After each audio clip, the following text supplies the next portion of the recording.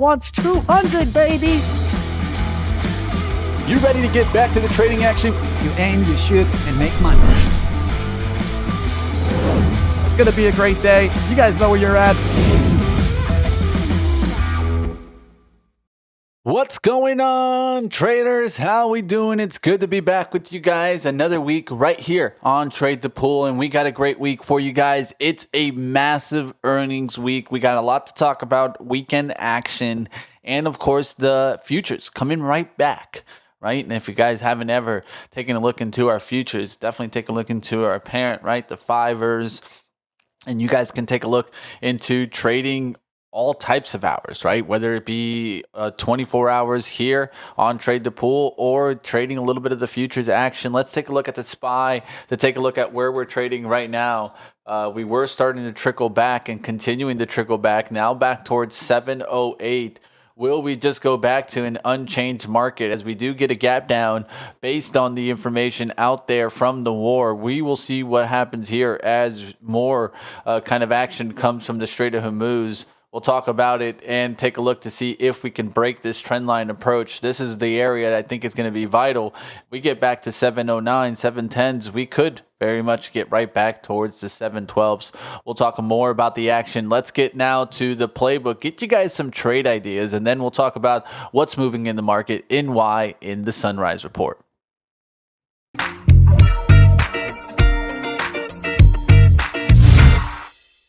Loving our new playbook action. Let's get to it. Long cat here, looking for an industrial play. Of course, oil will be affecting this stock, but as you guys can see, it's already climbing back. It did have a gap down overnight, going down there towards a low there towards the 772, but look where we're back, 791. I actually grabbed this on the swing trade, already have been in it since back here on the 782.50. Looking for this to keep climbing and holding kind of 90 EMAs, climbing right back up on the daily chart. You guys can see the daily bunched up right there for the 795. Will we break 800? We broke it on Friday. The look is for an 800 move. That's 9 points higher than we're trading right now. Will we get that breakout in Caterpillar? All right, let's go to another trade ideas here, which would be a long in Bristol Myers. Yes, a healthcare stock. Let's go to the chart. Let's talk about a flag pattern breakout opportunity here in Bristol Myers. You guys can take a look here on the daily chart. What do you guys see?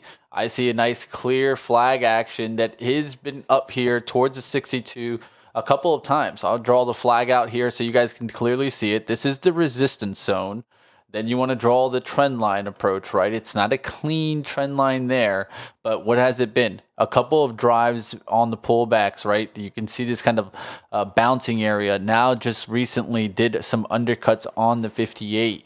This is a really good look because now you've had a couple of times where you tried to break that 58, gave you those wicks around that, showing me what? Buying pressure coming right back in. And then from that day, right now we're getting that quick action to the trend line. Now we're looking for a 62 breakout. Can we get this to continue to run here? Not a bad looking stock there, Bristol Myers. This will also depend on the XLV.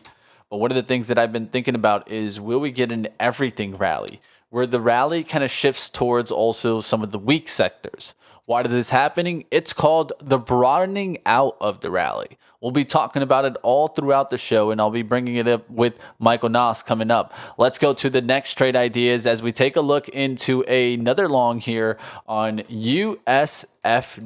Yes, I'm talking a food distribution name. Take a look at this pretty chart. I already had this trend line drawn, and that didn't just show you how I've been waiting for this move. And on Friday's action, we got it. A clear break above the trend line. This had been really strong in this 90 to 92 area, and we had been bouncing. Recently just did an undercut around that 90s.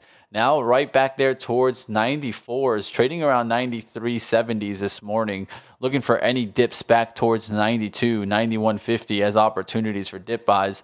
As you can see this morning, it was right around that 91.59, so we might not get that opportunity. Maybe even the 92 opportunity on the pullback would be a good look. We'll see what happens here in USFD. This is a food distribution name, of course, and this is pretty much what delivers your food to the restaurants. Has anyone out there seen a USFD truck just driving by you? Let me know in the chat. It's always good to see you guys out there. Let's go to another play here. Let's go to a short XOM idea.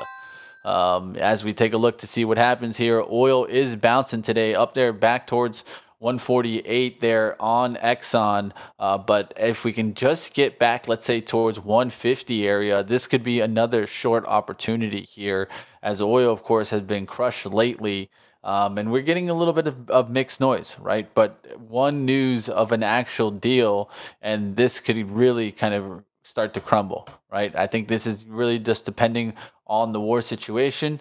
If you're trying to take that type of trade, well, you got the opportunity there in XOM. And what happened in the after hours? Already that pop came in to 150, 157. So it's going to be hard to get it back towards 152s.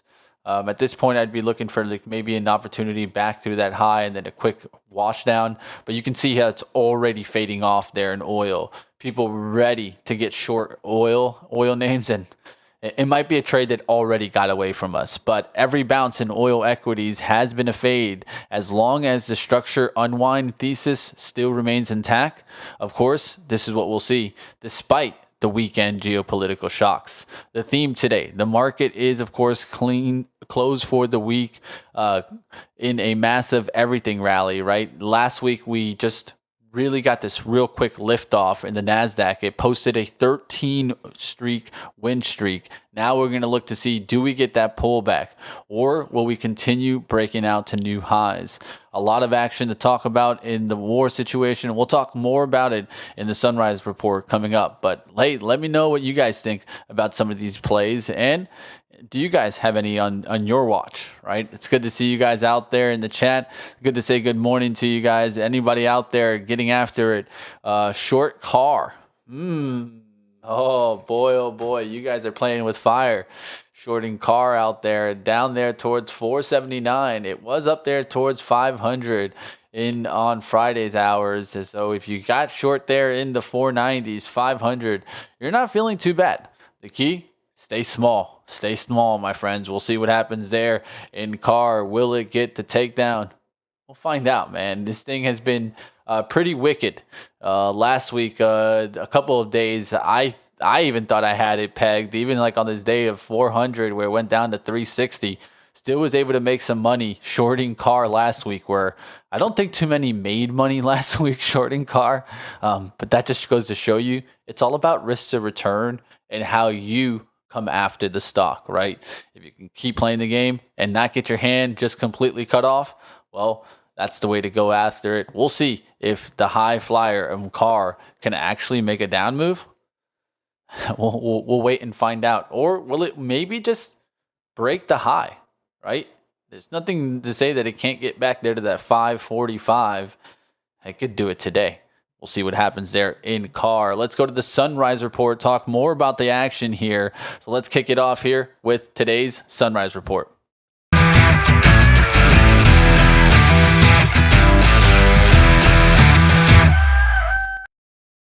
All right, let's kick.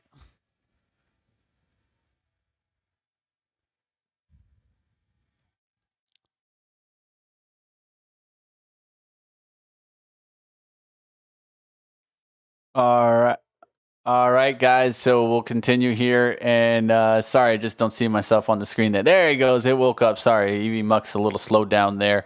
New intro there. But the Sunrise Report, of course, the 72-hour reversal. This is what we're talking about here. We're getting more geopolitical drag and the tech firewall out there that we'll be talking about. Marvel and Google coming out with some news there for some silicon deals. We'll talk a little bit more about that. But the real focus, of course, on WTI and crude rising rapidly. Of course, tomorrow's April 24th ceasefire will be a big watch to see what happens and what comes from there. We'll be talking about it, of course, in the Sunrise Report. The weekend, of course, as, of course, Iran reclosed the Strait of Hormuz on Saturday. The same waterway market celebrated as it opened on Friday.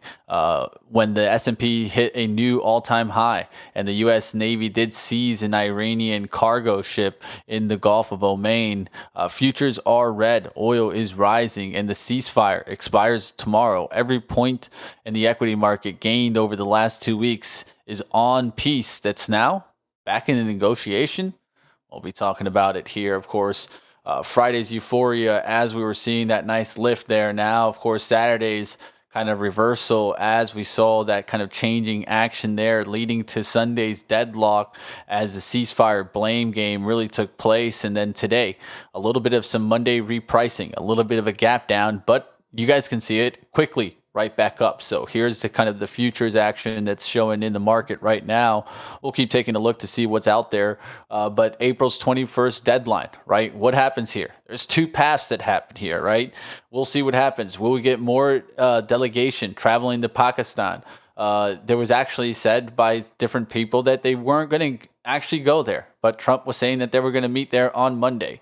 We'll see what happens. Different implications that could be coming from this, and we'll keep giving you guys the look into, right?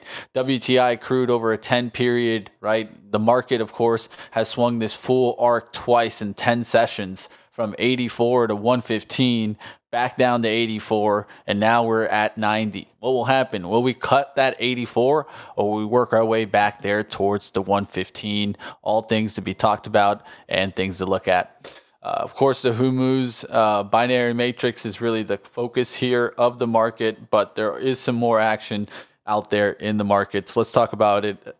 Giving back, of course, with the oil move, you got some airlines down, AAL down 2%, leading the sector down, Delta, United, JetBlue, getting hit there. Of course, there are some war premiums to kind of look into with energy names starting to get a little bit of a lift there. Let's keep going, guys. Of course, the counter narrative and the AI infrastructure doesn't take the weekend off, as we did get more information here coming from Marvell as AI spending out there being the conversation, as Marvell Technologies and talked with Google to build 2 new custom AI chips. I think this is massive for the stocks out there, and we'll take a look to see what else is in the market. Of course, there's Bitcoin action there, definitely, that we'll talk about here, as Bitcoin is definitely seeing a little bit of a move here.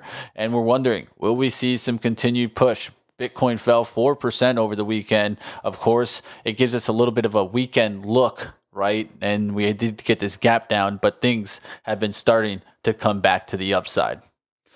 All right, let's keep going, guys. Of course, the scales of the markets. We'll be talking a little bit more about this as we lead into the open here. But let's go ahead. Let's get out of the Sunrise Report. Let's bring on my man, Michael Noss, and talk about the markets here to take a look at what's going on out there. And I heard that somebody out there might be short a dragon name, a car. Does Daddy want to lose his car? What's going on here? I think my quote in the WhatsApp was like, "That's enough. I bought some puts." So Friday on the close, essentially, I just picked up some put contracts just to take a shot. The beauty of playing, the bad part about playing with puts, right, is because, we can talk about this for a quick second, is that obviously IV, or the amount of money you pay above for an option contract is elevated, because everyone's out there buying put contracts. So that's the downside to it. But what made me do that instead of just shorting the stock is the defined risk, right? I put enough down that, I'll be slightly upset if CAR continues to rip for the next month. On the first little downtick, I'll be covering most of those contracts. But it was one of those that, like, okay, this is crazy. There is a moment that's going to come soon. Who knows if it's today or next week or whatever. It's why I gave myself over a month of time, that they're going to come out and they're going to raise some more money. And I think they already did 5 million shares are allowed to sell, but you'd be dumb not to. And you're probably going to see some CEOs or CFOs or something start to sell. So again, it was just a basic, hey, I can risk, 1% of the value of my account. And if CAR does something where, cracks back to even 300, that'll probably be like a 5 to 10% return of my entire account. So it was very good asymmetric risk reward. And just like, at some point you got to take a shot. But this isn't a day trade. I don't know what's going to happen over the next couple of days. I just kind of gave that time frame out. But quickly going over the markets, another day in which, it makes more sense to look at the entire time, which is why I'm glad we have these 24-hour charts on Trade the Pool, because if you look at it right now and you say, well, the SPY hasn't really moved too much, we're down like less than 0.5%. yeah, 0.3% on the SPY, no big deal. But we were down over 1% at one point, I think 1.5% on the Sunday Open again. So the Sunday Open, twice now, we had this Sunday Open in which we've had this reversal where people start buying and have been buying it up all morning. Now, there's not a lot of technical analysis to do on a chart that just goes straight up, but I do have just a quick little presentation I just want to bring here. That'll only take 2 seconds, but I just talked about this on Trader TV, but I think it's relevant here as well. So I just built, right, this is the Qs as we know it, straight up and to the left. This chart down below here is a shark fin chart. So the idea is that every time the Qs makes a new high, it prints a green line. The first red tick, the first down move, it resets back to zero. So I just always describe it as like the how many days until the last accident thing that you have at work. Eventually there will be an accident and this will go all the way back to zero. But you can see 13 days up in a row for the Qs. The SPY had like one down day. Qs technically 13 days up in a row. So this is zoomed out going back 10 years on how often this has happened. It's not never happened, but it is obviously very rare. You've got a couple of events. So I drew this line across the 10. How many times have you had 10 or more days up in a row? It's happened a couple times. And so these are just the charts in which it happened, right? 2020, near December, we had about 11 days up in a row. You can see one down day and then off to the races, not the top. This one right here, we had 11 days up in a row, 2 down days, and then off to the races in 2019, also not the top. 2017 is the first one that looks kind of messy. You had 11 days up in a row and then chop around 2017 there. And then in 2013, you had 13 days up in a row, exactly what we're seeing right now.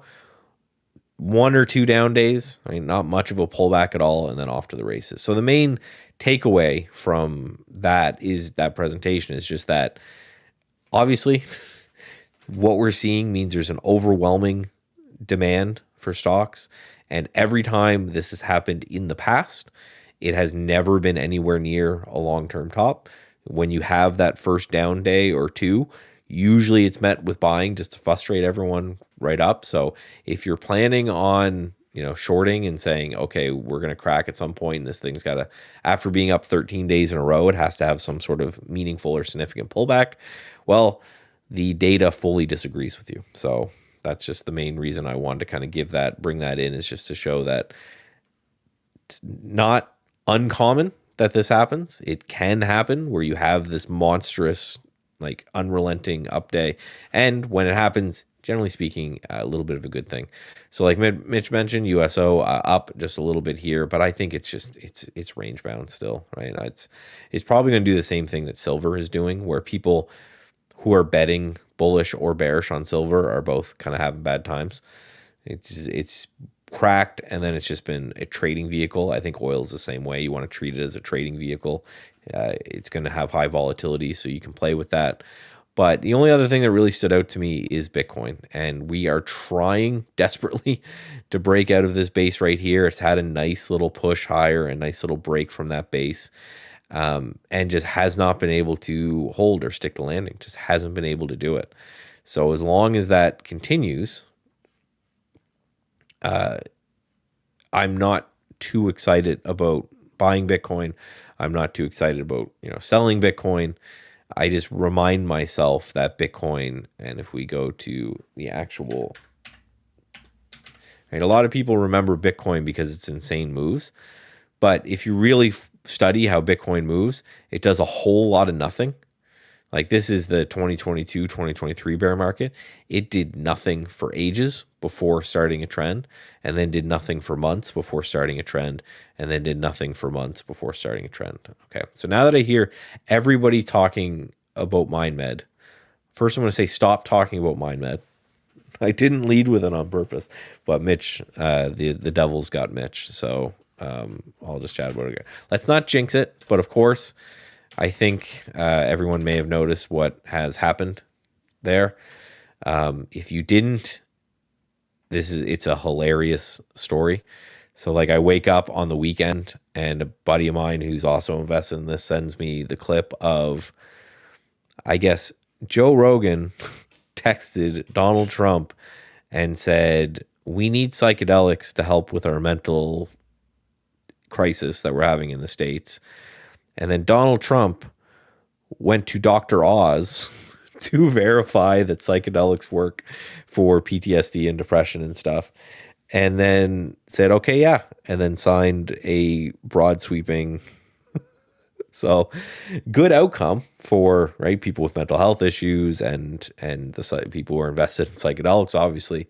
Hilarious route that it had to take to get to this outcome. But so what the executive order, I guess, actually does is just basically, if you have breakthrough designation, then you are going to get kind of fast tracked to FDA approval. MindMed or Definitive or whatever the heck they're calling themselves now has that. There's one like CYBN is the only one that I think doesn't have any sort of breakthrough designation. So again, you can go through and you can pick these up, or if you go like, here's my dashboard where I track different ETFs. You can see PSIL. If you wanted to just do that, that's one way to kind of get involved in the space without having to pick a winner, because they only have MindMed and Cybin. There's like 5, I think, that are really working on something, but just that's what's happened. The reason I'm saying that now is we're gonna not talk about it anymore, because I don't want to jinx it, because obviously that is very good news. The fact that the most powerful man in the world has decided that your drug should get FDA approval. I don't think that's supposed to be his job, but it's the world we live in. But yeah, it's just a hilarious string of events where Joe Rogan, you have a podcaster who can, I guess, text the president of the United States of America and just texts him. And then he talks to a TV doctor to confirm.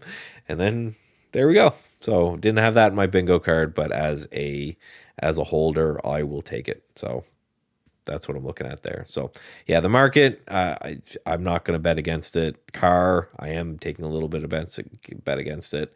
And I'm just going to continue to do what I'm doing, because when we have, going back to that kind of presentation I gave, when we finally have the first down day after a big move like this, sometimes it's a pretty big down day. You only generally get 1 or 2 in history before the thing continues to move higher, but you generally get 1 or 2 pretty big down days. So those are good times to focus on having a shopping list put together, day trading, trying to make some cash there as well.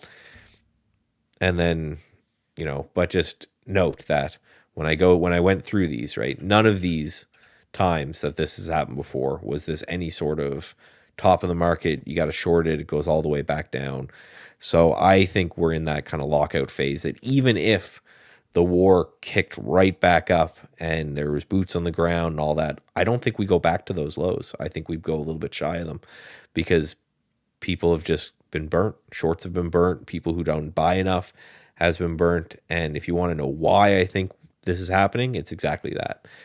Imagine getting a phone call from your client saying, I hope you bought the dip there. The market just ripped 10% in 2 weeks. And imagine you didn't buy the dip. Imagine even you read the news too much and you got scared and you sold into that dip. You're going to have to buy like the riskiest stuff that you can possibly get, the highest beta risky names that you can get a hold of, in order to even just catch up to where your peers are. And yeah, if you puked out at the lows, if you're a retail trader, if you're one of us and you puked out at the lows, you just kind of kick yourself. You say, well, I got to have a better plan next time. But if you're a institution and you did that, then your job could be over. So yeah, there's a lot of that kind of stuff going on. I think that's what's driving this current market. You're back. I see they kicked you out for a second there while I was ranting. Oh, and now you're muted. So they kicked out your sound.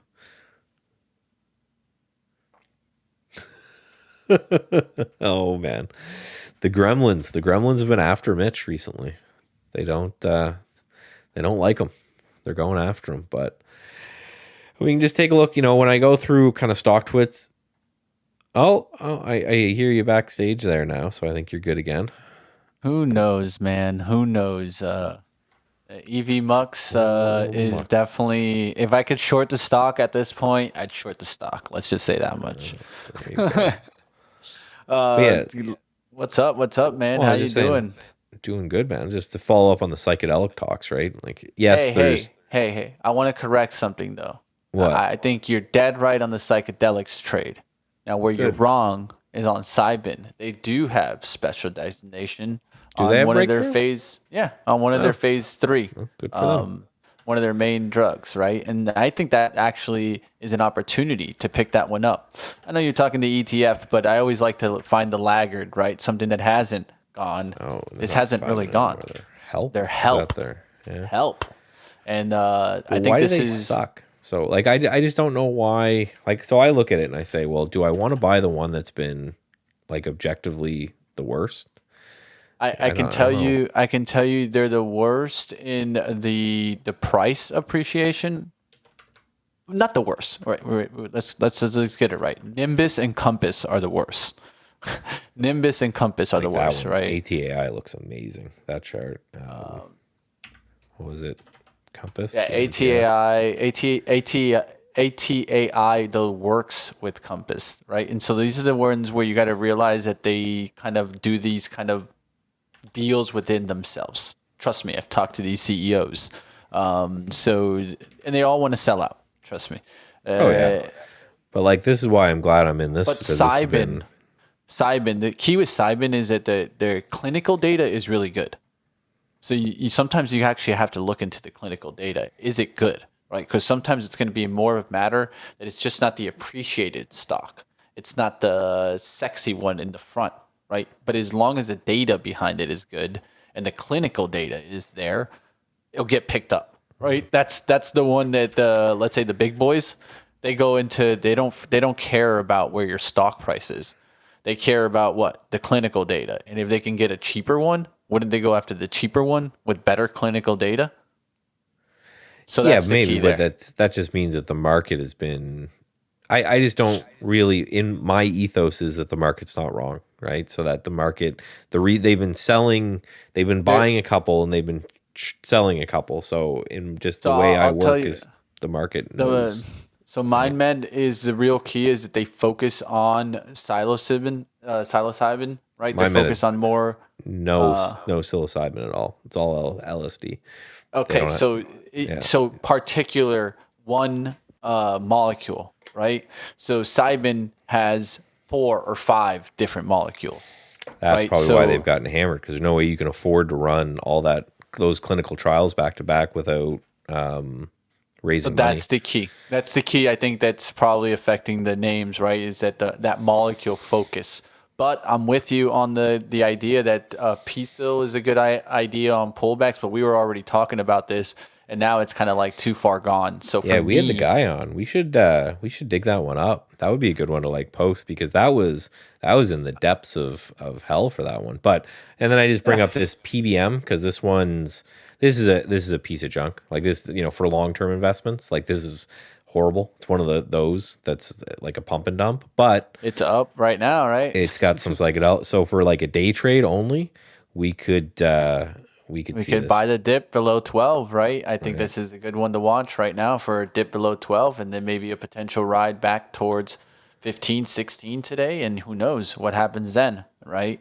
I mean, it's like when oil was going up, right? Instead of if you want to 100%. buy something, you buy an ExxonMobil or Chevron, or if you want to trade something, you grab like a BATL, or what was that, Sky Q, or one of these ones that are essentially scams, but you can get way more juice out of those, right? Like I think MindMed's up like 20%. Most of the legit ones are up like 15 to 20%, and then this one's up like 80. So. You play the crazy one, but you just understand that this is not probably even a real company. So just be careful. It's just what the crowd is digging right now. So for day trades, go nuts, fill your boots. Right? Well, it might be real, just not really valuable. Yeah. There's a key distinguishing fact there, right? Because people underestimate how expensive these trials are, right? So a lot of them, when you look at these companies, a lot of what you want to look at is burn rate and cash on hand, right? How long do you have before you have to go? Because you got to go. You can't sell anything, right? The thing in which you're trying to build is illegal and does not exist, so you cannot make any money. So the only thing you can do when you run out of money is go through and take care of them. So the reason people are upgrading these, and they're getting such a gap up, is they're just saying, okay, well, if the executive order didn't legalize anything or whatever. It just said, I direct the FDA to fast track these drugs. So then you look and you say, okay, well, how much did I expect you to burn while it happened? Well, I'm going to shorten that. So, if I expected you to burn $100 million over the next 2 years to get improved, well, maybe that's now $50 million over the next year to get approved. And just because that time has been shrunken, so then you have to kind of gross that up and say, okay, well, they're probably going to be to market faster. They're probably going to, figure out, be to market faster and have more cash on hand and things like that. So it's not like, things going to go up 1,000% today. If it does, I'm certainly not going to complain. But it's like, hey, okay, these stocks are probably worth another 20-30% more than they were yesterday, just based off this. And then at the end of the day, the beauty of it is, like I mentioned, there's only 5, so there's room for all of them. The question just is, who are the big guys going after first? Because Mitch was right on this. 99% of small biotech companies' goal is to just get acquired. Right? Is that you want to get big enough that an Eli Lilly looks down at you and says, "All right, I believe that your drug you have taken the risk to get through phase 1 and phase 2. And those are, is it dangerous and is it efficacious? And as soon as you get through those, these big guys start to look at you and they go, okay, well, I could either spend hundreds of millions of dollars building my own compound, or I could just spend billions and buy your thing that is done and ready to go. And then we just buy it and go from there. So I think you're going to see a lot of partnership deals and all that kind of stuff on the way going from there. So. But this drives to a bigger trade, and I think that's really happening, which is the biotechs getting hot overall because of the peptide talk that we talked about here months ago. Yeah, it feels look at but that chart, man. That's crazy. some people wanted to kind of relate this again with HIMSS last week. You saw more HIMSS make a lift, and they were like, "Oh, it's peptides talk." Yes, we talked about that weeks ago, guys. So this is why you jump on rumors early, right? It's buy the rumor, it's sell the news, right? So in this case, that's why you've been seeing HIMSS turn around, that whole peptide conversation. And really, the conversation now is that are there truly supporting factors now for healthcare? And I would actually say yes. So one of the things that I wanted to talk about today, Michael, and I think it's perfect to kind of continue developing towards the open here, and then we'll go into what's driving the market in just a second here. But I think it's important to think about, are we seeing a broadening out of the rally? Yes. Right? Will we see the kind of the exchange where, hey, yes, the market can gap down, but will we just see the money rotate to other sectors? Let's say if we do get a tech pullback, right? And that's how this market can stay higher for longer. Same way it kind of did in the liberation time, right, Michael? We'll expand about that coming up, but let's first go to what's driving the market today.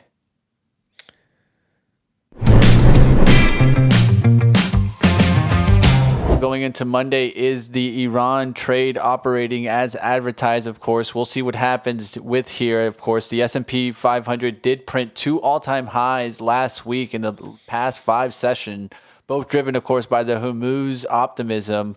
Now we'll be taking a look to see if the market is not repricing war. We'll take a look to see if the probability that the Pakistan talks even happened in the first place is supposed to take part today. We'll see if that even comes into play.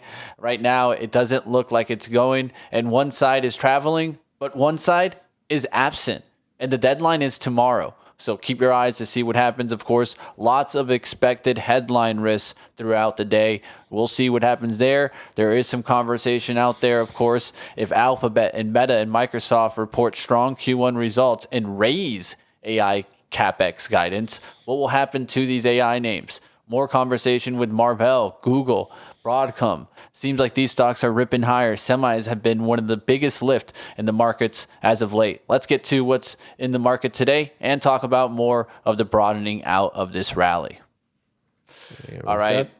Easiest way to look at that, right? Something I just bring up all the time is just the RSP, right? Your average stock, equally weighted. I feel like every now and then I should do this descriptor, although most of these people know, but right, SP 500 is cap weighted, which just essentially means that the biggest guys should have the most say of the movement of the index. Turns out that's a great way to invest, proven over now like 100 years. Right? You want to give your biggest weight to the big guys and your smallest weight to the small guys. But it just, especially in the market we are right now, those 7 names make up a huge amount of the index. So if you want to see how the average stock is doing, you just bring up your RSP, which is equal weighted version of the same top 500 companies, just equally weighted. And that's not right lagging a little bit, but still cracking near all-time highs. So getting really, really close. I saw some of these numbers over here on FinViz. This is a great resource as well. Again, no affiliation, but just right up top here, you can see we have 63% of stocks have reclaimed their 50-period moving average. That was way lower just a couple days ago. And now 51% of stocks reclaim their 200-day moving average. So yeah, across the board, we are seeing this kind of widen out, the best players, your star quarterback or whatever, they've been leading, but everything else they've been kind of pulling up with them. So it's great that we are seeing that. So it's only 7 stock people can shut up like they did last time. So I remember those people the whole way. We will see what happens there, and I think it's important to look at that, right? Will we get that kind of discontinued ride up, and where could it go to, right? Areas that I'm looking at is healthcare, industrials, cyclicals. We've been seeing going higher, of course, and that's the consumer trade, right? Your retail trade. Doesn't seem like it'd be the sexy area, but for a while there, that people were starting to think that, maybe the consumer is going to slow down here, right? Because oil prices are higher. Well, I don't see that happening either, right? So you can see that in the XRT. And then another area that we could be thinking about is, financials starting to climb back, right? Maybe even the defensive trade. We saw the defensive trade really kick off on Friday, and that's what I'm thinking too, right? There could still be this all-out rally, right, where it just keeps going to different areas and continues the party alive. Will we see a 14th streak on the Qs, though? I'll kick that question as the next one leading towards the open here. Well, yeah, and this rotation is, I think, what you're gonna have to see. Like you have to, and we go back to that career risk thing, right? The guy who puked out at the lows or didn't get involved when the market dipped, right? He got scared by the news, whatever it is. He's probably not going to want to buy the stuff that's already up 30-40% off its lows, right? So, and this is what creates a rotation. And every time we have a surge like that, we talk about this, where a rotation in the market is essentially just, I'm going to take profits off this sector that's usually doing the best, and I'm going to take that and I'm going to put it into another sector. So, right, I bought the Mag 7, I bought the Qs, that rip, that did amazing. Let me take some of that profit, and then where do I go next? And that's where in these bull markets, you can start to get a little bit of trying to figure out what's next, right? Is it biotechs? Is it healthcare? Is it whatever? And these are the moments where I really think it makes sense to kind of put, like, these are your eyes on the charts. These are what's breaking out of bases, what's just getting started, and let me jump on that, because these rotations can happen like fast and furious. And if I was in the Qs, right, and I'm making 20% or so in a week, I'm starting to rig the register a bit, right? You don't have to sell it all, but I'm taking some of that off the table, looking for other things to buy. So we got to find places that break out. I know China is something that people are talking about a lot, because dude's meeting soon, I think. Is it this week? No, it's not this week, but it's definitely coming soon. The question is, will it even take place? That's what I think is the hard thing to think about. With the Iran war and the battle back and forth, of course, China helps Iran all the time. So It's going to be a little bit of a battle there, I think, going forward. China was the one that pushed, just to kind of mention, China was the one that pushed Iran to actually say that the strait was open. I'm going to tell you that right now. It was not the U.S. That was China. China said, say this, please. You know what I mean? Like, yeah, like we want you to say this kind of thing. It's going to help everybody out here. They did it, and they pulled it back real quick. So we'll see how the market reacts. Get after it, guys.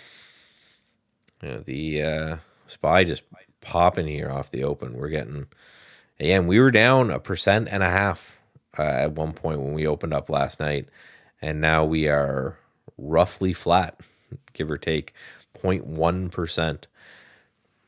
What are we gonna do if it's 14 days in a row for the Qs? You know that now we're starting to get to unprecedented territory. But like I showed, even though eventually we'll get a downtick, we have to. That is the simplest statement in the world. Eventually, the market's going to go down for a single day. It was never the top of a rally, even after all of that move. It was never. In past, I showed you guys like 5-6 examples. It wasn't 13 days up in a row and a crash. It was 13 days up in a row and very small pullbacks, a couple rest days, and then continuing because of this kind of lockout rally here. Yeah. Well, I have an airline on a swing, and it's at least recovering really quickly. So that at least feels good to see the recovery action here come into play. Yeah, I'm just watching this thing shake out. Car continuing, new highs. This thing's crazy. This is why I did puts, right? It's because I'm like, okay, I've got my risk sorted.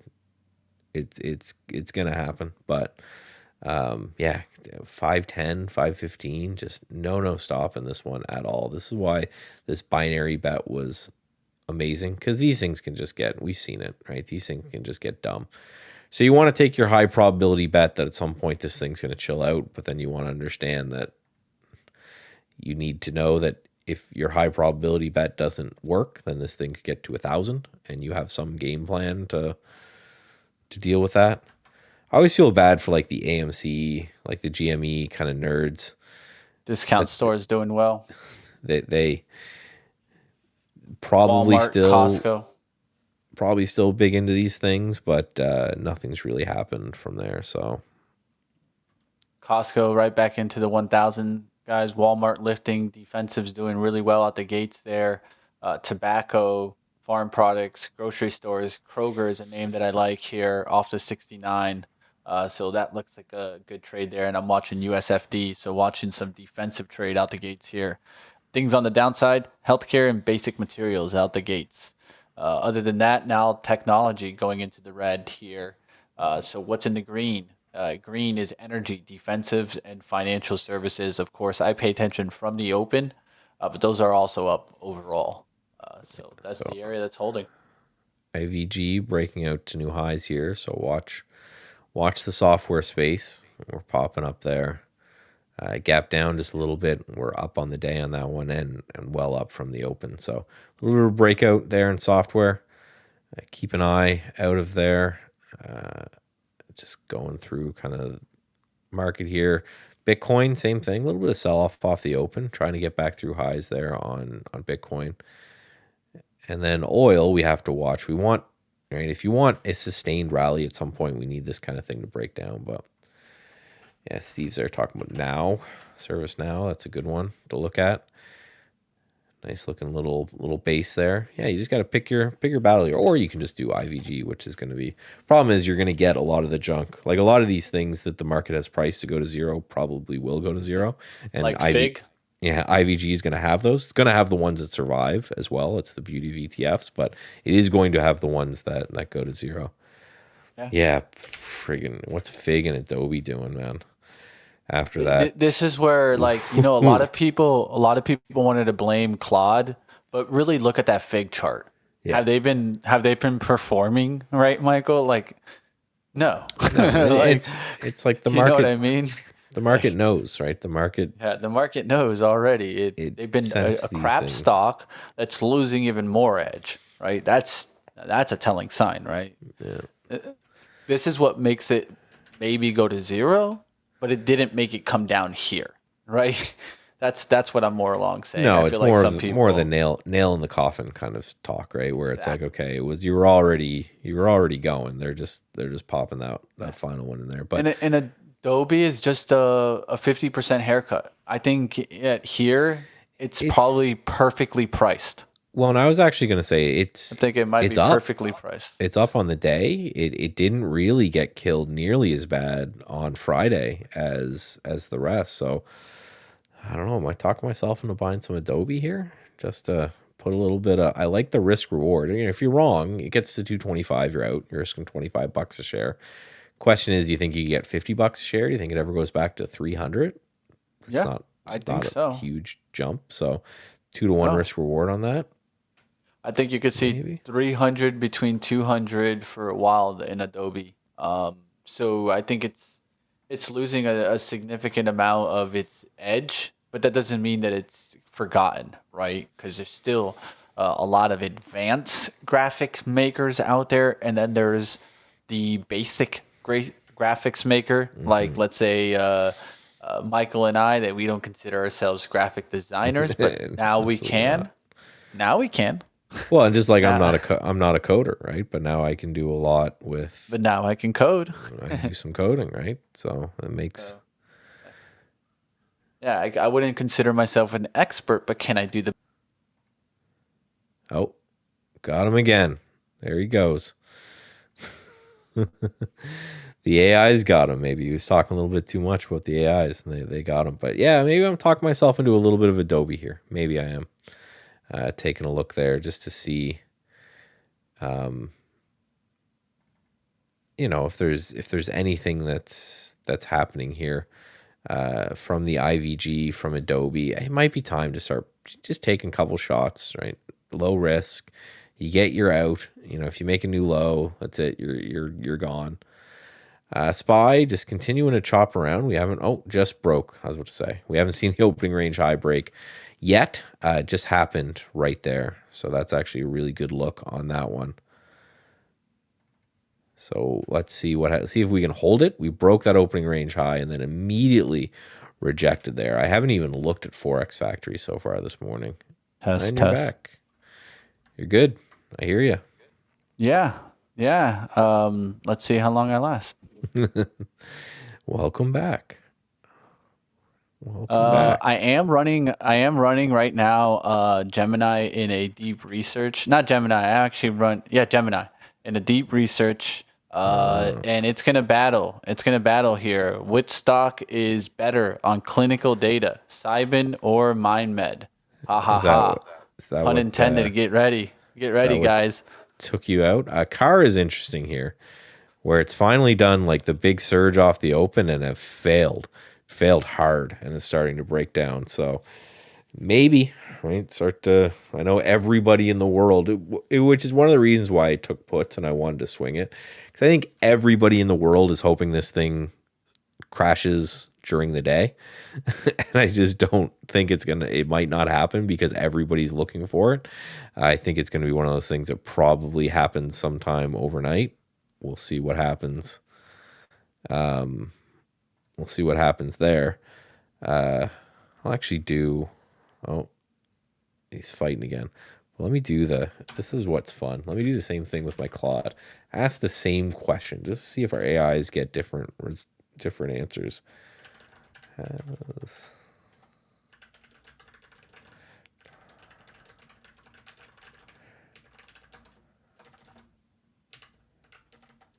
DFTX or is it help? They're called now. Let's see. Claude versus Gemini. See if they have different answers. But yeah, so car might be breaking. It's just one of those. It has done this a lot where opening range breakdown here and then rip to the end of the day. Opening range breakdown here and rip to the end of the day. Big surge up and then gave it all back.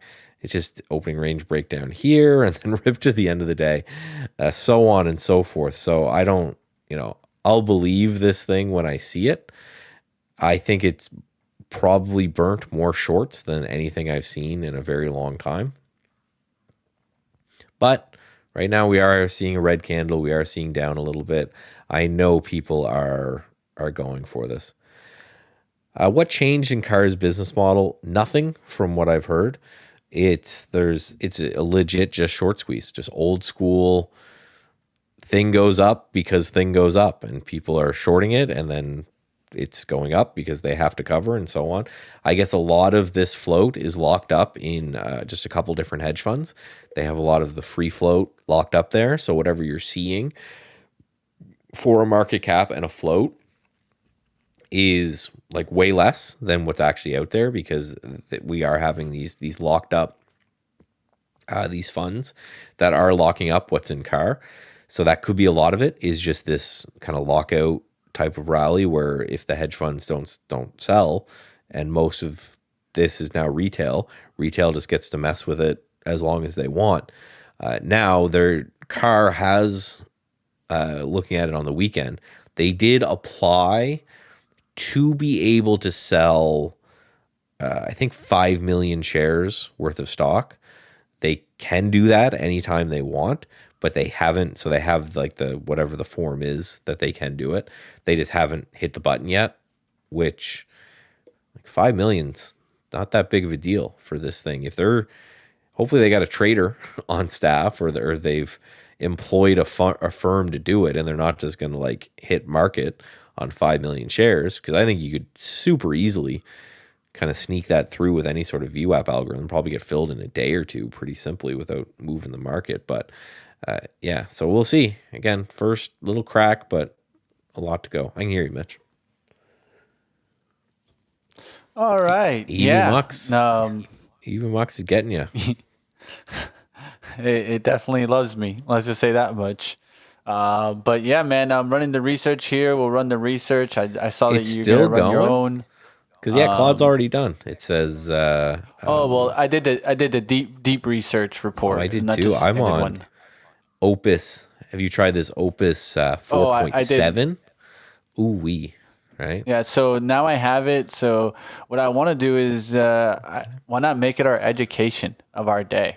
Right. Like I'll create a podcast from it right now, or a video from it now, and then you can educate you guys in the notebook. Yeah. This is saying easy. Just right off the top, it says MindMed wins off the two of them. Oh, I love it. I love it. So I want to do it just to see. Now I'll be interested to see if Gemini disagrees. The basic one that I didn't do a deep research on the first one. It did give it to Sybin, but I haven't seen the deep research one to see if it changed it. Right. That's interesting. Its approach. It said that Sybin, and I told it not on price, but on clinical data. I said off top line clinical for their phase 3 trial drugs. And it said they're both very similar, but DFTX has better recovery rates and has better efficacy sizes and a larger sample size. There was only 17 people in the Compass, and phase 2B has 150. So I think that gave it the nod. Just saying, there's more people more likely. But yeah, we'll it's interesting, and it's important note too why I'm going to be doing a little AI course here in conjunction with Trade the Pool, and that's going to be one of them. Is like make sure you use both. As soon as you have the prompt, you can copy it into Gemini, Claude, Perplexity, right? Every ChatGPT, all of them. And if they all come to the same answer, it doesn't necessarily mean it's right, but it means that at least where they're looking, they're all finding the same sources to quote. If they disagree, then is it your prompt? Is it, did you go clean up your prompt some? Did you let some bias into your prompt in any way? And then also, where are they getting that? That's when you actually have to go into the sources. Like if two of you guys, I asked you both the same question and you went out to the same internet and you got me two different results, then I have to figure out why. What source did this one grab? What source did that one grab? And go from there. Only trade I've had on the day so far is a buyout or a long here in Apple. Opening range break. It's not a lot so far. I still have 10 large of funds. It tried to sell McDonald's. I think I missed that trade. That's unfortunate. Let me just see if I can just reach down just a little bit more. But no, it tried to get the opening range break there at McDonald's and missed that for just a bit. So I'll leave that order out for a minute. The SPY, it's been a whole lot of nothing, right? We don't really have a lot when it comes to kind of economic reports or anything like that today. And we've gone from like zero, or we are down negative, I think 1 and a bit percent to zero. It's a pretty good recovery. So we could just see, okay, that's the move. Let's frustrate people for a while and chop around here. Closing positive on the day again would be wild, especially for the Qs. That'd be 14 up days in a row. We will see. Nice little kind of sideways chop there. Just taking a look at some different kind of sectors, right? We have healthcare is on lows. XRT has been holding strong, and XLF has actually been really, really strong and is actually popping and taking out near highs here. So keep a look, right? That's obviously a huge, important one. I haven't checked on my owl recently. Are we up today? Oh yeah, this has been so far so good on Blue Owl here at $8. Yeah, I think you might want to at some point, ring the register on that one. Might go to a higher quality one like APO. That's just my suggestion of long term. But if you're just trying to sell the rip, I can't blame you. No, it's not a long term trade. It's just also everybody hates it. The news is awful kind of thing, right? Also, to give you insights, earnings for those stocks are coming up soon in early May. Oh yeah.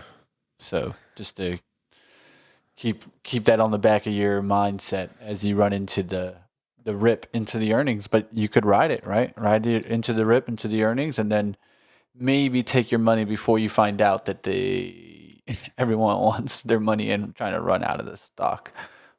But we'll see what happens, right? That's how trading is.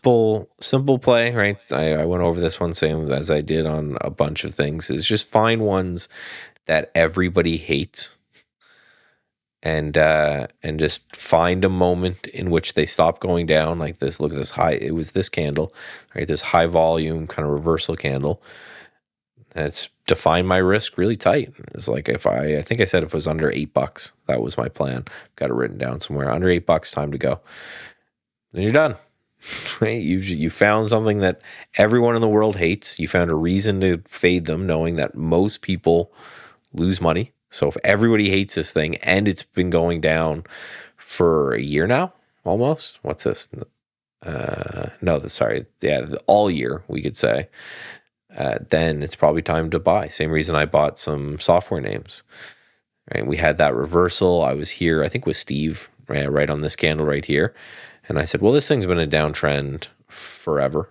It's been a downtrend since September of last year, and everybody hates it. And now it's bottoming out. It's time to buy some. And it's not going to be the best strategy in the world, but I just like it because it's simple. It makes a whole lot of sense. I don't have to think too much about it. Looking into the market here, seeing us just continue to climb now. And what is it? A broadening out of the rally. Haha. Money Mitch helping you guys out this morning. What's happening here? Energy is going up. Yeah, that's a bounce there. But then you got defensives really pushing strong.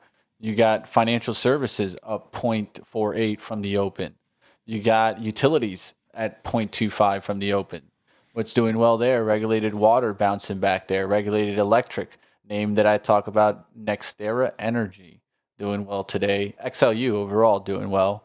Communication services doing well, right? And now you're starting to get a little bit of a push in basic materials, industrials. The things on the red, healthcare, consumer cyclical, and technology. It'd be interesting. I'm thinking about pulling it in the report into Claude now, the one that gave it to Sybin, and then being like, what do you think about this? Like, now you do the battle. Would you still give it to Sybin in the same Opus It'll be model? interesting, right? Because the kind of question you're answering there is that is it tainted by the results that the other one done? Exactly. Because and then right, just the prompt is everything, and that's what people have to learn, right? Just like you see your Watch, grandma. I'm gonna be smart with this one. I'm gonna have fun with this prompt. I'll show you guys it once we take a look into the education. Still 10:30, guys. Stick around. We're gonna have some fun time talk about this. But yeah, so that just make sure you're with same the reason I sometimes you see people Google stuff and they're doing it like prove to me this is something that I prove that my thing is right. Like some people might put in the prompt, oh, prove that this one's better than this one. And it's like, well, you're giving it then a specific instruction. It's going to go do that thing that you asked it to do. So yeah, you got to make sure. That's why copying the results from one AI to the other, I don't think is the move. Copying the prompt from one AI to the other makes more sense because if you let in bias from the first idea, then it's one of those things that could it could go in and that bias could kind of seep in, right? So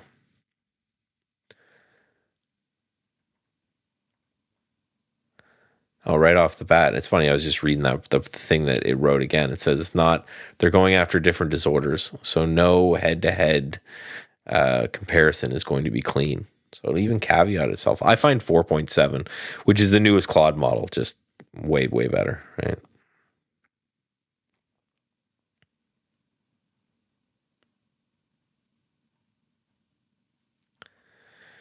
All right, so RSP is up on the day, and then we have IWM actually down just a little bit on the day, and the SPY down a little bit on the day, showing that right your average stock, your non-tech stocks is happening, right? The right with the RSP pushing higher, that's like okay, that shows us that it's got to be other names. It's got to be right biotechs and energy and all of that. That's where we got to look at, right? XBI is on lows, but it's definitely not a big cap tech rally. Software, a little bit of a pullback after its kind of early opening range break, trying to get back to highs here on the software side of things. So let's keep an eye. There we go. So just broke through new highs on software. So it's pretty obvious where you want to take a look is on that software end of things. That's where most of kind of the juice is happening. Let me check on my car here. I don't think it's doing much. No, had that early breakdown and tried to bounce. This one, if I was to take a discretionary trade in it, which I'm not gonna, I have my swing on. That's enough. This kind of looks like a little bit of reverse cup and handle, right? Tried to rally off the open, failed. If this fails at a lower low and we start to break down, that's going to be a bad time, right? Yeah, we'll see what happens here. If what happens to that high flyer. I think we're gonna get news at some point today. So get ready, guys, because I think that's what it is. If you want to know what the next move, it's conversation coming from the Strait of Hormuz and the ceasefire. It's supposed to expire tomorrow. So you know how Trump is. He normally doesn't wait to, let's say, the deadline runs out. He normally either tacos before it or starts getting really hard rhetoric as the deadline comes. And what happened on the weekend? He started talking again about bombing the bridges, bombing every power plant that Iran had, right? And so look for more conversation coming. Yeah, just looking at this now, saying Vance says they're landing imminently to talk to Iran. Who are they talking to? Iran said they're not going. I love this conversation, dude. So you're traveling to somewhere where literally the person that you were speaking to on the last ceasefire said, "We're not going." They said not even that we're not going to have negotiations. They just said we're not even going. So, and you know what's one thing that's coming out in Iran state media is that they're now being able to replenish their drones and their missiles faster than they were prior to the ceasefire. So is Iran just using this time to be very strategic in the way that they're kind of doing their drone builds and and pushing on that aspect of things, right? I think they might be using that, right? Is Trump giving them a window of time here instead of just ending the war, right? I think at that point, this could be over with if he would have just pushed the gas pedal instead of just now hitting the brake pedal, right? That back and forth action. But hey. That is right. Yeah, it is a conversation to think about. That the market has rebounded this much just off of like ceasefire news. That what would happen if, and I like the market, good or bad, right? We know the guy's just going to do whatever the market says. Like we know the market goes down, he's going to taco. When the market's ripping, he's going to do some crazy stuff. And there's a huge, I think, an overall benefit to that, right? It means that now it's bad for maybe external parties if they could manipulate the market to do it. But I think the market is so large that other than China just doing something very overt that everyone would see, there's no way to manipulate the market up or down enough that he's going to taco. But I think it's kind of good that you have a president that's like, if the investing community goes, no, stop doing what you're doing, he goes, okay. So first I'm just going to say that I won, and then I'm going to stop doing whatever it is. Like with the tariffs, the market went, no, we don't like this tariffs. And it goes, okay, well, thankfully the tariffs are amazing and they're all great. But at the same time, I'm undoing the tariffs at the same time. So as we're watching CAR here, trying to perk back up, it's starting to get interesting here. I took some SoFi there just to mention. SoFi. I'm going to cancel. I definitely missed this McDonald's, I think. So I think it's time to cancel that order, free up the buying power. Oh, yeah. Damn. Of course. That would have been a great one. Let's get rid of that one. McDonald's would have been really good. Opening range break lower there. Just kind of been selling off there all morning. So the only one I have on the go is Apple, which has been doing fairly well, right? Nice opening range break higher. These are very, very typical opening range break plays. There's nothing real fancy about them. There's some filtering mechanisms inside of them, but the game is to see if the most basic strategy in the world could pass one of these things, which is just you take it, you filter down, so you're just not taking every opening range break that exists out there, and then you're kind of going from there. CAR continuing. Been working on an ATR entry method, trying to do a little bit of a swing. Cool. Still working on it, but we'll get on it. Trying to do a different way of establishing risk and reward based on ATR. That's how every system I built is ATR based. I talk about it all the time. I think this is the most used indicator by every quant out there. And I adjusted the ATR to 10. Well, have you adjusted it at all, playing with it in that end? Yeah, usually you try to do some robustness testing where you just test ATR 1, 2, 3, 4, 5, 6, 7, all the way up to like 50. And what you hope is you get like a nice kind of bell curve where there's one like absolutely correct number, but like the numbers to each side of that are still okay. Because the regular 14 one makes, like, I don't know why people leave those standard on their chart. It makes no sense. It's just, this is what some guy, what you said is like moon cycles or some crazy shit like that. So no, find the one that works. Like 10 makes sense. It's if you're doing it on a daily chart, it's 2 weeks of data. Right? 5 makes sense. It's 1 week of data. Like there's ones that make way more sense than just random horse poo poo. Yeah. Crow, are we trading the pot stocks today as it's 420? Oh, we go pot stock trading. Well, you'd think if he's like cool with psychedelics, does that mean he's also going to be cool with MSOS?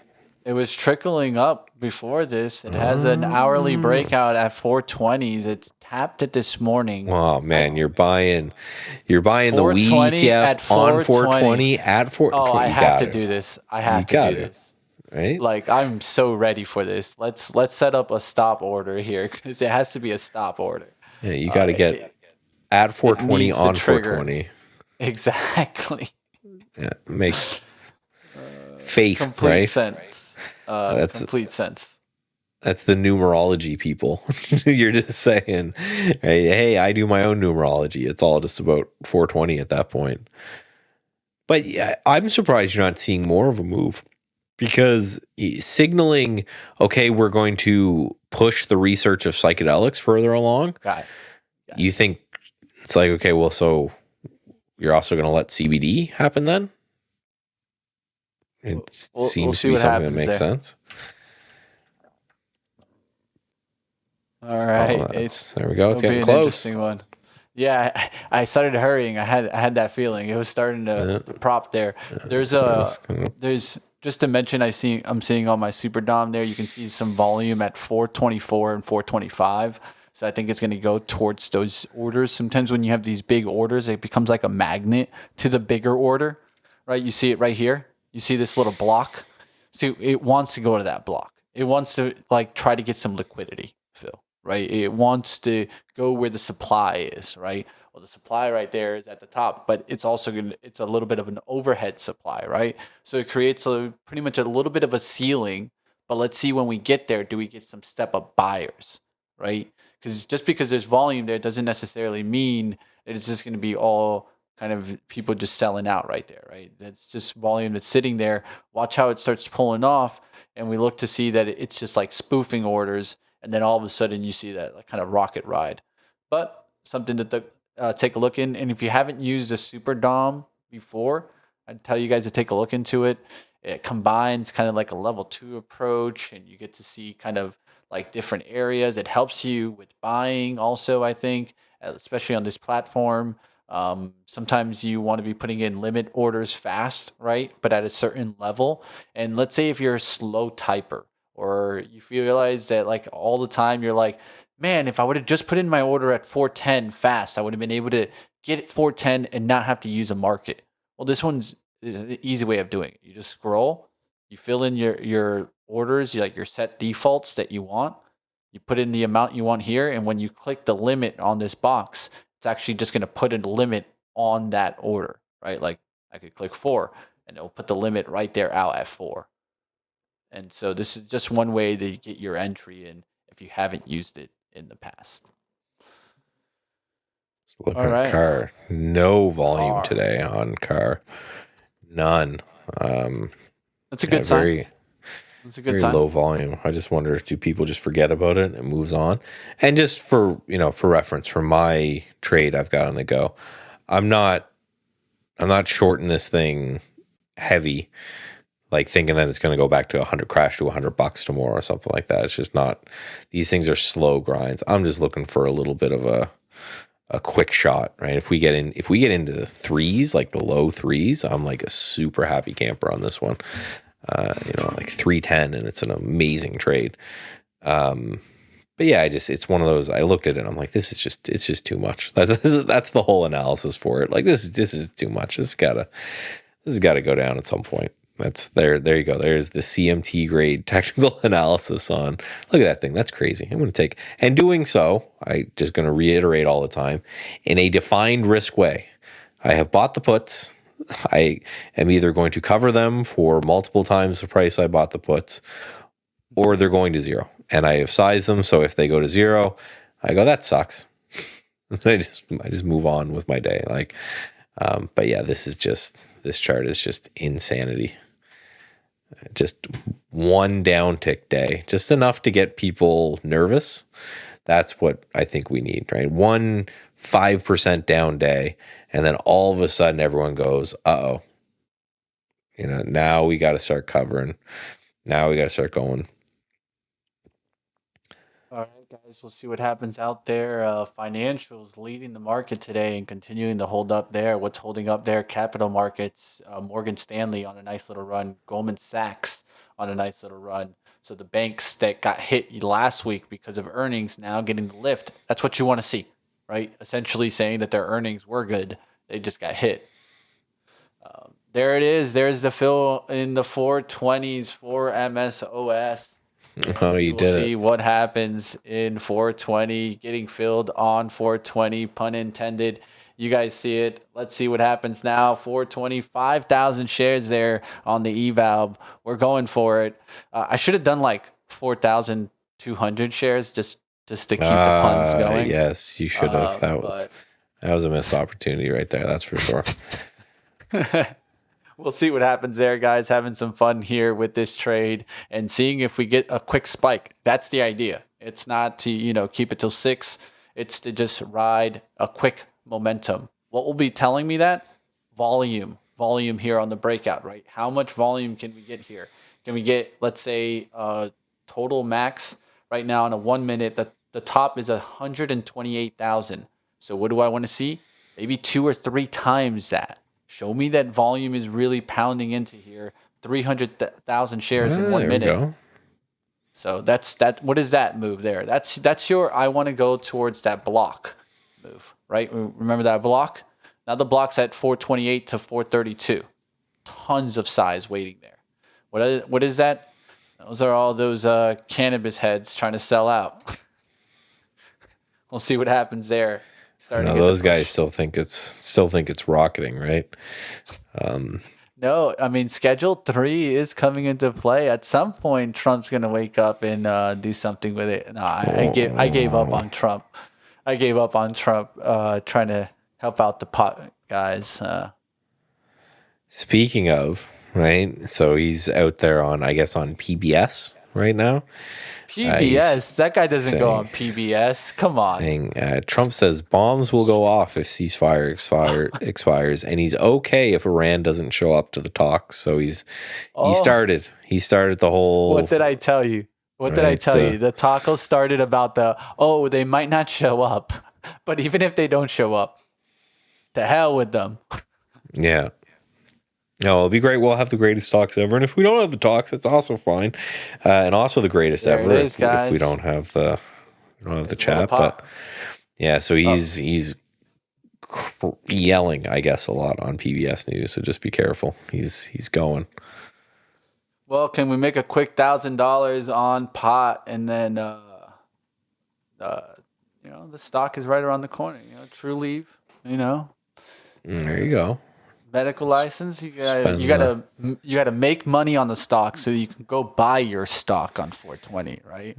Meanwhile, the SPY has done nothing all morning.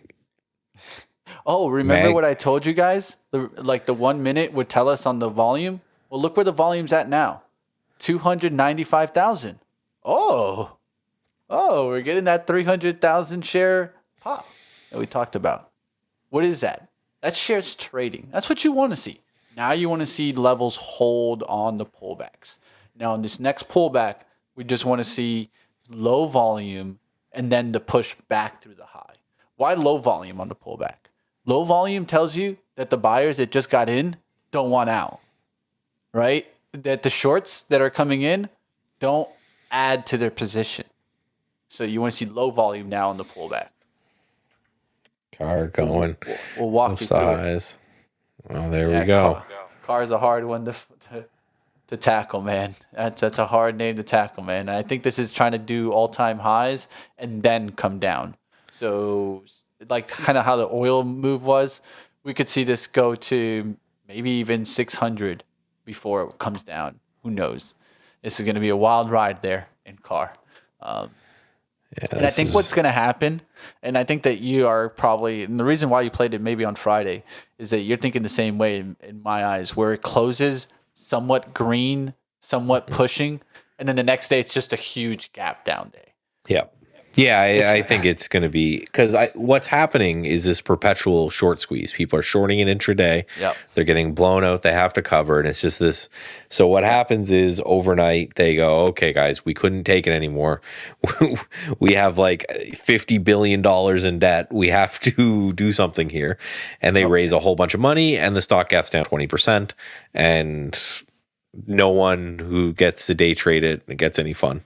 And it will probably gap down 20% and then just do nothing for months and years. Like, because before then, if we go out, it wasn't, no one cared about this thing. It was just a slow grind, right? It was like $200 and just a slow kind of grind is down.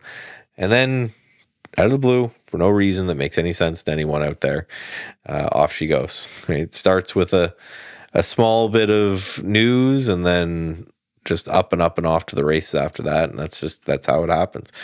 So this is one of those, and I read that there's like 2 hedge funds that own like a large majority of the float. So the float's even smaller than you think it is, and it's just people are shorting and getting killed and shorting, getting killed.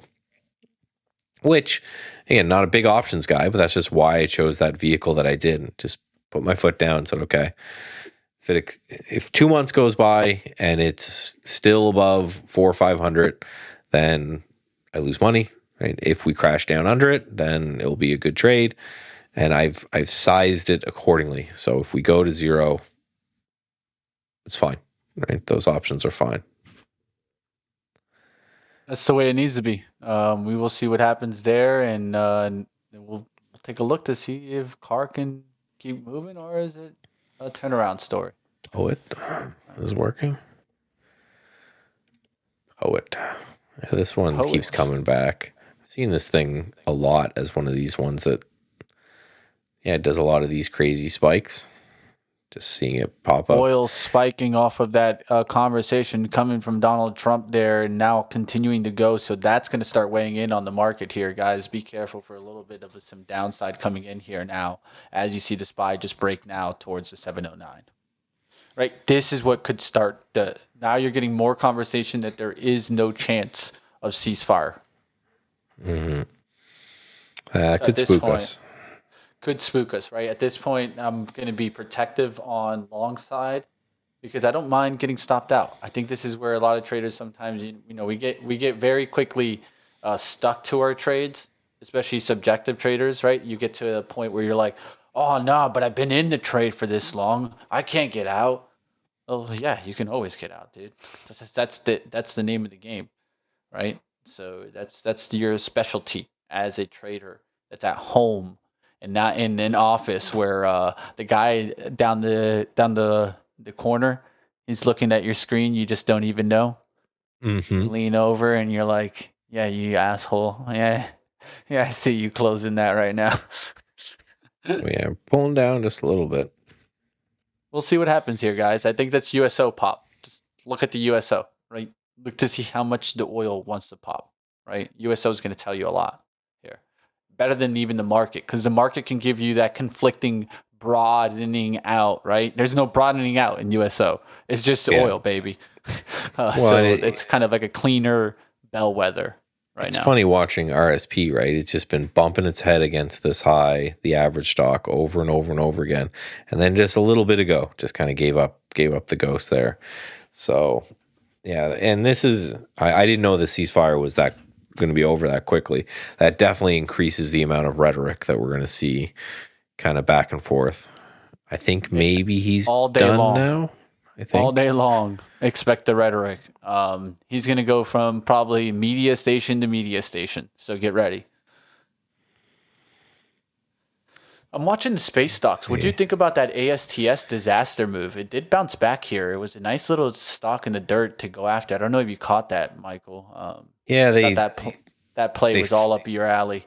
They failed something? Is that the failed launch? No, SpaceX struggled on it.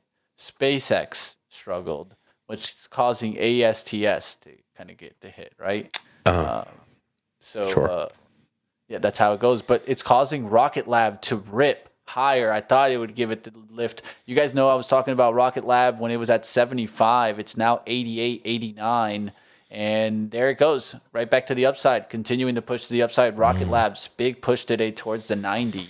So that's what can happen to you, right? I like it, right? There's been a few times where this thing, if you look back on the chart, right, does like a steep kind of undercut of support and then rips back up.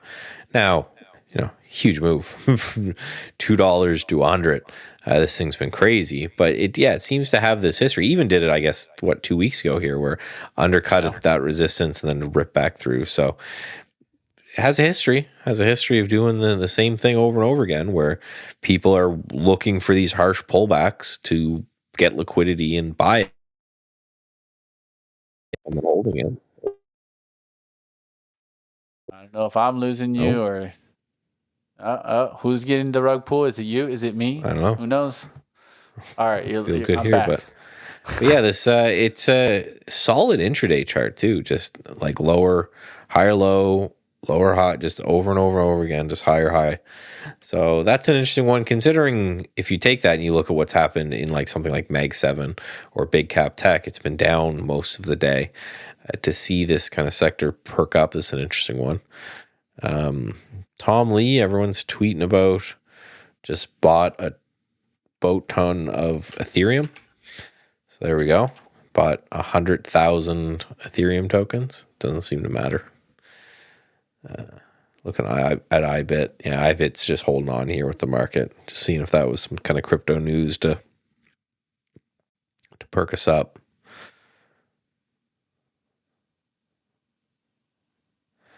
And nothing for news flow. Like when I'll show you. When Walter Bloomberg does these like long, obviously made with AI tweets, where it's no longer just the headline, he's pulling like the body of the news story. There's not a lot going on, because most of his, and if you don't follow him, you got no affiliation, but most of his tweets are just like all caps. This is obviously just a headline that was pulled exactly from Bloomberg. And then when nothing goes on, he like filibusters a bit with the same headline again, but like more context to it below. And he's doing a lot of that today, which makes me think there's nothing actually going on. Yeah, he's just trying to get his hits. He's trying to keep his impressions on. Don't blame him. Seems like that's an easy gig. He's got some script that probably just goes, tweet this ? And he just hits yes. He just reads it and just like, yeah, that's valid. No, that's not valid. It's probably all set up and mostly completely automated. I use them for news. Oh, Vance hasn't left for Pakistan yet, says CNN. I guess that's a new news. If he hasn't left, that might be a telling sign, seeing how Pakistan's a little ways away. Little trip. Take him a few minutes. And when's the ceasefire end? Is that tomorrow, you said? They're supposed to talk today, Michael. Well, I don't know. Maybe they're a little flat earth too much, but there's no way you're getting there today anymore. It's noon. No. You go the opposite way and you go off the end of the earth, and then you just go. You transport. You'll do it real quick, huh? But yeah, if you haven't left, then he was talking too much truth this time. They got him. They knocked him out. But yeah, that's pretty telling. If he hasn't left yet, the market doesn't seem. We got the SPY up here. It's bleeding just a bit. It doesn't seem to like that, and I don't really blame it that it doesn't seem to like that, because if you're going to have these negotiations, you got to have someone there for it. And yeah, I don't know when the ceasefire actually ends. Let me ask. When does the U.S. I hear you back there. Gotcha. I gave too much. I gave too much information. You said flat Earth, and then they cut you. They're like, get out of here. Yeah, that's exactly what happened, man. Yeah, I said it too much, and you say flat Earth twice in one sentence, you get the rug pull. What's going on out there, guys? Negotiations with Iran are a waste of time. Yeah, I agree, but what are we gonna do? Yeah, so April 22nd, he says. So that's what's the 20th today? Yeah, you're running out of time there, bub. Get on the plane. What are you doing? Get on the plane. You're not going to send the 80-year-old man over there, are you? It's a big trip for him. All right, we're gonna have some fun coming up here at 10:30. We're gonna do a little podcasting into psychedelics, and then we will review what Claude is thinking about psychedelics. Also, Michael's Claude and my Claude. It'll be fun. I have two versions of them. One's just cranking the whole time.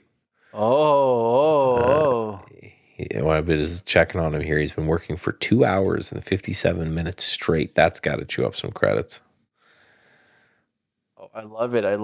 It flipped it, man. It's gonna be fun to talk about. It flipped it. So I did it in a fun way. I'll show you. Ticket SPY, just a little bit of a move there. Something We can happened start a for just video second. now. We can start a video now, Michael. We can start a video. Who is the better biotech analyst, Claude or Gemini? Oh, there you go. There you Well, go. so what you do is you get it to pick one, and then you fast forward 6 months, you figure out which one did the best. Yeah, that's it. That's the problem. And I see some people doing it, and it's a fun experiment, but no way I'd ever do it. I think it's my buddy Evan at Stock Market News. He's got all of them, like Grok and all these guys, just every week telling him what to buy, and then tracking the different portfolio performance. And I'm like, this is.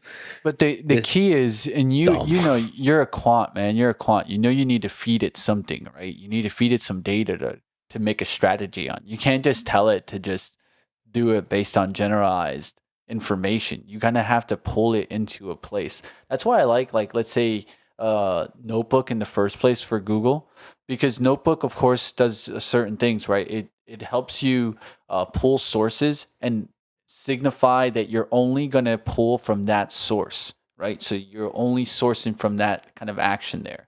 So maybe you can put in a bunch of strategies into there, then use that to create like an overall strategy, then take it to the large language model, right?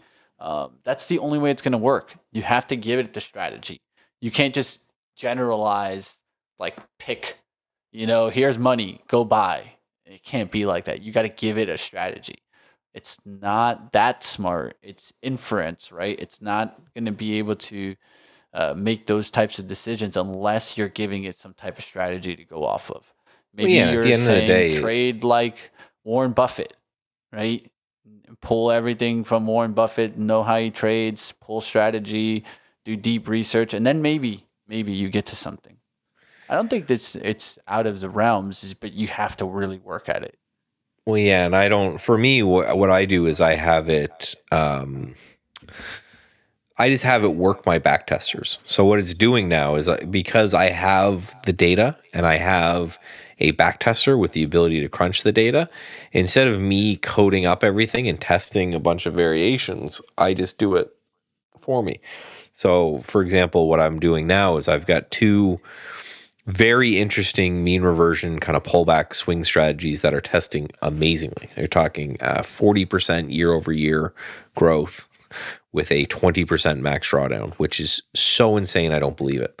And now I've got it combining those with a couple momentum strategies. But like you mentioned, I've given it like paragraphs of information to go off of. This is what I'm looking for. This is the idea behind it. And then from there, I just say, okay, run the back tester, because I don't trust Claude's ability to get the data and do the back test itself. But I have a back tester. It only cost me a couple $100 for the back tester, and I have the data that costs more. So instead of doing the thing, just run the back tester. Just use the tool that was purpose built for it, and just do it for me. Like I just go all night and just kind of go from there. So it's doing like 1,000 different back tests, and I can just see the back tester opening up, running the data, recording the data, and closing down, and just doing it over and over and over again. And that's really where I see the power, is just saying, okay, you are a slave that will work 24/7, 365. Go to it. Right?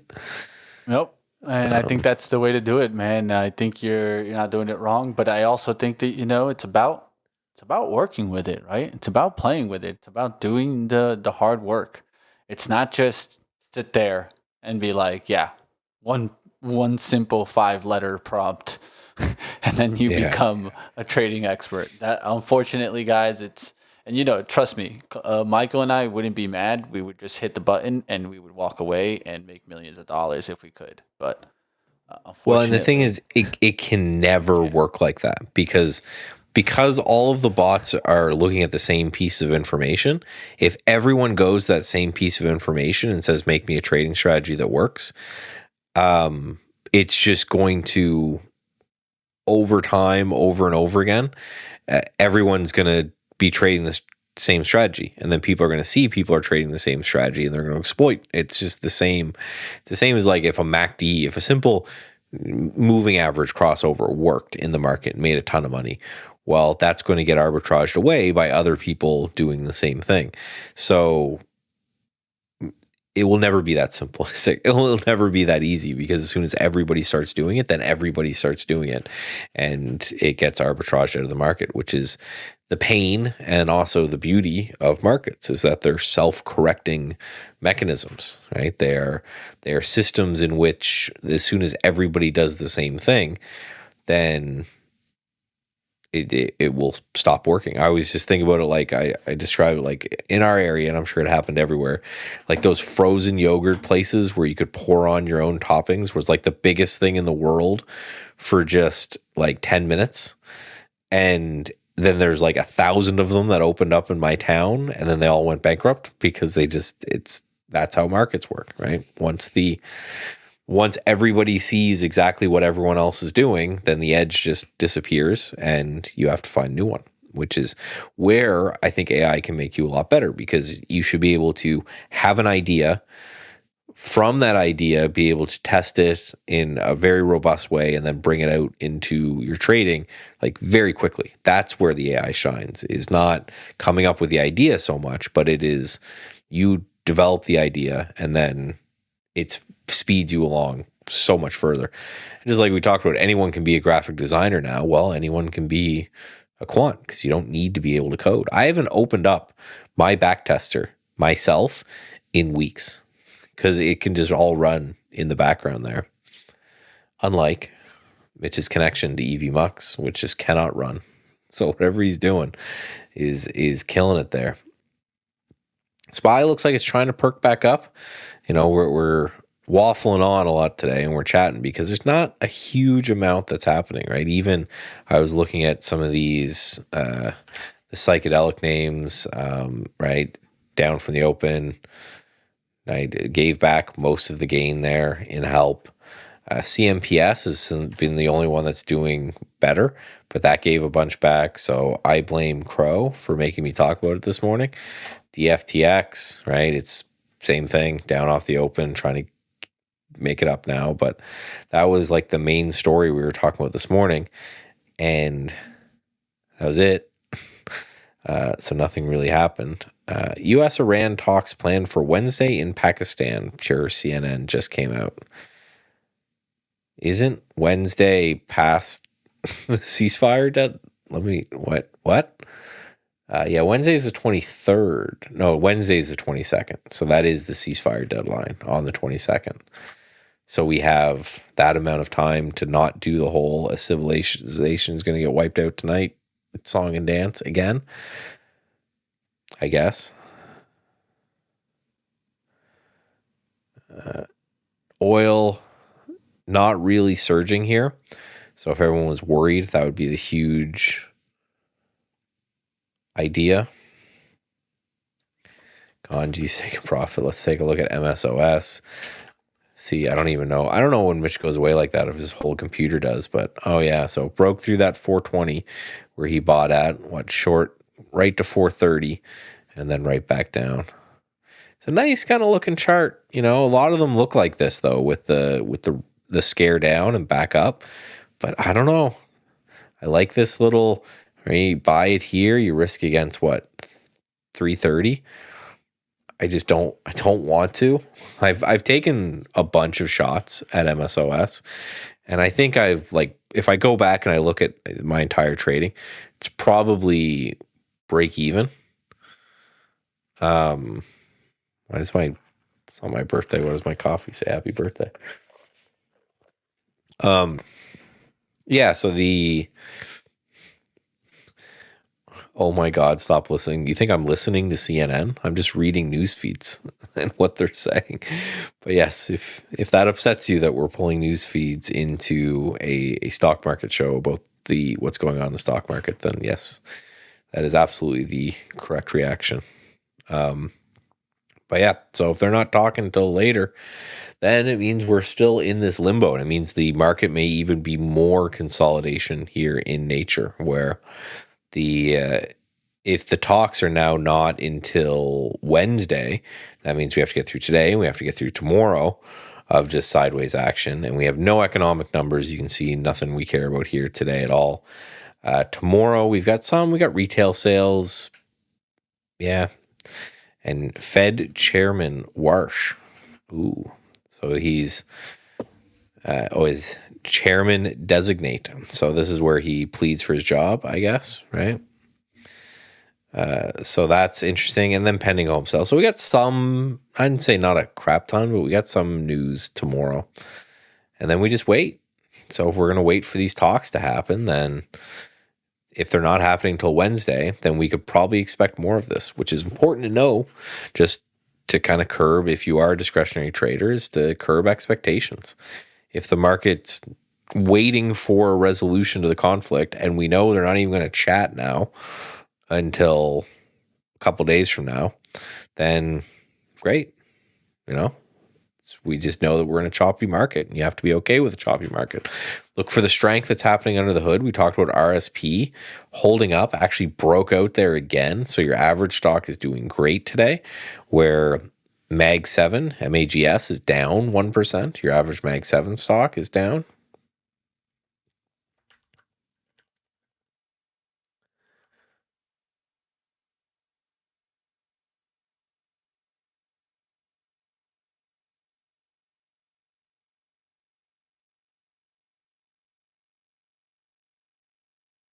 So yeah, the Mag 7 looks like it's going to break new lows. So I wonder what one's doing that. Is it Tesla? You're back, Mitch. Yeah, Tesla has been What's going on, little bit of man? the dog here. They got you again, man. You weren't even talking. That's just I'm just giving up on it.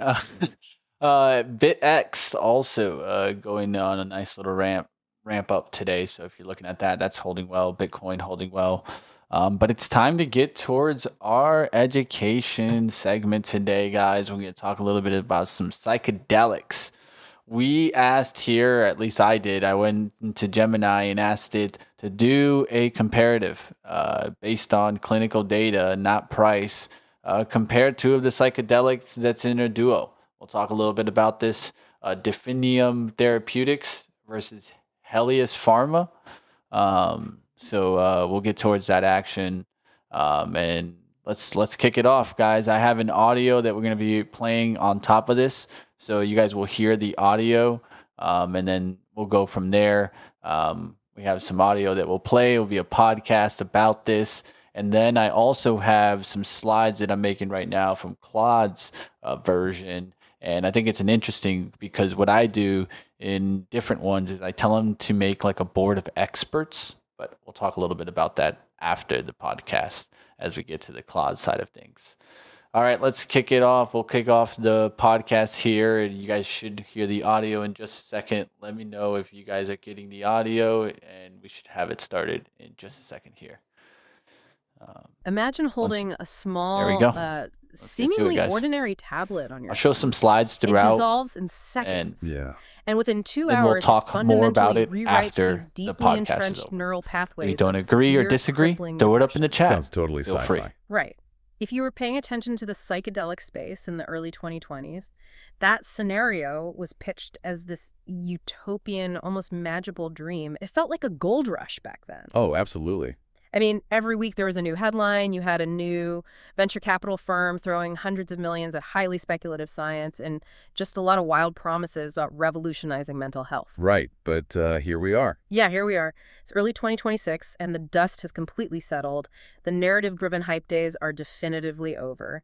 Today, it is the center of a ruthless, multi-billion-dollar pharmaceutical turf war. Yeah, we have officially entered a much more pragmatic phase. I mean, we are currently in the high-stakes final year of the pre-commercial era for psychedelic medicine. Which is wild to think about. It really is. And survival for these clinical stage biotechs has absolutely nothing to do with a good story anymore. It is entirely about statistical rigor from phase 3 clinical readouts. And, perhaps even more crucially, is about the brutal operational feasibility of actually rolling these treatments out in real-world clinics. Without bankrupting the healthcare system in the process. Exactly. Because we are looking at a psychiatric market that is projected to hit a valuation of $3.6 billion by the end of this year alone. It's massive. So today, for you joining us on this deep dive, our mission is to analyze the two titans battling to capture that market. We've got Definium Therapeutics, which you might remember by its former name, MindMed. Right. And on the other side, we have Helus Pharma, formerly known as Cybin. Both companies have secured FDA breakthrough therapy designations. But what makes this battle so compelling to me is that they represent diametrically opposed philosophies. Completely different approaches. Yeah, in drug delivery, clinical throughput, and just fundamental chemistry. Okay, let's unpack this. Because before we can even look at the clinical scoreboards, we first need to understand the biological weapons these two companies are bringing to the fight. We'll do it. Let's start with Definium's strategy. Their lead asset is called DT120. Now, fundamentally, this is a classic serotonergic psychedelic. Specifically, it's lysergic acid dithylamide D-tartrate. LSD. Literally LSD. It acts as a partial agonist at the human serotonin 2A receptor. But let's ground that. What is that molecule actually doing in the physical brain of someone who is suffering from, generalized anxiety disorder or major depressive disorder? So the key mechanism to understand here centers around the default mode network, or DMN. Right. For you listening, you can think of the DMN as your brain's idling system.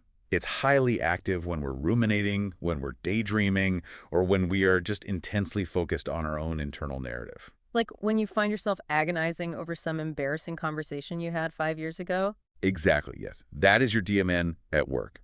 Now, in patients with severe anxiety or depression, this network becomes incredibly hyperactive.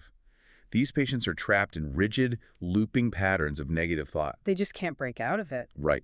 So by activating those 5-HT2A receptors, particularly on the pyramidal neurons in the prefrontal cortex, Definium's DT120 triggers a massive, transient spike in neuroplasticity and global brain connectivity. It essentially forces a hard system reset. Exactly. It disrupts that rigid hyperconnectivity, allowing the brain to finally break out of those entrenched anxious loops. I always like to think of it like taking a ski slope that has deep frozen grooves carved into it. That's a good way to put it. Right? And laying down a fresh coat of powder so you can finally ski a different path. That fresh powder analogy captures the concept of neuroplasticity perfectly.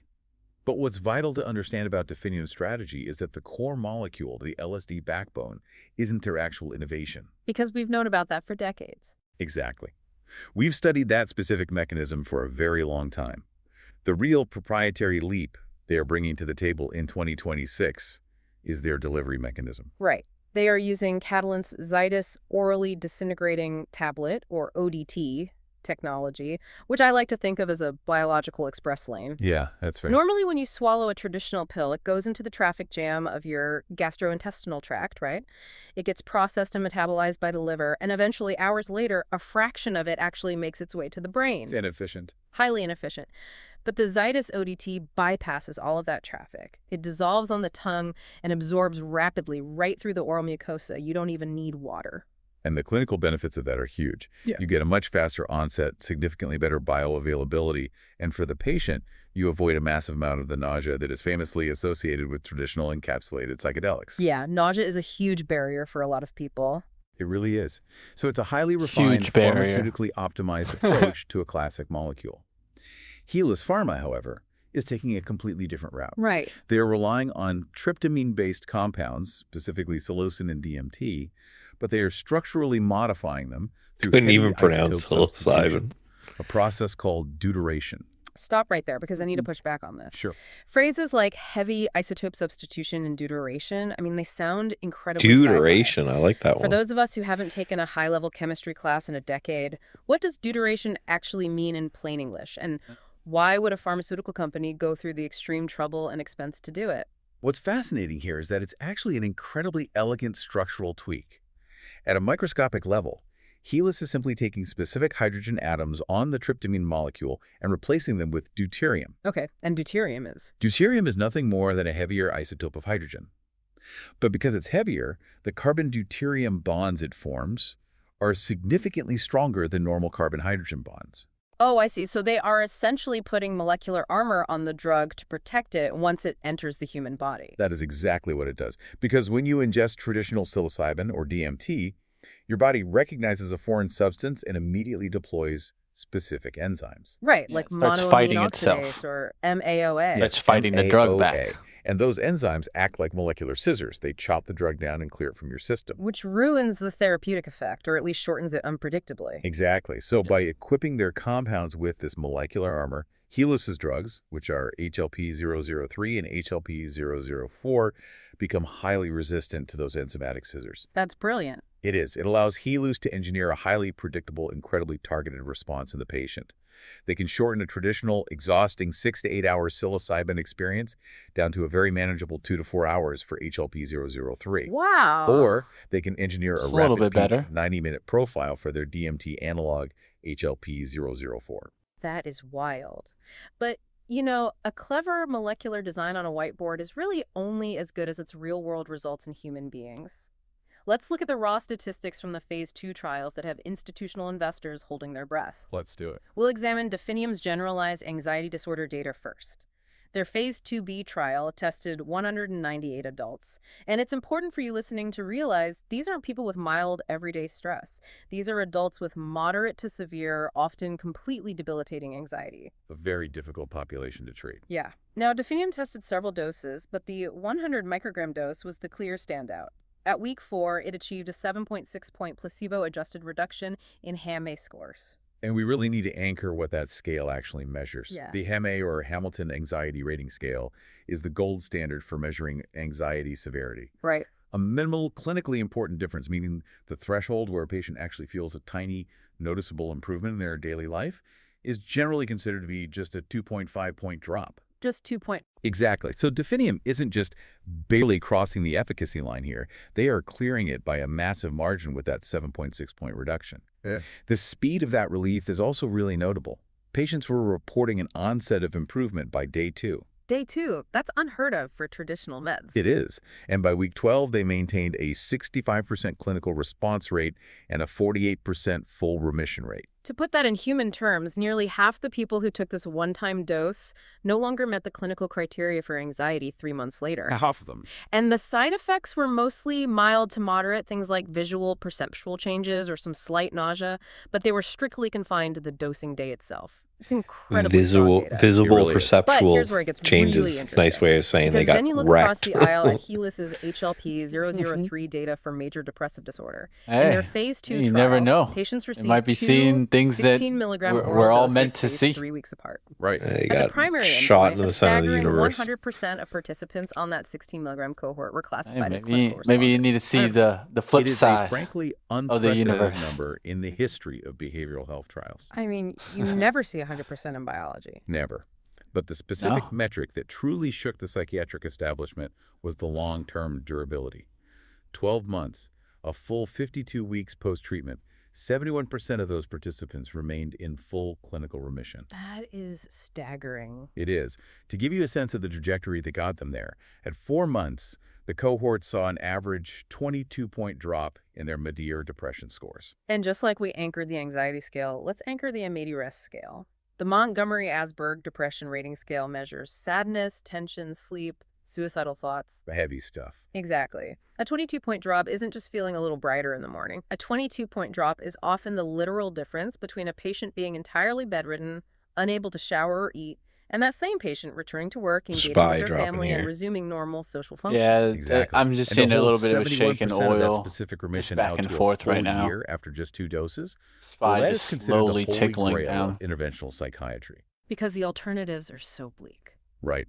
The standard of care for decades has been daily SSRIs, which, often stop working after a few months, forcing patients onto a perpetual, exhausting treadmill of changing medications and dosages. It's awful. And Helis isn't stopping at MDD either. Their DMT compound, HLP-004, was tested for generalized anxiety disorder and showed a 10-point HAM-A reduction at 6 weeks. Which is massive.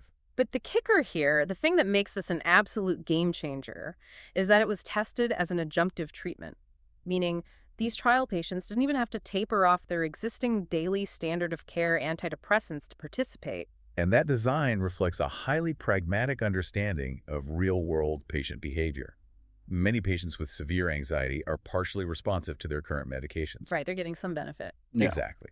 And they're terrified of the withdrawal process, the brain zaps, the mood crashes, Yeah, the just risk stopping. of completely destabilizing, just to try an experimental psychedelic. It's a huge risk for them. By proving Yeah. efficacy as an add-on therapy, Healy's lowers the barrier to entry significantly for the average patient. Makes total sense. Now, obviously, when you generate data that's incredibly disruptive, it brings intense regulatory scrutiny. Oh, without a doubt. Which brings us to the elephant in the room, the blinding dilemma, or what skeptics in the field are calling placebo theater. The placebo theater, yes. Because let's be real, if I'm a patient enrolled in a double-blind clinical trial and I swallow 100 micrograms of LSD, I mean, I know I'm not in the placebo group, the walls are breathing, the carpet is melting, it's painfully obvious. You're not going to miss The it. carpet How on is earth do these melting. companies maintain methodological integrity in 2026 without the FDA simply If that didn't throwing wake out you their up, you're results not gonna due be to awoken expectancy today. bias? Expectancy bias is arguably the single greatest hurdle for the entire psychedelic sector. If a patient knows they received I'm pretty a highly sure touted these are active drug, AI their voices. sheer I heard them expectation of on getting other better can educational artificially sales inflate their podcasts. clinical outcomes, rendering Duke. the trial data scientifically useless. You got him. Basically a You got the AI. self-fulfilling prophecy. Exactly. And regulators are hyper aware of this phenomenon. Dude, So both I'm companies sorry, have bro. had to You set engineer yourself up there, remarkably bud. sophisticated trial designs to mitigate it. So how is Definium handling it? Definium's solution in their phase 3 Uh. panorama trial for GAD relies on an These are active AI control voices. strategy. Instead of just 2 groups, they randomized participants into 3 groups. A 100 microgram high dose, a 0 microgram true placebo, and a 50 microgram low dose control. Ah, okay. So they use All that right, get to 50 the good microgram stuff dose podcast. specifically to mask the blinding. Exactly. Yeah, see, and this 50 is what micrograms we'll produces we'll a look at mine significant when enough it's done. psychoactive, Like the somatic quant. I effect just asked for the that numbers. patients in that Just give specific me the arm numbers. truly believe they might have received the full Nah, therapeutic dose. Because they're feeling You the gotta teach physical people sensation. too, right? they Because feel people it. don't know the This space. creates a much cleaner, right? more Well, yeah, I just Yeah. mean for the statistical comparison. I'm just like, when the show me the researchers AMA measure the numbers. efficacy of And the 100 microgram arm against it. Yeah. It directly No. addresses we the know FDA's when concerns they about said patients it briefly. unmasking themselves. Who That's got the clever. better And results, what about right? They said Helios? Definium got Helios is better tackling AMA the results. MDD trials But for with a some reason they completely different choose philosophy Helios. on So we blinding. need to see why they lean choose heavily it. into right? remote, Mhm. independent, and blinded outcome assessors. Meaning At least the people Gemini judging the results is are in choosing the room. this, Think of it this right? way. And I think it's interesting. The clinician who is actually rating the patient's depression scores has zero knowledge of the treatment arm. And crucially, they never see the patient during the acute dosing session. So they don't see the patient tripping. Right. They're conducting a post-treatment evaluation, often via a remote video call, just looking at the patient's mood and functional recovery. They aren't in the room watching the patient's pupils dilate, which completely removes a massive layer of observer bias. Makes sense. Helios also focuses heavily on recruiting psychedelic-naive patients to ensure the subjects don't have preconceived expectations of what a trip should actually feel like. Both are brilliant strategies. But, you know, So conquering the can't FDA's get the tripper to clinical tell trial you about the hurdles trip. is truly only half the battle. Because if you secure that coveted FDA approval, but you can't actually fit the Cox said, treatment into "I the miss economic being business model 14." of a functioning local clinic, A little young for that. This Like, is wait what for the industry brain to insiders are develop a calling bit the battle before you're. of the Not, clinic. And it comes down to one word, clinical scalability. advice there. Scalability is Yeah, I was going to say, don't Definium listen to TAC argues their for. ETF formulation is the ultimate like, don't. scalable solution because of its ease of I use. wouldn't. I wouldn't No be water, taking medical no advice. No needles, offense, buddy. specialized IV But training which being required. 14, Any standard that outpatient could clinic explain a will lot, administer it. actually. Explains But why the he's such a good LSD-based trader, session right? lasts up to 8 Oh yeah, you hours. can see through Yeah, the that's the matrix. Having a highly convenient drug delivery doesn't solve the incredibly demanding Well, time we gotta have commitment. fun with this, I like right? to look at this through the lens of restaurant Well, Full economics. space, Okay, though. let's hear it. Definium It is is, essentially and the offering SPY a is high-end 8-hour moved tasting today, menu. so. You are tying up that Yeah. treatment room and that specific clinical staff member. But for the I think they entire kind of day. make some It sense is a here strict of how one they do the patient clinical per room side. per day model. So That's a bottleneck. a huge one. I don't know how much the Helios, video on the other hand, claims podcast still has, scalability but through high should be volume. ending really soon Because here. of that deuteration we broke And then down we can earlier, talk about it. their HLP-004 IM injection lasts just 90 minutes. That's a premium fast casual model. You can turn that exact same treatment room over 3 to 5 times in a single working day. If we connect this This to is the bigger part picture, I think that the operational reason constraints why of that it 8-hour leaned session become even to- more apparent when you factor in this the side. rounds. Right. The risk evaluation part. and mitigation strategy requirements. Exactly. Regulators in 2026 are mandating continuous monitoring by qualified healthcare professionals in certified settings. To accommodate a Definium session, everyday clinics essentially have to rebuild themselves as mini hospitals. Wow. They need to lease larger real estate for comfortable full-day stay rooms, provide access to meals, and maintain dedicated quiet areas. It is a massive, often prohibitive overhead burden for a local practitioner. Which brings us to the brutal reality of keeping the clinic's lights on. In early 2024, the American Medical Association created Category 3 CPT codes, specifically the 0820T through 0823T codes, to track in-person psychedelic monitoring. Right. And these codes don't pay for the drug. They pay for the clinician's time. Now, in 2026, we have a clear view of the Medicare physician fee schedule. General physicians saw a small 3.26% boost this year. If we look at a bellwether state like Florida, diagnostic evaluations are reimbursing around $171.73. And that's the critical piece. The drug itself will likely be billed under high-value pharmacy benefits. But the service component, the sheer hours of a nurse or therapist sitting in a room monitoring a patient, dictates whether the local clinic actually turns a profit or goes bankrupt. It's just simple math at that point. Exactly. So if which reimbursement drug is fundamentally the time-based, people that are going to absorbing provide the this clinician would hours for an choose 8-hour definium because session it affects their requires pocket. a dramatically different economic model than a 90-minute HELU session. A 90-minute window aligns perfectly with existing 2-hour interventional psychiatry schedules that clinics are Wondering already why running it for treatments like picked it. Spravato. We're learning And if more your about local it right clinic now. can't afford to run the Spy session, it doesn't matter how perfect the dropping phase 3 here. data is. You, the patient, won't get the drug. So with the clinical That models big and bar the economic coming in realities here. fully laid out, We can who interrupt actually the has the podcast moat here. to Let's go ahead and capture this interrupt the $3.6 education billion here. market and reward their Producer, investors? some news coming in here. Let's go to the charts there. We'll talk a little bit more about this. If anything, we can recap the ending results in just a second here. Let's go to the SPY. What are you seeing here on the market, at least reaction-wise? I'll go looking. I think it's oil. You're seeing USO. Big spike there to 122.22. So when you see the oil move and the market move, whatever is going on is war related. Oh, we're right back up. So who knows? But look at the volume on that candle was bigger than anything all day. Pretty sizable sell off there. I'm not seeing anything for news, but it feels like a Trump tweet, like just off the bat, like feels quote unquote like a Trump tweet there. Let me see if there was anything. Anything. 12 minutes ago we had something, but maybe they're just catching on to it, but that's 12 minutes ago. 12 minutes ago we had Pakistani and foreign minister saying that they talked with different people and they talked about the importance of continued dialogue and engagement at the earliest to resolve all pending issues. So it looks like they're set to travel and get to a new peace talks, but no decision had been made on whether to hold actual new talks. So they're kind of conversing, Iran is, if they're going to take part in the peace talks or not. So yeah, back and forth action. Yeah, back and forth action. 12 minutes ago must not have been.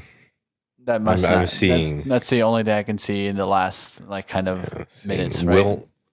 Will not open Strait of Hormuz until deal is signed. I'm seeing that out a minute ago, but we're right back to it. So that was a big move, and then we just within 1 minute reversed most of it. Huge amount of volume. So that's why we knew it was definitely some sort of news related. It kind of spooked the market, but not that much because now we're pretty much right back to where we were before that started. But that definitely stopped out a lot of people. Right? Probably got a lot of hard stops hit there for different trades people were in. So just be careful and just know that something spooked the market and then right back up till I see what would have caused it. It could have just been a fat finger. Maybe someone just hit the wrong button hard. Maybe that was it. All right. So then we can just go back to our statements here, closing statements for the education. Then we'll go back to the market here as we wrap things up, of course, and our side of things. Let's go back to the scale here and talk really quickly about what we got here. And I also will have another kind of verdict here to kind of give us. Okay, so the verdict from Gemini. Gemini said that of course, Hellas Pharma is the winner here. Why? Because of the 71% clinical remission rate at 12 months combined with the 90-minute clinical throughput is the economic holy grail for the payers and the providers. So the key here, I think, is the second part of this, not the clinical data there, because we'll talk about that in just a second here, but the 90-minute clinical throughput of how this is going to work in an actual, like once the drugs are out, how are they going to be profitable, right, for the providers, right? That's what I think is the reason it's leaning towards here. The verdict from Claude, and I put it in a quick slide form so that we could just run through it, right? I made it make a board. This is the doctors that it made. It created these doctors, guys. Oh, there you go.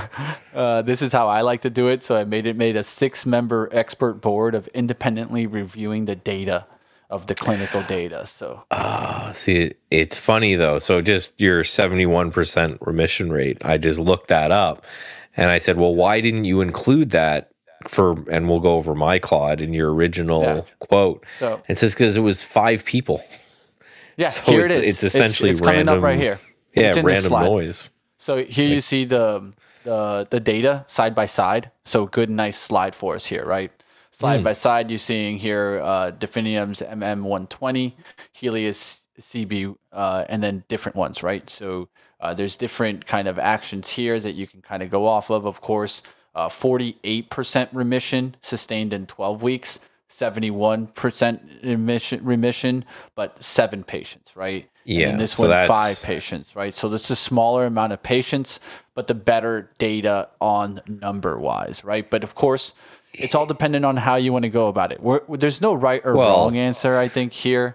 But first, so this is a good example too because it relates to trading. So 5 patients. So what are the options with 5 patients? It's either 60% or 40%, right? Or like 1 and 0 or 100% and 0. So if you ever see any sort of, hey, I've done 5 trades and I have a 71% win rate, you know that guy's full of shit. And if you ever see, I've tested 5 patients and 4 of them were good, you know that study is worth absolutely nothing because it's 5 people. They could have just felt better because they felt better because the sun came out, right? So yeah, it's the same with trading. It's the same with these studies. The major thing that matters more than anything else is sample size. You could do any study in the world with 5 people and show any amount of data you want, and not a single scientist will ever believe you. The FDA will never approve off 5 people, that's for damn sure. So yeah, and same with your trades. If you ever go, yeah, I took 5 trades and all 5 trades won, you're not onto something. That is random statistical noise that doesn't mean anything.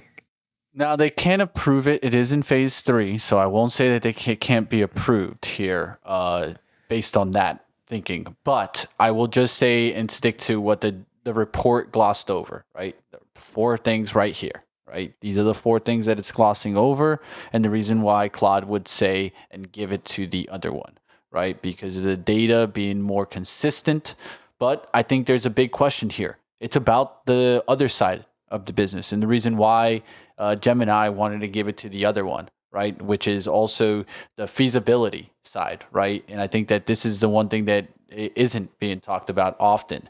And it's one thing that I will tell you is very much the focus of these companies, because I can tell you a name like Compass and Nimbus CEO, I've talked to them personally, and they told me that the biggest thing is how can we combine this with the clinical side, right? Because there needs to be this kind of structure that helps each other out.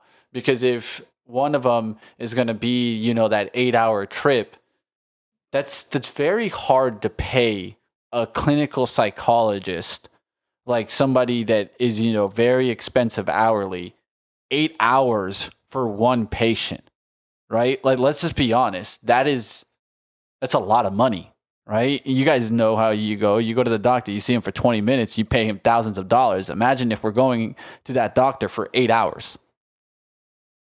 Yeah, just these are the types higher of price things. service, right? And the question is, right, does one want to carve out a high price service with more efficacy, and one want to do a Walmart service, right? And it starts weighing into the whole outlook also of it weighs into the outlook of moving forward. How is it going to be mass scaled? That type of thing, right? So those are all things to weigh in the thesis, right? Or you can go piecemeal, like we've been saying, and have access to both, right? Well, things that you want to be thinking about, right? All right, Yeah, that's going to do it also, on that conversation. But I would just want say, to kind of, yeah, at the end of the day, I would just look at charts, right? So what I went and I said, well, now we've got to look at the only one that's actually up big today is Compass, right? So if you look at the rest of them, the charts are telling you something here where what does Compass do? Help, well, and that's why I asked. I said, why is this one up so much? So Help is barely up. MindMed's up only like 4 or 5% now. Compass is up 30, right? So the market's definitely going through. Here's one that's kind of a leader. Here's one that's a little bigger leader. And then Compass is the clear standout. And what it said was because they already have a phase 3 trial out, they are more likely to get the approval that this executive order signed.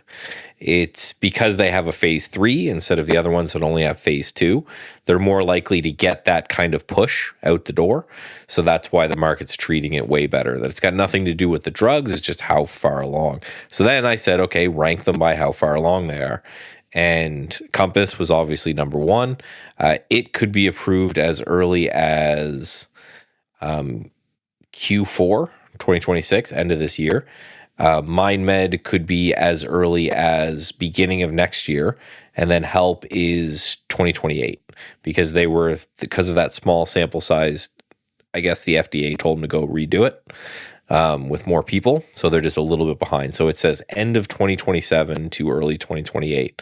So that's why the market's pricing them as they're pricing. It's just how fast, because I guess if the administration is going to look at all of these companies and say, okay, well, we have to approve one of these because Trump wants us to, makes a sense to pick this one that's already got a phase 3 trial out, right? And then just go in order of you were almost being approved anyway, and then just go from there. From my research, I see all of them on phase 3 trials. Compass did. Let's just look here because it actually quoted it. So it's done. That's what it has. Because you have to do 2 phase 3 trials. So Compass has something. But we don't have to do that anymore, right? We don't need 2 phase 3. If you get approved. On all drugs. If you get approved. Now we're bringing the real complexities of biotechs. But yeah, Compass has 2 phase 3 trials already in effect or already in the bank. NDA guided filings for Q4 2026. Compass is the only psychedelic name where the EO translates to near-term quantifiable. So they hit in June 2025, they hit 1 phase 3 trial, and then February 2026, they passed a 2nd phase 3 trial. So they've already done their 2, so that they think that they just speed them through. We've proven that you can have some fun with AI also, right? I think today, and you can develop investment thesis, right? We're not saying maybe trade off of it, but there's nothing wrong with using it to develop your thesis, especially in the investment game, right? I think that's a little different. I think it's important to understand spaces.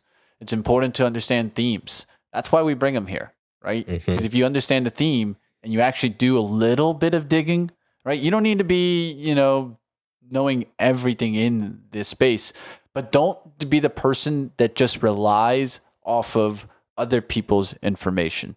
Do the digging yourself, right? And I think that's an important aspect of this. Yeah, and lastly, you saw what we did where, he asked one AI, I asked another AI, they came with different results, and then you have to dig into them. If they all agree, then maybe if they all agree, it's probably something well known. If they disagree, then there's probably some nuance to it, and then that's your job to dig in and still, in today's world, think a little bit for yourself, right? Make sure, especially, I do that all the time. I prompt multiple AIs with the same prompt. If they disagree, then I know the information they're getting from, there's not a consensus out there. So I have to go dive in and try to figure out why. All right, we'll find out what happens there, guys. That's going to do it for us today. We'll get you guys over to the scanner side of things, and don't miss our earnings coverage all throughout the week. It's going to be great, of course, starting in the power hour, the closing action, and leading you into some great earnings action. Now to get you guys over to the scanner side of things. Take care, traders. Later.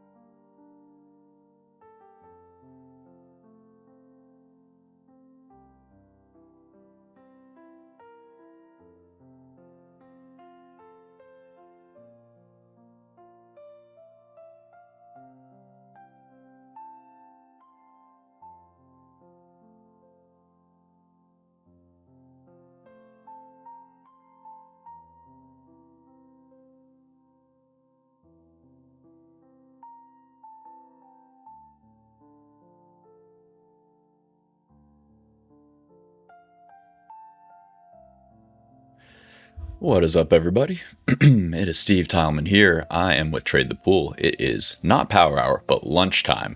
So we are here going to reassess what we've seen in the morning, what we are expecting going into the close here, how we might be able to play it in that second half of the day and going into the rest of this week. How's everybody doing? Let me know in the comments. I see Josh was here 17 minutes ago. He'll be here soon. So yeah, we got a lot to talk about. I'm wondering if SPY might be doing a little fakeroony. So it's been coiling for quite a while now. We've been waiting to see if this flag would break out or fail. Let's start drawing here.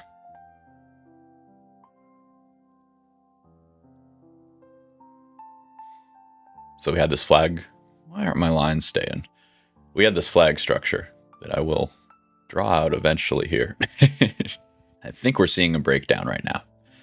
So if you are short, your target's going to be, first target is going to be a sweep into this base, somewhere around there. Let me get some drawings for you. All right, let's use a different chart.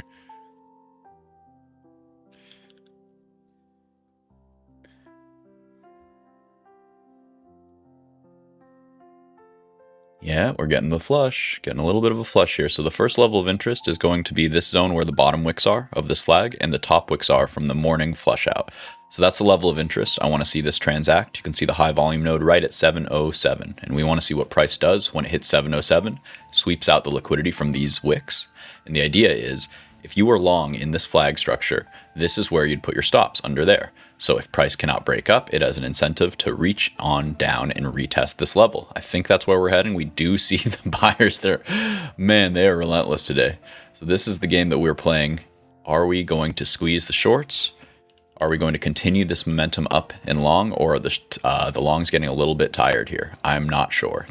So I'm playing very small today, if at all. We're going to keep on watching the progression of these key levels. See, this is tough. That looked like a save stick, and it's just getting hammered back down. So we're just going to wait for these to close. We have 30 seconds left to see if we get the follow through. And essentially, I want to see how we're playing outside of this 1 minute candle that we just got.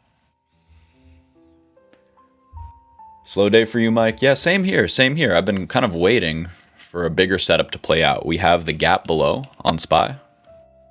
And we have the, of course, we have the pre-market highs to try to contend with if we can find traction to the upside.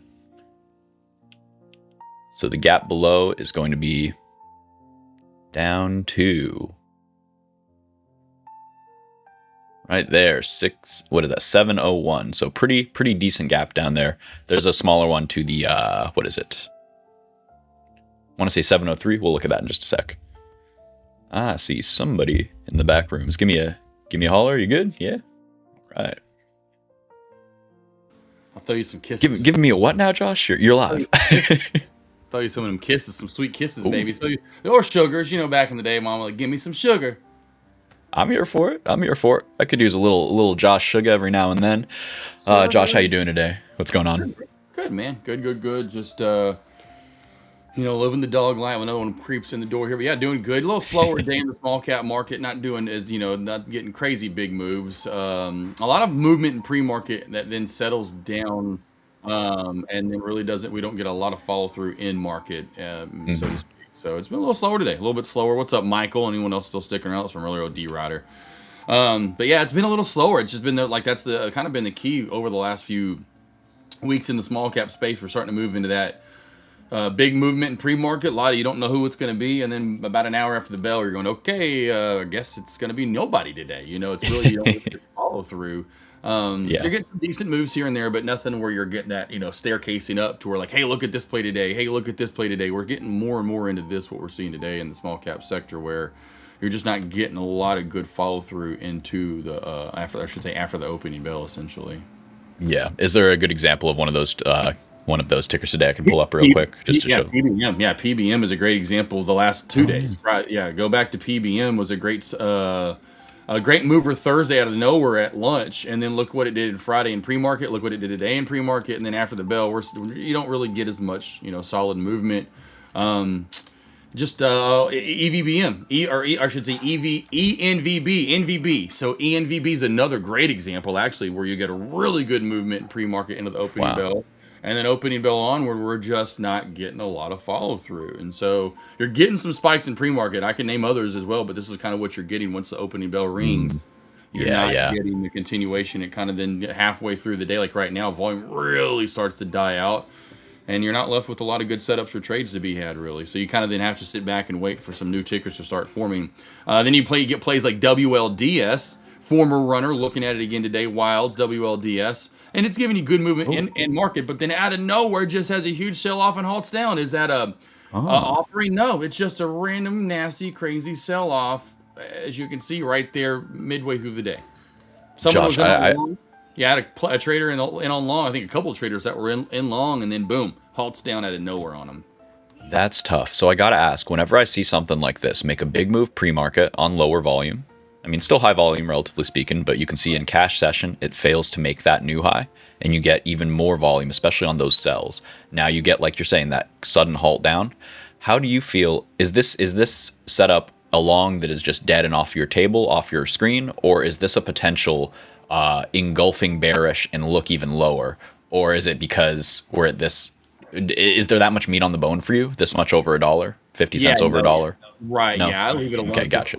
Yeah. Now, if it had been a play that had been up, and away on the day, I could get why I just had to know. I say get, but I could see why, and then even want to go long possibly at that, on that ticker. But yeah, this going out of nowhere, right back down, creating new lows in market. It's one of those ones if I were looking at it or was looking at it, it's one of the ones I would ball like it's a homework that you ball up and throw into the trash can. It's done. Yeah. They aren't all winners, right? They don't all play out. So I feel that sometimes people get the inclination to go short when their long doesn't work. And sometimes I would argue often the correct move is no move, just hang out. PBM does have that look, though, that kind of V-shape, U-shape overall for the day that could form a big cup and handle and push up. As the previous runner we're looking at, still on top of the fact we're having some new news today. It's got that high and low pattern as we move into lunch, and a lot of the time these plays like to squeeze. So if there's a play to pop at lunch right now over the next, say, 50 minutes while we're doing the recap, this would be your mover. If we have a play to pop, it's going to be PBM, in my opinion, in the small cap sector. I do see it, and you see this kind of periwinkle, this light purple line here that I'm mousing over here. It's a real nice neckline here, and you can see big volume building up below. If it pushes above this, I think it can fly pretty quick to sweep those stops right about there. And Josh, you think this has got some nice legs on it? You think this one can go? Yeah, it looks good. This has been the other trend where we have this. Yep, exactly. Where we have this. Well, how do we get up there? Oh, we'll never see that again. And then, no, not so fast, my friend. Yes, we do, and we U-shape all the way back on around. And sometimes we can cup and handle and go for more if the float's low enough and enough volume moves back in on the play. Right, that cup and handle is such a beautiful play when you get it. When you get that, boom, big expansion up, then it shakes people out. Then, boom, you can go for even more. Oh, where's my other line?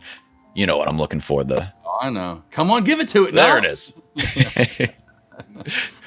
I got a few too many windows open because I do want to show you some cool stuff here. We are seeing an attempt to push out on SPY, so I want to check in with my little market dashboard, my GEX dashboard here, and see if we're still pinned to this 7100 SPX, which is 77 or 707.50. So until we see, we are seeing a little bit of volume growing on the right side, these green bars, which indicates more out of the money calls being bought, which need to be hedged intraday. So we got that upward pressure. We see the bar goes up and SPY goes up too.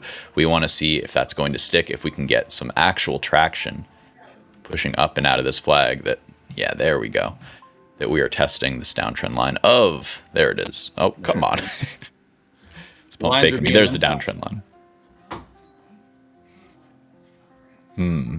So decently strong here. We're going to keep checking back in with the GEX. But until we get a significant break of this past hour or two's range on SPY or USO, Josh, I'm just in holding pattern, waiting and seeing. Is there anything that's getting you all hot and bothered like you might need to enter? Just the PBM, watching that one? Yeah, watching PBM. Other than that, that's really just the main play right now for small caps. Large caps, just still wait. I'm slowly but surely getting into like wanting to trade them more often now that we're getting back up into the all-time highs for SPY. We're getting some good movement again, but not really just glancing at them and looking at charts and levels each day and keeping track of that. But for small caps, yeah, I mean, of course, because usually this would be my trading career. This would be kind of the time that I'd be looking to trade, if anything, a large cap play, not a small cap play, something the mid to large or mega cap sector, whatever you want to call it. Small caps, yeah, this is that point in the day where I move away completely most days. If there is one, Moss isn't a bad one, MAAS, so MAAS. It's just too low volume and illiquid for me. That's been a nice mover for the day. Action there. Moss tacos. Yeah, Live Moss. Yeah. There we go. Ikero, $20. What is that? I forget my high school Spanish now, but I think this, to me, it's like it made the big move, and now it's just kind of grinding up within that range. Right, yeah. Personally, I don't love it. I don't love these looks where it's just kind of grinding into the equilibrium of that new little extension range. So yeah, keep an eye if it loses there. At 1286. Sorry about that. What were you saying, Josh? I said grind my gears. I was just thinking about that. Oh, CMPS. That's the other one because CMPS. That is your other staircasey play. I alert the 875 bounce in my morning alerts, and by golly, that thing has hit off 875 now 3 times for the day. Just here more recently, I just missed that about an hour and 45 minutes ago, and bang-a-rang, here she's moving, so not bad. I like it. PBM as well, starting to break that range that you talked about, that 15 level there. Looks like we have a party on our hands. Watch the 16 level if it's starting to cook here. I would like to see that surge and sweep up above there, and then we can see how strong the sellers are once we negotiate that. SPY still holding. And you said the last one moving was Compass there. Compass, this one hurts, Josh. I was supposed to be in this one, but I did not get filled on Friday. We were on top of this in my server in regards to the potential for Trump to do this legislation regarding psychedelics, medicinal psychedelics. So congratulations, especially ChemLife in my server. That guy is a very, very good trader fundamentally. And so it just goes to show that, you can use your fundamental traders to get you on the right setups. And then they'll get on our scanners maybe a little bit later as the small cappers. But, the juice was there. So congratulations. You Shot could up say to 10. Wow. You could say this, my friend. Yeah, that's a good mover, beautiful mover. Kind of ugly chop to the free market, but yeah, and that huge spike at the bell got her going again and life back into the play there. And I call it Krampus because I don't know why. I just need an extra R in there, and I can shorten that up for Krampus. Yeah. Okay, I like Krampus because it's got that whole vibe. I think it's actually called Compass, so that's where my brain goes. Yep, it is. Okay, it is. Yeah. Well, today it's that big man on campus having quite a day. So we did trade back into the wicks. I'm noticing that's where the sellers did kind of step in there, and you'll often see this PBM look like it's gonna keep going here. So we are gonna keep an eye on that in just a sec. But I wanted to note that this top wick here, yeah, Josh, I love just drawing out these boxes on where these top wicks come in, and that's usually pretty darn close to where if you see a surge get rejected in there, you can kind of bank on it could be a higher low, or I'm sorry, a lower high. Way lower high, yeah. Jeez. Yeah, well, whatever the right one is. There we go. And so now I also like to look at these uptrend lines just when you have like a really strong trender in intraday. Once you kind of crack this, often you can get kind of maybe a flush out and a rebase. Maybe it comes down to this 50 and holds, but maybe it needs to wash out to this next consolidation down here. Right, yeah. Yeah, so some decent levels to watch there on Compass, or on Krampus. Yeah, those are my two favorite right there moving forward right there. SPY's trying. Right. So SPY's doing a little bit of essentially kind of what PBM's doing right now. Trying to do the same kind of move almost, Doing the creepy crawly up that wally, the right side of a potential base, potential cup kind of base. So I want to see digestion here. I don't want to see it reject once it kind of pushes up above these wicks like it did. Pushed up above these wicks. Now let's try it on this one because it's working. So see, we're still right at equilibrium. So it does look strong under equilibrium, I will say. But these wicks, I need to see it holding up here and not rejecting. So we're going to keep watching for that. Love it. Yeah, it's just channel mode right now. It's crazy how long we've been in this channel, about an hour and a half or however long it's been. Quite a while now. So can we get out of the channel? I don't know if is that going to get us copyright, or is that an OG? Is that an original?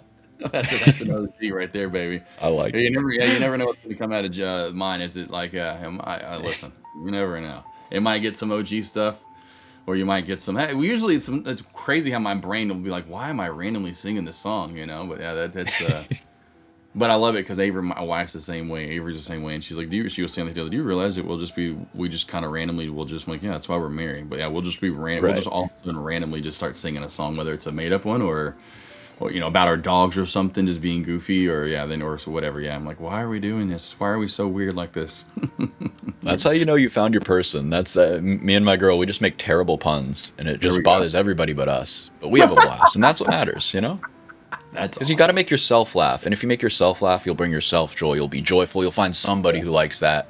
Yeah. If that person also likes dumb puns, you're good to go. Yeah, I love it. Exactly. That could almost be like a character on the next Grand Theft Auto. Dumb puns. I could see. I would be very honored if I was the next character on any Grand Theft Auto. So PBM, boom, big surge right to our level here. Start thinking about locking some into this 16 handle. Once we do get that surge in a minute here, I think it's probably going to lead to a little bit of chopping. But maybe this is where I take profits too soon, and it's the confirmation of this like base that we're kind of squeezing up and out of. So personally, for my system, I take a little bit off on the middle of this W, but I do think, it's worth to keep some on. Yeah, as long as it depends on where you got in at. But yeah, I think as long as the original 15, 14, 80, 90, the kind of where that real volume sort of spike back into this play. As long as it holds that area, I think she still has some juice left in her. Again, the thing we talked about, the higher low pattern. We can continue the higher lows here along the way here. She is definitely on watch to continue up. Again, for me, you want juice in the moose, so to speak, for lunch. It's PBM, and then CMPS for you slow and steady eddies. You know, if you want something slow and steady, you go to CMPS. If you want something with some juice to it, you go to PBM. And then there's still ENVB. I'm still looking at it. It's your number one real gainer on the day, still up over 100%. Right over what PBM is at right now, but it's very much lost as it's lackluster. It's lost as luster, so to speak. But you just never know. I mean, could still pull that U shape, that PBM zone. If PBM fully can't get through 16, maybe fails 15. Maybe traders go back over to ENVB. Just going to as far as floats are concerned for the day, PBM's floats 1 mil, ENVB 1.8 mil. So we're dealing with some low ones right there. Krampus or Compass, whichever way you want to twist it, is right around 120 mil. So she's a bigger Krampus. And SPY driving higher. Yeah, the ENVB is an interesting look here. We have this one kind of oscillating around this big pin where it surged up pre-market, tried to surge above in cash session, now potentially losing that, putting a top wick on the morning cash session here. So we want to kind of see if it can reclaim the 415 to 440 kind of handle, 435 handle, then it can kind of get back off the map. But so far it looks like it's the short to me as long as that rejects. And now it is starting to kind of power down here a little, so we can start pulling some levels. SPY quite strong. One thing to note about SPY, we talked about playing outside of that big candle, whichever way it broke. Oh man, it's gonna drive me crazy. Gotta go to this chart. There we go. So the candle that was kind of like a big weird shake and bake candle right at this decision level, right when it was coming into the downtrend line, it tried to sell, then kind of stabilized. And what we can kind of see is if we draw that range out, once it broke, it never really looked back. I mean, so far. But this is how you can kind of take a directional scalp if you see a big candle like that starting to play out. She's looking pretty good. She's trying to pull that PBM. She's looking over and she's saying, hey, I can do that too. Hold my beer, PBM. I can make some moves. I can make some moves. Exactly. So ENVB here, I wanted to get some levels going because I think this is a good candidate for these fib 50% retracements. Okay, yeah, so that's definitely the next target down here where I would like to see it come right into this 50%, just a little bit under to 362. There's a nice low volume node in there, and I think it's going to be magneted down to this 340, and that'll be an easy little handle, the 350 to 362 to kind of shoot for. So that's where I would be trimming. If I was in this one short, I would be looking to get in it short if it popped up and maybe rejected off the $4 handle. That'd be really nice. 4 is right in that kind of window. You got a big picture over there if you're talking handles, buddy. You're talking beer, talking pictures, talking handles. I love it. Yeah. Now I'm getting thirsty. It's too early. Now we need some peanuts. Go some salty peanuts. Go with that. Oh man. So Spy, just a little bit of a head bonk. I want to check back in with our Gex profile because this has been the story all day. If we're talking about like what's the headline for lunch here, it's this 7100 handle, which is 707.50. So basically the midpoint of where we've been ranging for the past 2 hours. Every time we get a constructive push away, we just find a seller that's whacking us back to that level. Every time we get a constructive push away, or a bearish like roll away from it, there's somebody who's yanking it back up to that kind of pivot. So until we see big movement happening above or below to kind of build us in one direction or another away from this giant mid-level, we're just in hangout mode for me in my systems. So it is definitely a boring day here, Josh. I'm trying to it's a little slow. It's all good. It's all good. Hey, it's 420. We got everyone nice and relaxed today on 420. We don't want to make big moves today, dude. We want to keep it nice and chill, okay? There we Joe, go. what's up? Joe and Tack in the house. How we doing, gents? Yes. And, of course, the wallflowers out there just taking it in, soaking it in. A little slower overall. Of course, it is. I don't know. I don't think 420 has anything to do with it. Speaking of, how are marijuana stocks? I know Tack said that. Are the pot I'm pulling up stocks- Tilray here. Dude, I'm like, I think this is how I know I'm old. I didn't even like, it wasn't even like a fun thing like, oh, hey, it's 420. My old ass brain is just like, all right, taxes, nothing after this for a while. I just had my birthday. So I think that's the sign. As a kid, you got your taxes done right away because you wanted to get your money back ASAP. Now you're kind of like, oh, God, taxes. And so, yeah, back in the day, you got them done right away, so you already had money. So like, 420, yeah, let's do it, dude. Yeah. Now we're time to stock up. Right, so it's just another day, and got to get those taxes done at some point. Then afterwards, you're like, yes, nothing. Good to go. That's like adult Christmas. After you do your taxes, you're like sick. And yeah, hey, by the way, how was the birthday? Thank you. Birthday was really nice. What did I even? Let's say, in case anyone didn't know, Friday was Steve's birthday, so happy belated birthday. Of course, I got to talk to him on Friday night with the live before we went out to eat. So yeah, how was it? Oh, it was a great time. Really good time. Went out to a really nice Italian restaurant.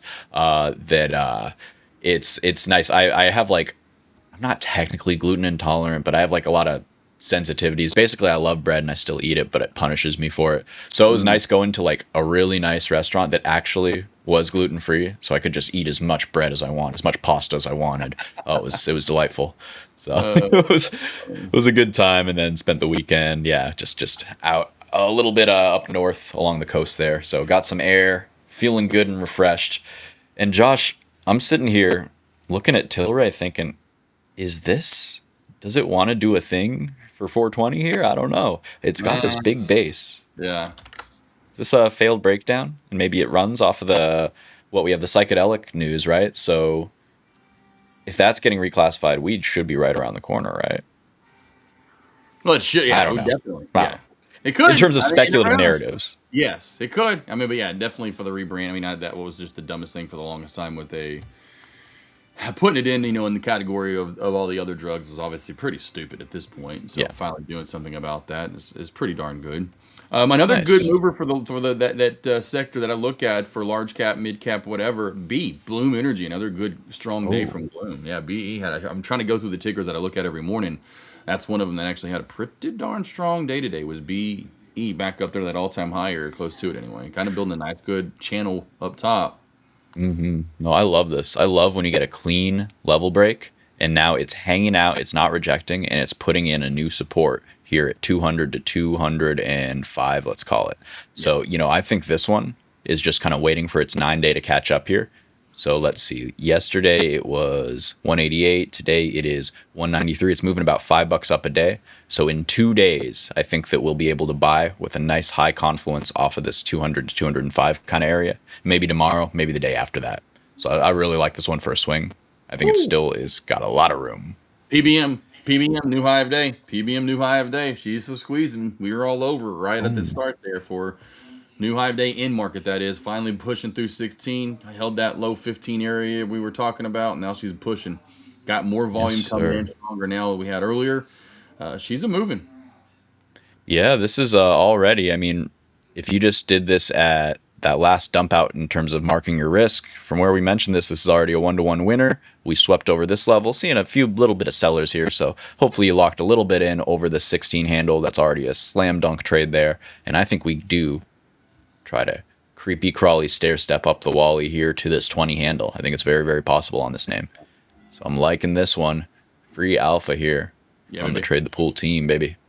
Speaking of Fridays, too, Bob, before I forget, and we'll revert back to Friday. We got the Friday Night Live, which was awesome. If you guys do join us on Friday nights, we're going live every Friday night, 9:30 Eastern time. We'll have multiple guests on every week, of course, besides myself and Kevin. You know, Steve will be joining us. Jesse could be joining us. Joe could be joining us. Tack, you're more than welcome, right? I've got even some guy. I've got Steve. Last week I had someone that was supposed to join in.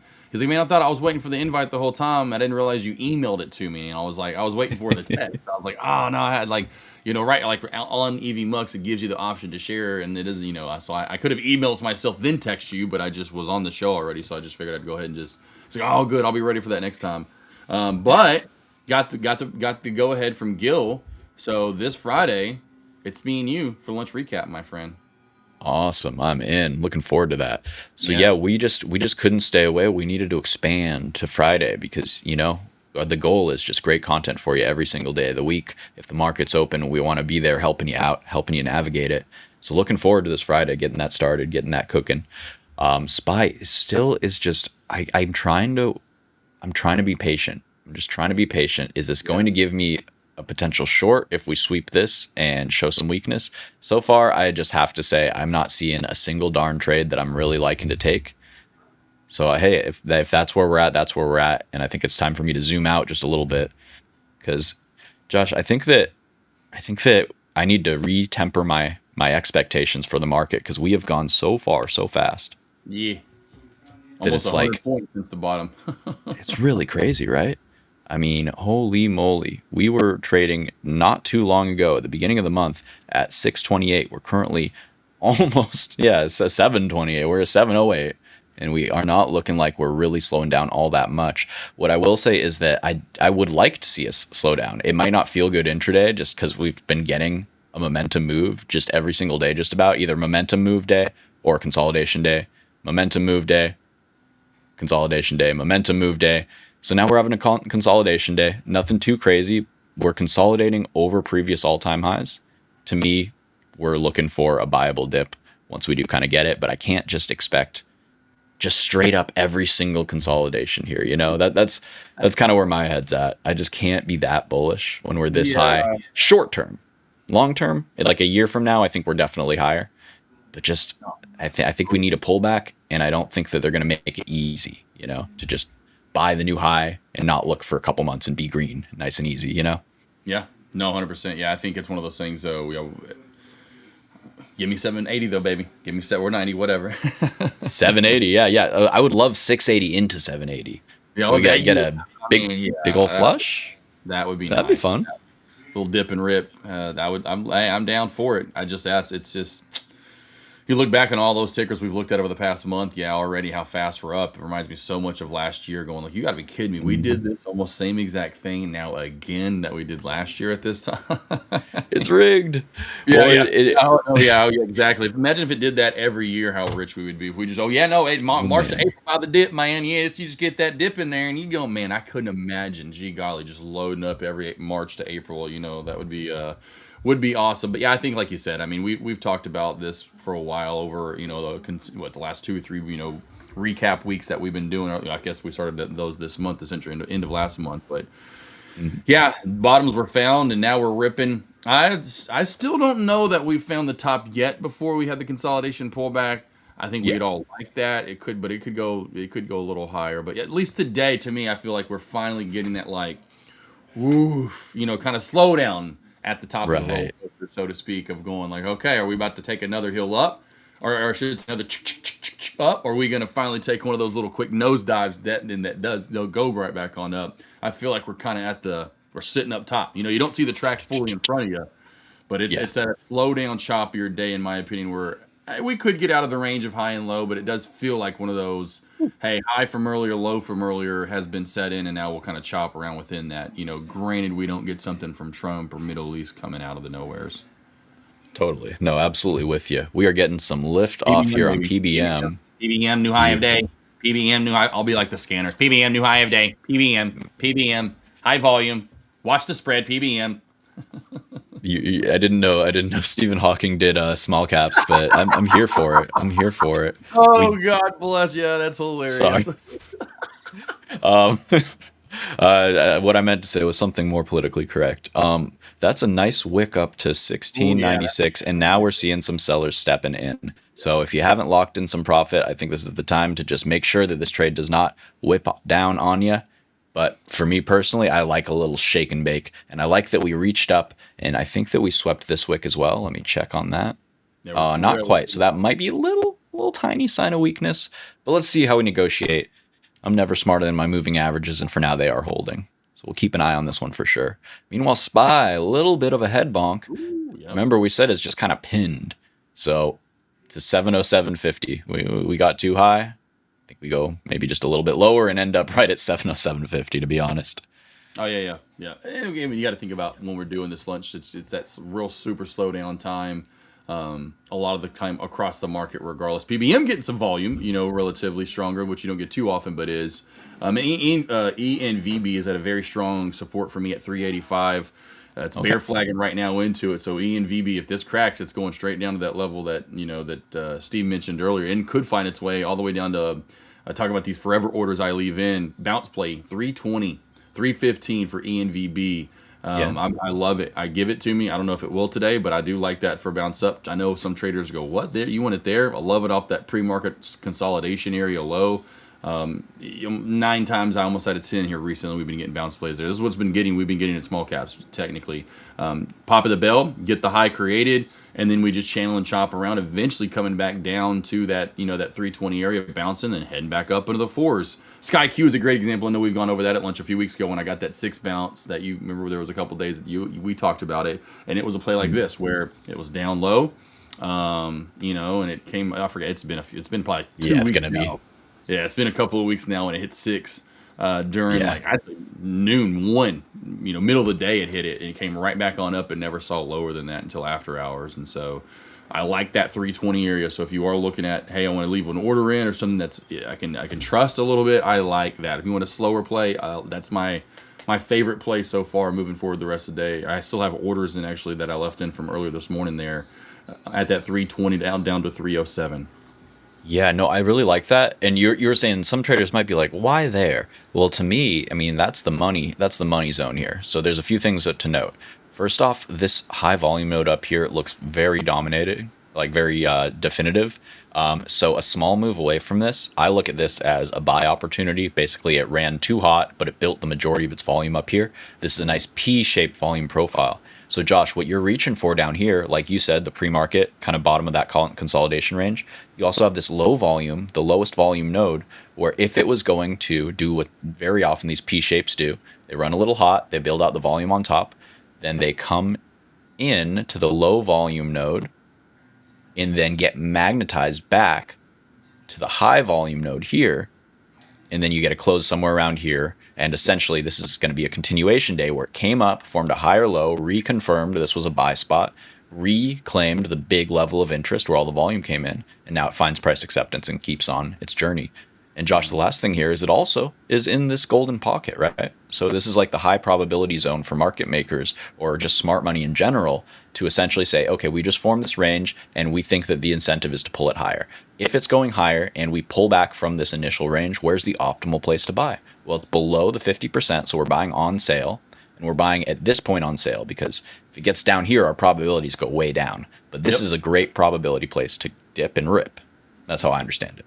100%. That's why that's all I did was study bounce because that's again back to tracking, journaling, back testing. Like, oh wow, and it wasn't anything at first, just the simple stuff of that secondary journaling system of wow, that's your highest win percentage, and they're slower, steady, blah blah blah, and those are whatever, and those were you're getting your biggest wins, all the good stuff. I'm like, hey, let's just do this, and so I could then did the whole scientific approach and really dove into bounce plays over and over and over, and then I was like, and the more ahas kept coming and.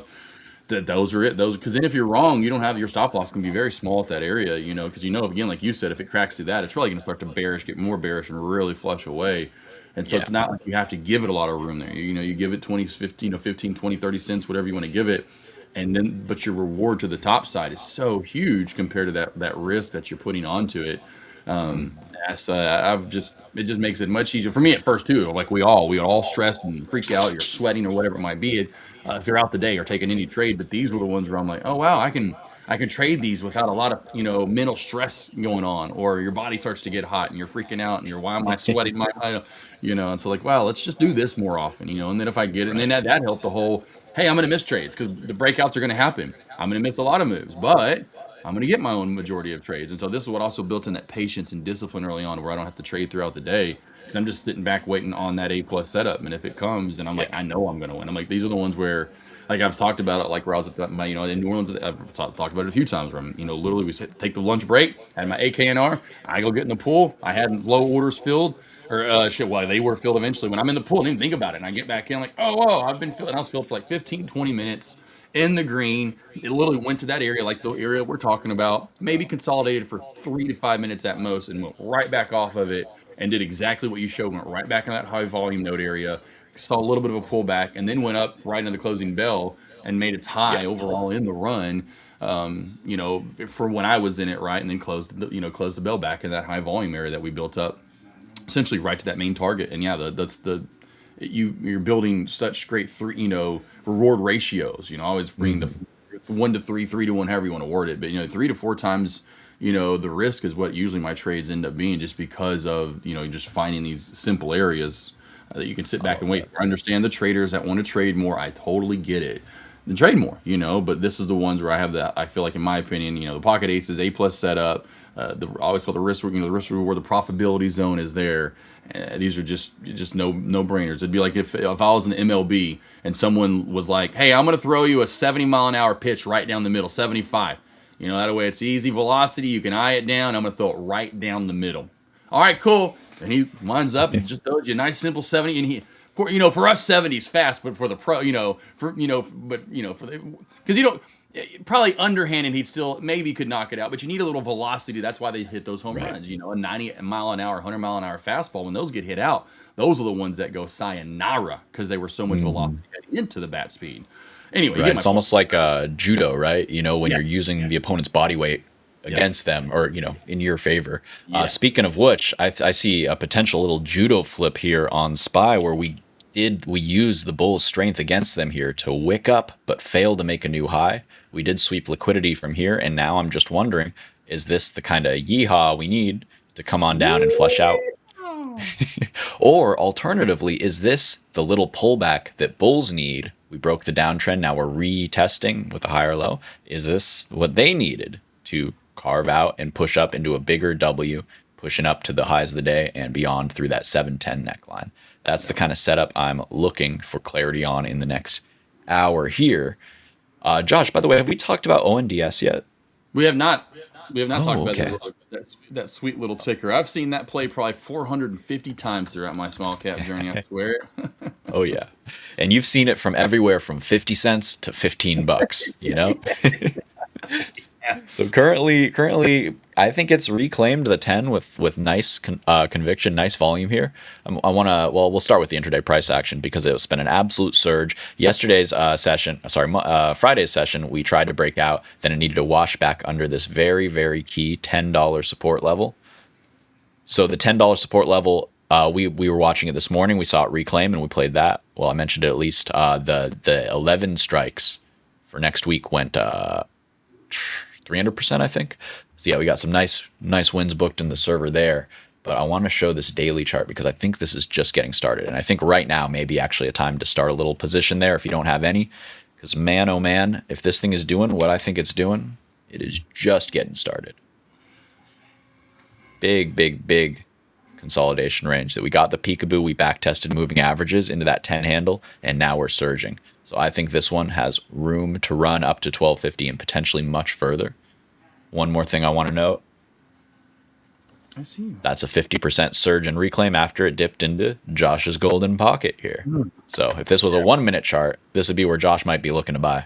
Yeah, yeah, those are the best. I mean, I mean, no, of course. Sorry, I'm like all over the place where my head want to go. Now, yeah, you No go to worries. stock trading. With stock trading, you want to have, like I always say, the highest win percentage. There's, as most would tell you, there's never anything that's going to be a done deal.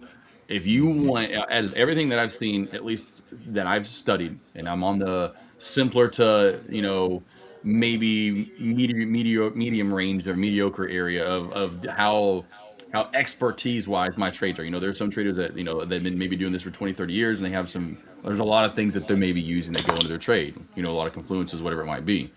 I'm very simple in my trading, and this is why. Is because how often I can see a trade like you just showed with that golden pocket on ONDS work over and over and over. So if you want a elementary, stock trading 101, and you want something that works at a very high win rate and has for me since 2017, 2018 that I first started discovering these, we're talking a decade, and these haven't gone anywhere. So those are the trades that I would go to for newer traders, and I'm trying to a lot of the time in my one-on-ones is teach that. That is very, very easy and simple, and have a very high win rate. Love it, love it, love it.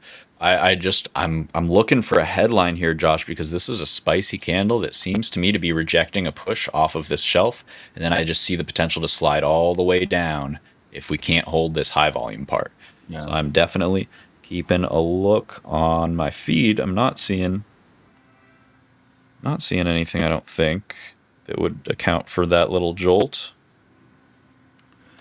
Yeah, I thought maybe something came right around 10:50 Eastern earlier. We saw a huge sell-off out of nowhere, and I was wondering if that had some news or some kind of PR release. And now, anyway, but yeah, I don't think I've seen anything Yeah. like So the 10:30, that was I believe Iran, or no, it was Trump saying that he wouldn't extend the ceasefire, I believe. that.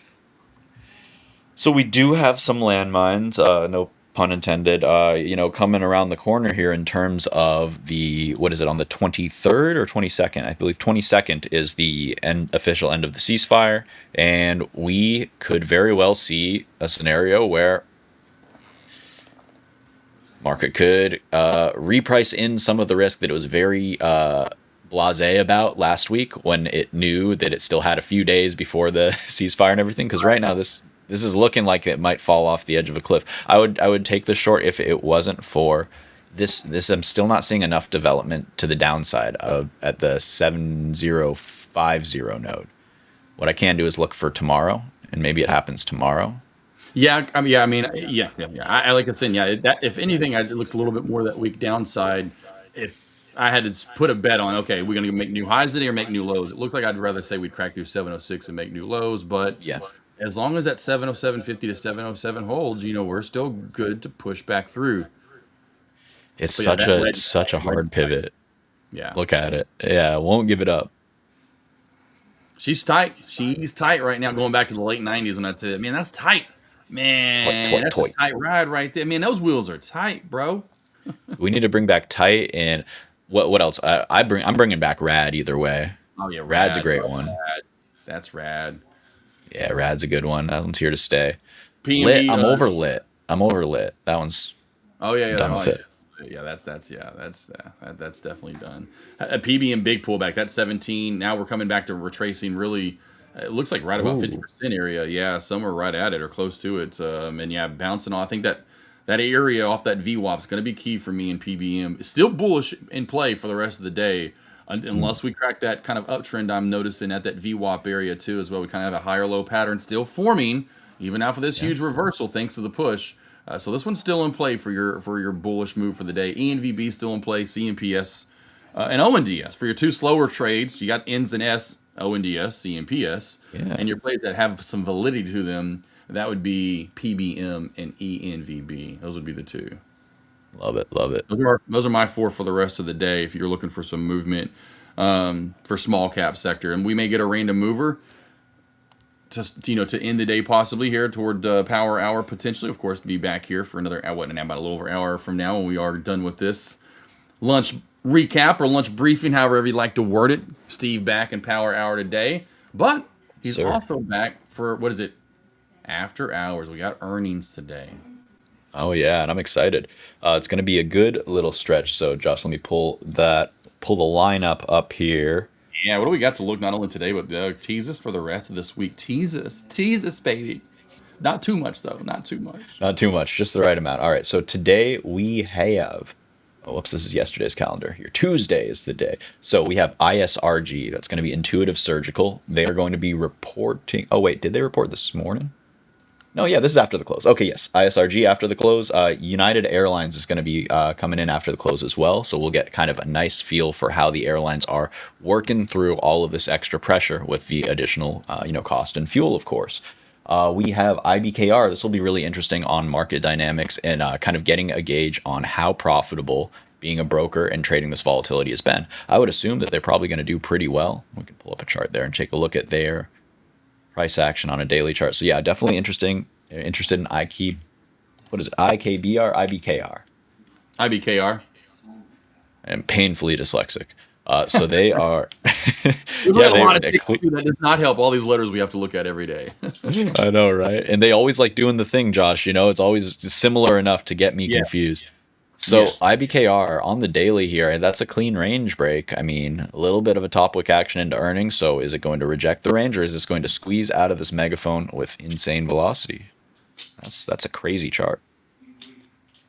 Yeah, we got some air. We got Alaska. We have Alaska Air today too as well. I've never flown Alaskan Air before, but that's out today as well. Okay. So yeah, airlines definitely going to be of note. We have EQT. That's going to be a little bit interesting. I believe they're natural gas primarily, but an energy company. We also have another natural gas and range resources. So some insight on there, because that's a sector I haven't looked at in a while. Let's take a look at the UNG, the natural gas boys. Because Josh, last time I checked, this thing was on dire straits at the lows, and it might be trying to hold this and carve out here. So this is worth keeping an eye on in my book, especially with these companies reporting. They might be consolidating. Yeah, previous highs there on RRC. A little bit deeper of a cutback on EQT. I think these names are worth considering. We definitely just kind of want to see what sentiment, or where sentiment lies with all these earnings. Besides that,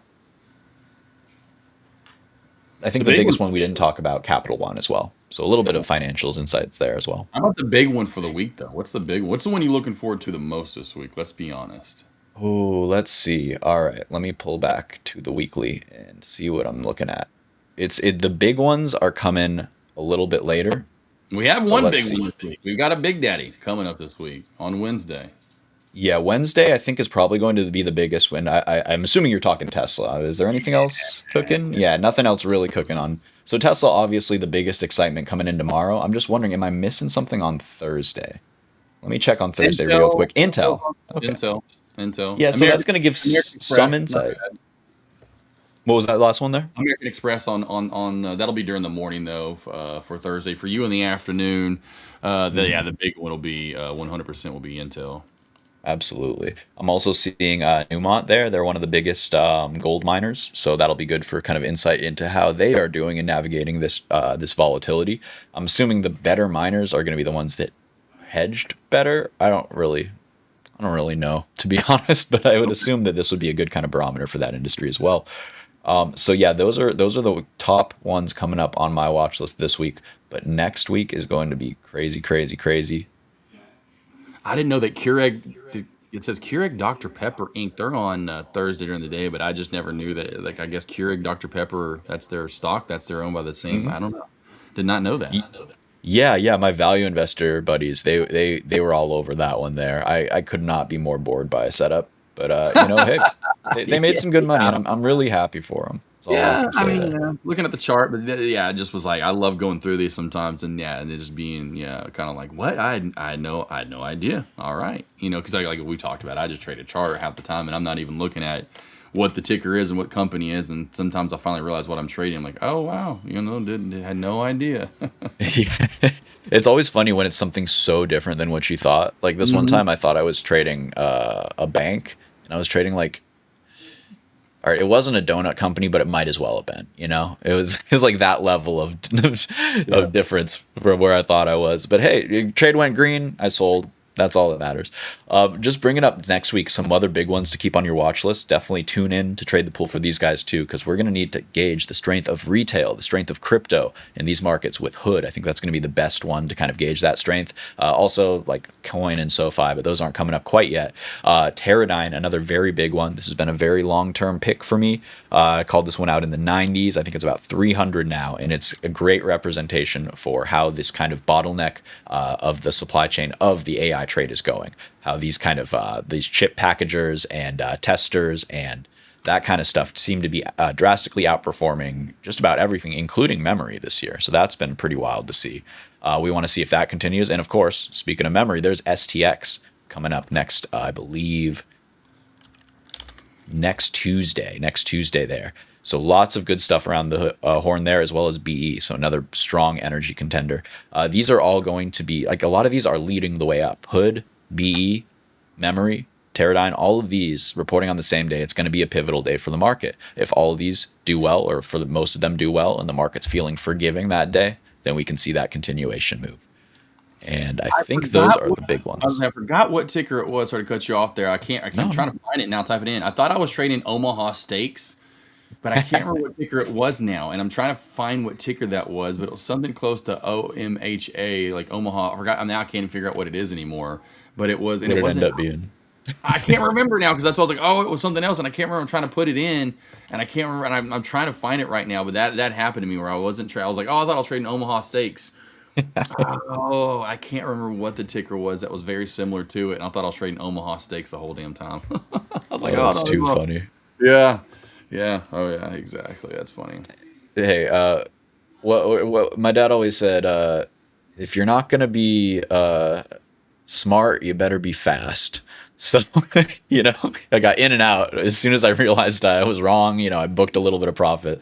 So, What's funny? either you're smart, you're pretty, or you're I was fast. looking for a short, and I killed the trade. And they're like, Josh, you're not trading Omaha Steaks. I forgot what the ticker was, and I kept calling it Omaha Steaks. And I was like, oh, and I finally looked at it, and I was like, oh, I thought this was Omaha Steaks.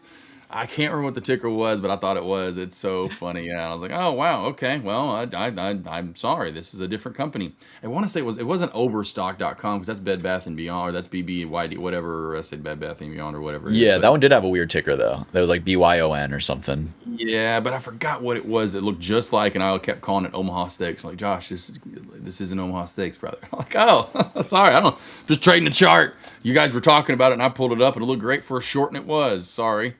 Yeah, I've See, done that. I usually do the opposite, and I think that it's like some really wait, no, yeah, you thought it was. I usually think that they're like really high quality, and I'm just trading absolute, like, I don't know. Maybe Omaha was the high quality one of that. Regardless, Yeah, what am I even talking about? I've traded stuff though, thinking it was something else, and I was like, oh, I thought this was a different ticker. I had no idea what I was now. But I have gotten into stuff typing in the wrong ticker or thought it was the wrong ticker. I've done both. But yeah, the one are definitely the more infamous ones would be like, yeah, where I was like, oh, like even when I traded Fossil, I know this one. I mean, those were great when I was trading Fossil and Express. Back in the GameStop Reddit days, I had no idea. I was just trading my halt strategy with that back in 2021 in January into February. And yeah, I'll never forget like having that realization, like, oh, a Fossil or FOSL, is halted up. And I had no idea when I was finally now, of course, I say Fossil, but back then I'm like FOSL, well, it's halted up. And yeah, I had no idea that I'm sitting here trading. And then of course, because I had that epiphany of like, man, I remember when like that was the thing, and like what color. Watch, like what color were you going to get your face, because they had the different colors back in the day. I was like, oh, you had to have a Fossil watch or a Fossil belt or something like that. Back when those were like in the outlet malls were the thing to do, to go to outlet malls. But yeah, I was like, what? I'm trading Fossil, Wait, so that is the same Fossil? Because I've traded that. Yeah, FOSL. That's so funny. Yeah, how would you ever know? That's so funny. Oh man, my brain is turning to mush, but I think this is the fourth time I'm calling 20 of the zero breakouts today, but this one's gonna try again to break out of this little. Yeah, she's tight. Yeah, one of these days, and we will wait for that. It's gonna be right when we're done with the lunch recap. We're gonna walk away and everything. It'll just explode, or it'll crash on down. No, I think you're dead on. What's up, Michael D. Ryder? Coming in toward the very end. Of the day. Yeah, and tech will be interesting. All the brokers, of course, we talked about that the last couple of weeks. Whenever the whole PDT and implementing that. The one thing I'm interested in, which I talked about on my live stream earlier, was what's Cobra and Lightspeed and all the premium brokers that you have to go locate shorts. Where's their? Are they going to come down? Are they going to keep it at 25 or some of those places that are at 25K? Are they going to all come down, and where to? It'll be interesting for sure. I don't really care. I'm here on Trade the Pool. I use my TOS, my Schwab when I need to. I like it for charting. But here, and then of course, big changes coming up for us. Having a new charting system for us here for Trade the Poolers. Some changes to the rules too. Possibly looks like we're coming up soon. I don't want to tease anything. I should have gotten Kat's permission because I'm Mr. Big Mouth. I just like to talk. But the one thing I can give the green light is that this Friday, me and Steve will continue lunch recap. So it's not only on Wednesday but also on Fridays. Absolutely. Yeah, I'm not sure how much we can say about the new platform, but just know, guys, that we are cooking up something real special. I've gotten to play around with the new platform. I think it's going to be a real nice step up. I'm real excited, and we will just leave it at that little spoiler for you. How about keep, the Marvel keep things Jam spicy. T-shirt? How about the Marvel Jam T-shirt though? Oh, I gotta bring it full screen here. Hold on a sec. I can barely see. Ooh, that's sick, dude. That's super. Wait, rad, sick, tight. There we go. That is rad, sick, and tight. The Deadpool Wolverine. Oh, you got the stat bars. That's so sick. Josh, you like some of that video game merch there? Some of the old school stuff? Yeah, it's so good. I'm all about it. Yeah. Oh yeah. Loved it. Loved it. That was just a big thing for us back in the day. Or even like when X-Men had cards, and we were getting collecting X-Men cards back in the day too as well. Loved some X-Men. Yeah, I think I still have some actually, if I'm not mistaken. But yeah, I love the X-Men. Let's see, that was my favorite. Yeah, X-Men was awesome. That was, I would say, 80s into the early 90s. It was Transformers, TMNT, Teenage Mutant Ninja Turtles. That then moved into, of course, GI Joes. I love that, and He-Man or the Thundercats are always good. Moved into some. I watched literally, which is so funny, Power Rangers for like 2 seasons, and it was. I'll never forget watching one episode and go, why am I watching this? This is so terrible and fake. I just became like a teenager, right? And I'm like, this is terrible. Why am I watching this? I'm too cool for this. That is that's even more sad than discovering Santa doesn't exist. Like you saw yourself grow out of Power Rangers. Voltron was the first, Voltron, because that was the first Power Rangers, and actually my BMW X5M competition that I've showed off, his name is Voltron. So that's what we call it. Yeah, so Voltron is my X5M competition's name is Voltron. Absolutely loved Voltron. That was my first love right before that and Optimus Prime and Transformers. Those were my 2 favorites as a kid for sure. But I will say what caught back up to it, X-Men then was huge for me in the mid to late 90s. I transferred over to the X-Men. That was huge. And then Dragon Ball. Love Dragon Ball Z, Dragon Ball Super. That became that's one of my all-time favorites for sure. It's crazy how many people love Dragon Ball who don't even really love anime overall that much, but it's just like transcendent, Yes. That's you? Yeah. Totally, man. Totally. Not really big in anime, but boy, I could put on any Dragon Ball, like whether it's old or it's new stuff, and just be hooked. Yeah. So. Gotcha. So Josh, I gotta ask, I think we might have just missed each other in terms of like some cultural like signposts, for example. Like, did you grow up? For me, like, watching Adult Swim at night was the thing, like, okay, so you still caught the Adult Swim. That you were probably right at the start. I would be up for like midnight or 1, and my mom would come in and be like, I can record this for you if you want to, honey. I'm like, that'd be awesome. I'm getting really tired a lot of the time having to stay up and catch this. That's awesome. You had a cool mom. Like VCR, like the VCR days where she would like set to time it for whatever time at night, and I'd go back home. I couldn't wait to get home to then press play. Those were the golden days. Yeah, I'm in high school. Yeah, even of course when this was happening. But yeah, I loved it. Yeah, that was definitely it. Adults was great. Reminiscing, the good old days. Well, it looks like we are at about time. There is one more chart I wanted to show y'all before we head out here for our little reprieve, little intermission, and that is the APLD daily chart here. Josh, this one I think is real pretty. It's a powder keg. This whole chart history that we have showing the daily, this is all one handle on a big old cup and handle. I think that's multiple years in the making. So I saw what happened with a lot of the leading ones in this Bitcoin mining turned data center plays sectors. Right. So the IRENs, for example, let's pull up that one real quick just to show what these guys can do once they break range. Pull it to a monthly chart. So here's the range, and when they break explosively. Yeah. Hey, So- real quickly, because I don't want to keep going on forever, because Yep. I do have to head back up to the vet. Kevin in the short on car. Talk about explosive. Car today, all the way up to 550. I don't know if you looked at car today. Not today. Whoa. Yeah, I know, because we talked about this on Friday in the Friday Night Oh. Live, and Kevin said he went short on this, and I said, bro, be careful. This could see 550, 600. I've seen these plays go banana Joe's before. Wait, And Kev, was this our level? Because we were saying not Kev, Josh. Is this our level when we were speaking to Kevin? Yes. I got to pull it up on my other screen because I have a line somewhere on one of these brokers. Where is it? And I think that it might have done. Did it do it? Yeah, there's the line. So it just tagged the line. Yep. We talked Now about is where we can. Yeah. Now's where we can look for a seller, but guys, Careful. This is not. Careful. This is Careful. not weak. Yeah. But what you can see at this level is you'll see a big surge up and then a flush, maybe, So that's what I would be kind of looking at, like the end of a move, Yeah. So, man, I'm gonna leave you with that, because I do have to run out for the day. But yeah, be back for Steve in an hour. Of course, thank you, Joe, and everyone in the background for putting the links out there. You guys have a great, safe, blessed, food-filled day. Steve back for Power Hour. Got after hours and freaking earnings today and throughout the rest of the week, which I'll be joining him for. Jesse will be joining in as well tomorrow morning, rocking and rolling with the whole crew. Again, so we're expanding the live as much as we can for you guys, and we appreciate you coming and the ones that you seem to appreciate it. So we're gonna keep expanding it. yes, sir, Josh, thanks so much for joining. I will wrap up here, but I'll see you. Pretty soon, I'm sure. Have a great day, man. You see me every day, sexy boy. Oh yeah, all right. I'll see you in my DMs. I There had we to go. start with sending you kisses, and I'll leave with sending you some kisses. So see you later, bub. To you and yours. Take care, man. Bye. All right. Enough fun and games.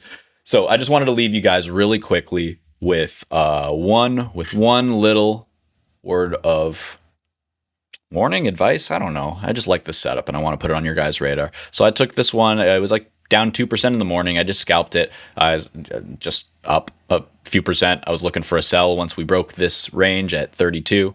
So intraday, that trade looked something like boop, boop, boop.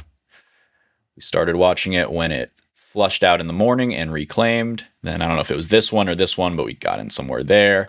I was looking for a trim after we surged up here. This one held. I think I sold here. I might have sold here. Either way, right about the same level, right? So don't need to get all of it. Don't need to get every last penny. All I knew is that, hey, probably it's going to range break and I just want to take a scalp, and then end of day, I'm probably going to be adding to my swing trade. So I do have a position on this as a swing trade, and I think that it is, it's looking pretty decent right here. So I don't know, guys, keep it on your radar. I think that it still is valid, and I want to keep building into the position as it works. So that's all for me for right now. I'm going to take a little bit of a break. We're going to be coming back in an hour for Power Hour, and then staying on after the close for that the earnings show. So definitely don't move those dials. We'll pop you over to the scanner for now. But thank you so much for hanging out, and we will see y'all soon. And just for you, Mike, peace, love, and chicken grease. We'll see you soon, guys.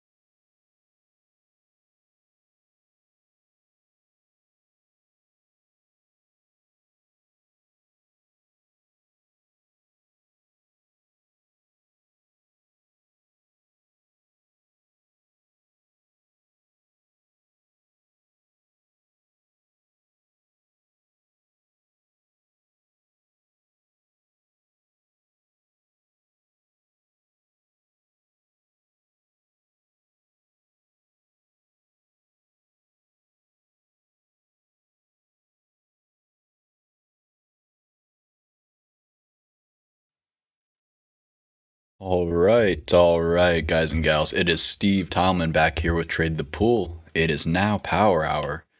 We are going to get on into it. All day we've been basing. Are we finally getting ready to pop the collar of this shelf here and get some traction going forward to the upside? Or is the bid going to stall out? Are we going to find a seller to kind of break down out of this kind of ascending triangle or rising wedge, depending on how you're looking at it? There is the tail of the tape so far today. We got the push up in the morning and the flush out, and this is after, again, of course, the gap down on Sunday night. So we came back, filled in roughly to where we closed, just about, and that was the clear level to sell. After this, we didn't break anything pre-market, and we have been holding the line so far, potentially basing in an ascending triangle for a move up, potentially in a kind of ascending wedge for a failure off of this key level here. So we are still in wait and see mode. And it's just been cooking us all day long, just hanging out here waiting for a setup to actually present itself. But did a little bit of trading on a few names that we can talk about in a second. ONDS went the best. APLD doing very well too, so we can watch those. Let's hop into the grid real quick.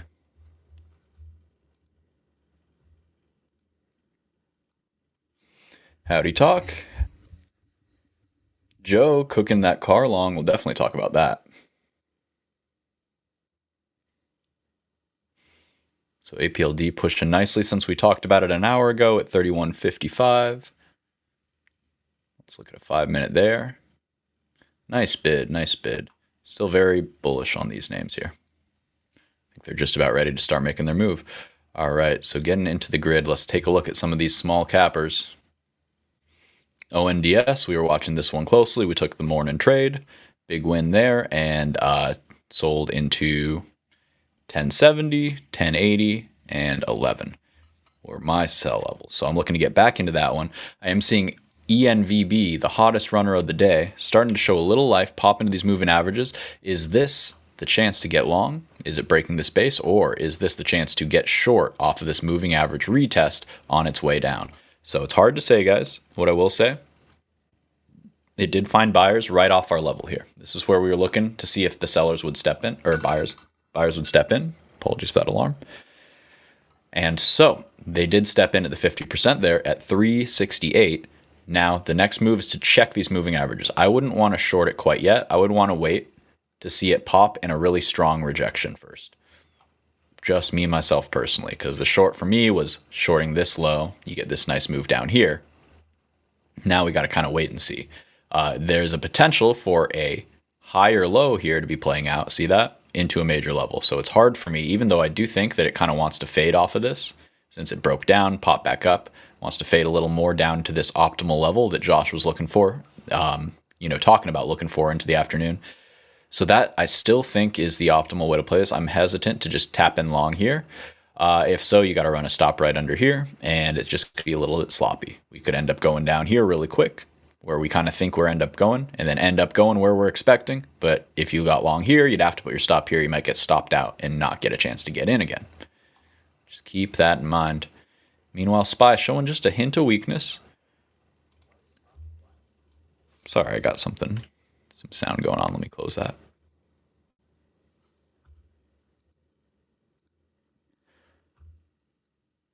All right. Talk like long Apple and Tesla intraday, or what you talking about? HON is very interesting as well. This is one that I'm considering just getting long into earnings. I thought it was. I got to check. I know it was coming up this week, but I might have missed it. Doesn't look like I missed it.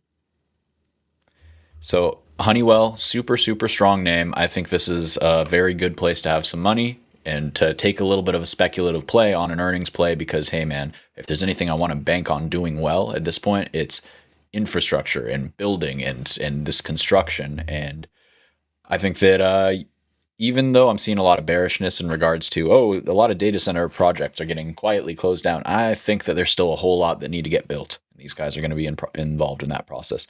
So it's waiting for this weekly to load. I don't think I actually hit the button. That would do it. There we go. Okay. It's definitely user error there. So I think this is a big old basing process. I think it's been basing for multiple years, and it's about to put in a fourth knock on this key level in my books. 1, 2, 3. If it can hold here and then push up on earnings, I think it pumps through. And we see a nice measured move using this whole thing as a base, guys. That would look something like, I'll measure from here to here, but really we can go here to here. We're talking roughly 300 in the next month or two. So I think Honeywell here, very, very solid, high quality play. Keeping an eye on it for sure, for sure. Meanwhile, what's going on with SPY? Looks like we did just get a little catch candle.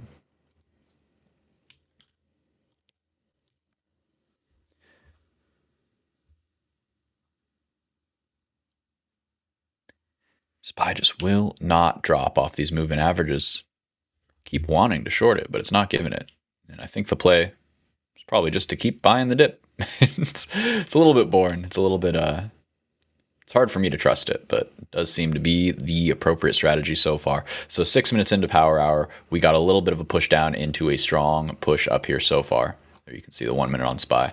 Looking for more. It does look like you could play this as a breakout long through the top here on a candle close through that swing high. So we'll watch and see if we get that. It is a big level though, so either breaking through or rejecting here.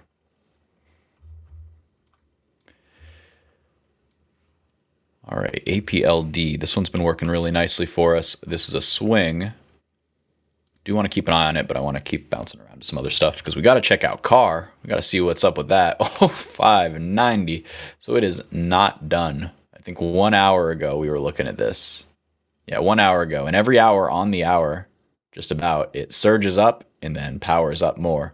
So this is the first time where it hasn't done that same thing so far. This time it powered up on the hour and actually lost that. So you could potentially, if you were looking for the short on CAR, I don't know, you could give it a shot here, I suppose, with a stop over that 590. But at this point, it's like, why doesn't it run your stop and go to 600? Why shouldn't it? So I'm not going to call a top. I'm not going to recommend shorting it, but I do get the appeal. I know some good traders who have gotten their hands slapped in the cookie jar. Let's see. Let me real quick search for the Honeywell options, or I'm sorry, the Honeywell earnings date.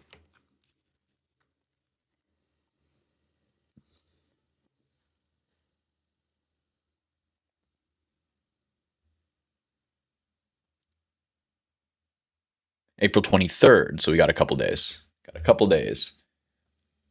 was wondering, like, did my earnings whisper have it wrong? Did I miss it? But no, okay, cool. Just making sure. SPY still holding the moving averages. What it's been doing that's really wild is it's been doing really high volume, aggressive 1 minute sells that instantly get bought up. It did it once here, twice here, 3 times. I consider this kind of a fourth as well, where they're abnormally high volume, not like crazy high, but decently high volume, higher than the average, and they're getting wicked up very, very quickly and just kind of drifting up. So either we're absorbing, I think it's kind of like a block seller, just moving in chunks, selling into strong buying tape, selling into strong buying tape, selling. So I don't think we can assume that this selling will cap us. I think it's just profit taking and passive, and eventually the bid will continue unless there is a much bigger active seller who like actively pushes us down, which, hey, I'm just not seeing it yet. I would kind of like to be honest, but hey, if it's not in the cards, it's not in the cards. So what I've been watching here, let me get that in a better location. What I've been watching here on my GEX scanner has been the 7100 level, and it's remained the pin all day long. So I can't expect us to move much above it until any of these nodes start growing significantly higher. So 7110 is starting to grow a bit higher, but it still is not eclipsing the 7100 on the call side. I would expect until that and the 7120 and above, basically representing a magnet through the high of the day, until these start coming in, I think any pops just kind of fade back to the 7100 level for now, and then probably tomorrow is when we get our move. So I'm also going to check in on the GEX for tomorrow, and we'll see how these change. And see, this looks much more bullish for tomorrow. See how over the 7100 level, that's our pin for today. See, we have a higher strike on this one. I'm going to go full screen to make this clear. It's not even that much bigger, I'm sorry.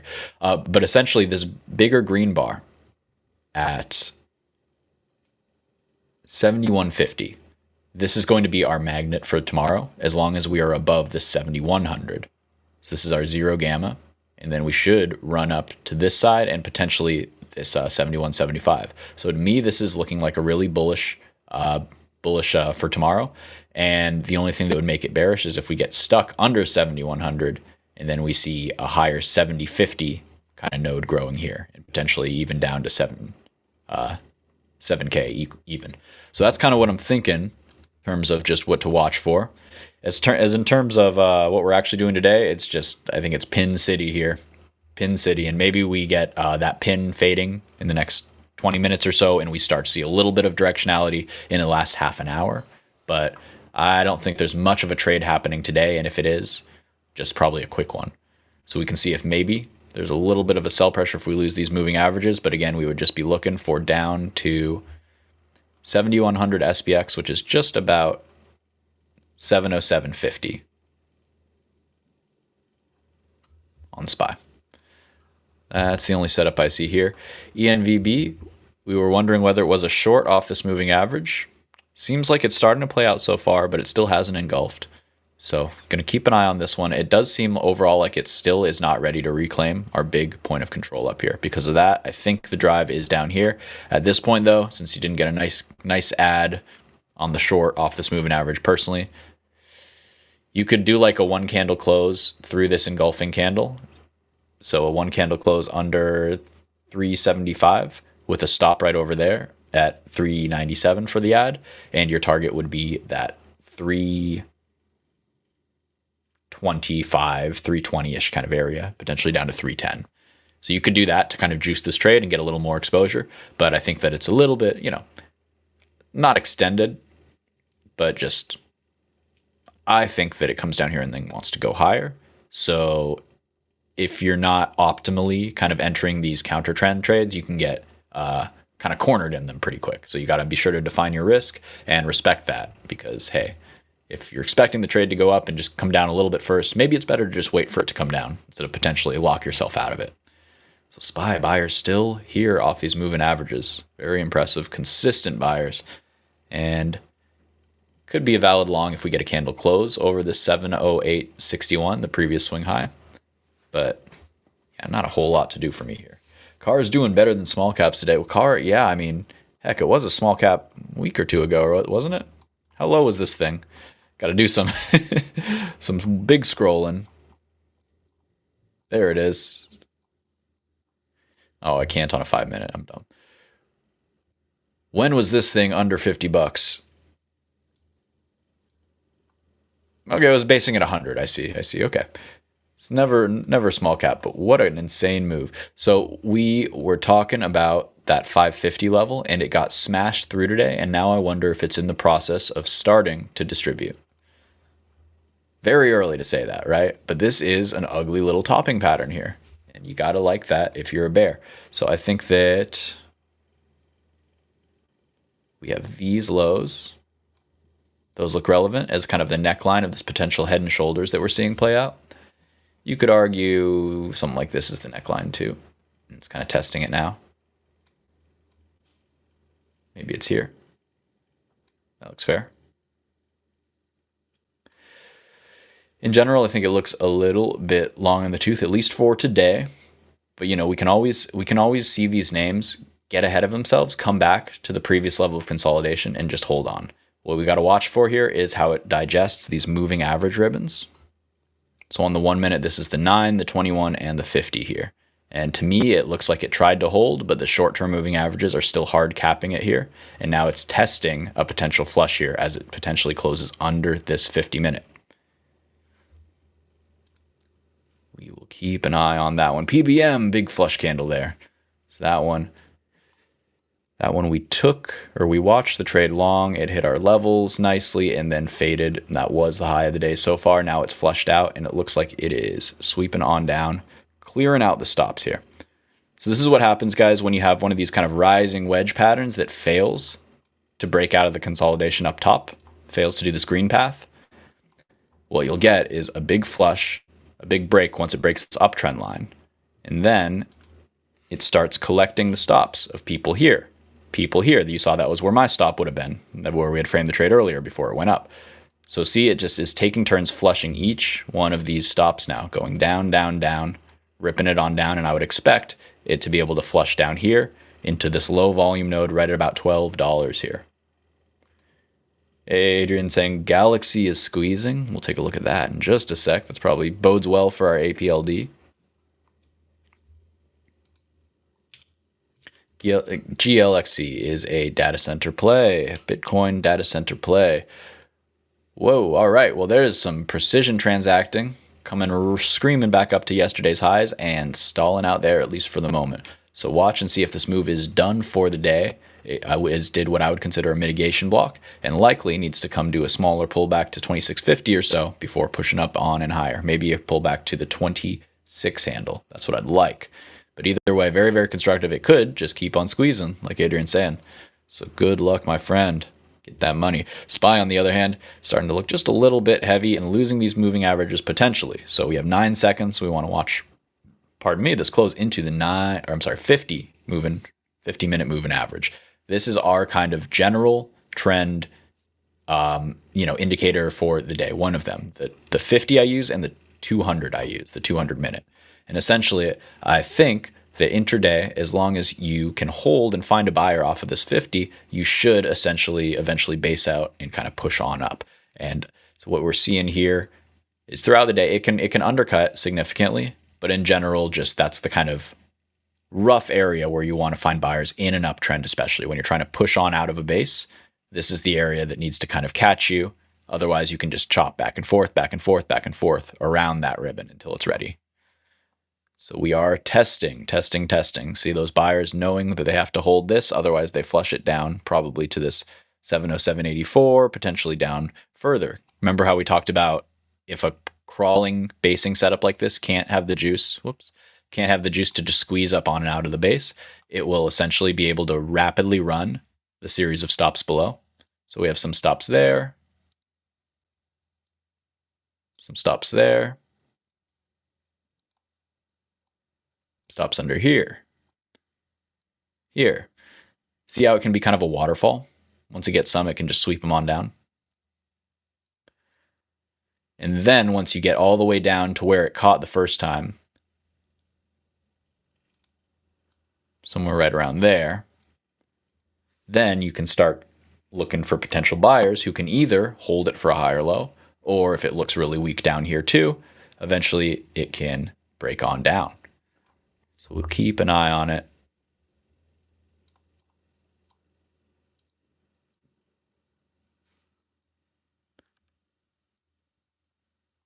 And then I want to do one other thing here. We have this uptrend line that keeps kind of getting pushed down. See, like first it was up here, and then we violated that, but then we popped. So I redraw it here, watch us contending with it. We violate it, pop, but then we make a new high. So it's just kind of dragging its feet. I still do think we get a sell at some point, but I need to see it actually solidly reject. So since it put these in, it has not tested this again. I'd like to see it flush out just to test this, and then that's where we'll kind of make our decision for the end of the day here. We've got 40 minutes left. 40 minutes left. Let's go around the horn, check out a few more things. CAR, still just holding its moving averages, popping on up. This is a tough one to short. I think that we'll probably know when it's time to short. I think it'll be a very violent move when this thing finally blows off and then finally finds a real seller, because $10 was something, but we already just gave back 5 of that in literally 1 minute. This thing is juiced, and that's what happens when something's that shorted. So what's the other one? HRTZ? HTZ. Did this one get some sympathy? I know people were looking at it over the weekend. Oh, looks like it kind of did. I'll pull up a daily on that.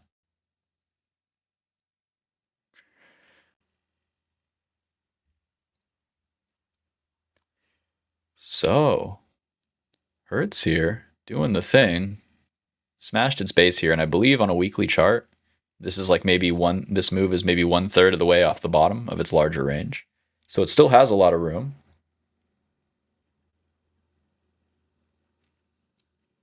Look at that.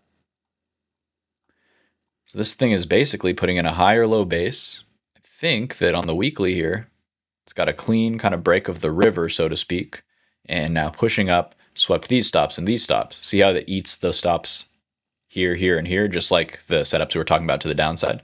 So now I think next step is it wants to try to go home to this 930 and probably up to the 10 level if it can really catch fire and hold this trend. But this is a really nice break of this previous swing high, and it's looking constructive to me. Looking pretty good. All right, SPY, flushing the moving average is now back testing. This is your area to short if you like it. See it already wicking down. That's how that works. You get they give another shot here. And, never never risk-free, but they are lower risk when you get the flush candle down and then you wait for a wick back up and then you get in right there. And then your stop is right above that flush candle because this was the push that you think is going to start the move. And if it's wrong, well, then it can just do this kind of thing where flush down, came into the moving averages, then kind of fought its way back up, flipped them, constructive. Same thing with all of these ones so far. So this is definitely not necessarily high probability and more very high risk reward if it does play out. Keep that in mind. Not financial advice, but like I said, all I see is a lot of compression and a lot of kind of drifting up within a range. And now if I draw the fib here, I think we'll probably see something interesting. Yep.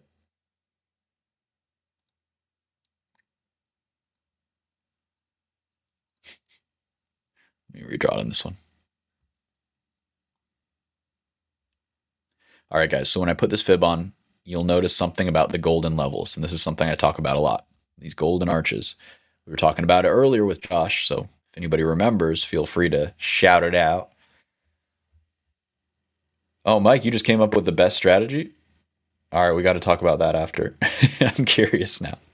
So, guys, the strategy that I'm talking about with this fib ratio here is you draw from the high to the low, and then you want to see, okay, is this range going to hold or are we going to make new lows? Well, the idea is that if we are going to make new lows, and if this range that we're measuring is going to show continuation in its initial direction, right? So initially it put in a high, then it came and put the low in. So the initial direction is down. If it's going to continue down and make a new low somewhere down here, probably to 703, maybe down to 700, if it's going to do that, it'll probably act in a certain way. What that will do is it will come back and test the equilibrium.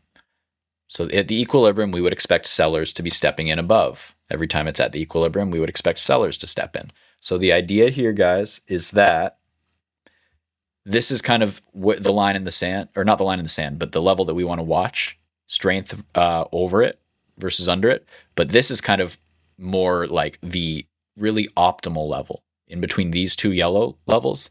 This is where if this range is going to digest very fully and then get a strong move of follow through, what it will like to do is come up and then find a seller, and the seller will just nibble each time it hits this range. So seller got short here over the 6.2 fib, seller added here, seller added here, seller added here again. And now you can see that it's starting to try to lose these moving averages. Will it lose this uptrend line that's been kind of holding it all day long? Well, let's find out. I honestly have no idea, but to me, I've been waiting for this kind of fade for quite a while today. I thought it was going to start maybe here. And let's pull that up actually. So when we had this line going off this trend line, see how it lost it here? I thought that this was going to be the short.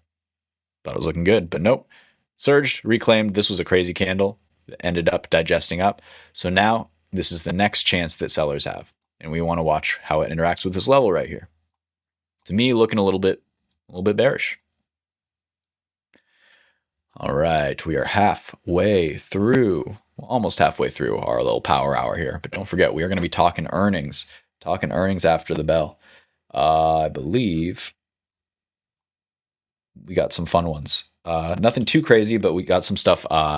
Implications for small banking, I believe, and airlines. I actually was looking at tomorrow's earnings when I read them out earlier. So the that batch that included, oh shoot, now I'm forgetting those. We have some good ones coming up anyways. One that we are doing today is STLD. So that's a fun steel play, very high quality company. And that's going to help me kind of gauge the strength and validity of my commodities super cycle thesis. Maybe not super cycle so much as I think that there's still a lot of room on these names. And oh man, yeah, STLD making 52-week highs, it looks like today. You love to see that. And that monthly is just a monster, isn't it? That does not tell me that we need less steel coming up. So I still like that one a lot. I'm looking at ONDS starting to make a cup here and potentially a handle. But I'm just seeing this little bit of weakness here on SPY and thinking that we could see this pick up a little bit into the close. So we want to keep monitoring that. I'm going to throw VIX up here as well.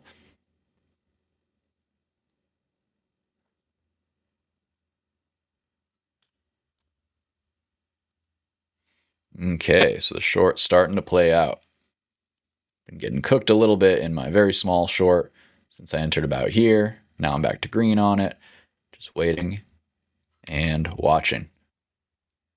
I don't want to believe yet until we lose this microstructure at the very least. Take out this low that you see right there at 707.90. And you see we're kind of testing this 200 minute. You can see very clearly how intraday, when we're in that intraday consolidation, when we're undecided whether the sell is going to continue or not, we kind of test this 200, come down, test again. And then we try to flip it here, and now we're testing it again. So can it hold a second back test? You got to think, if this was really strong, you'd think this back test would hold and it would surge up. So the fact that we're kind of double testing it again is just kind of building my bias a little bit bearish. So you can see some nice volume on VXX in the past couple of minutes too. So that is not looking done to me.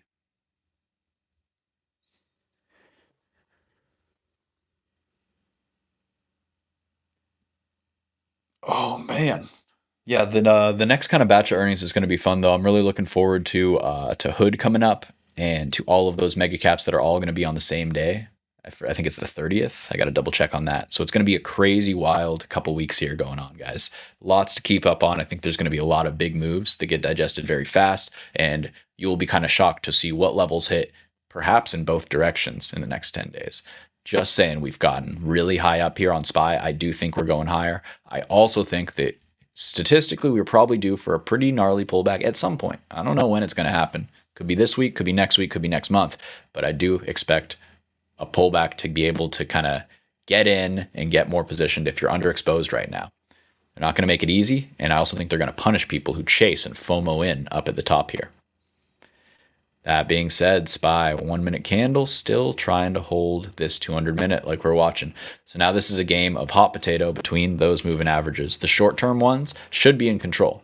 They're the ones that were holding it up short term, and now they lost it short term. So there we see short term 9, the blue, that's being respected more than this longer term 200 so far. So now we'll test this again, and it's just going to be we're just going to keep on knocking and see if somebody lets us in.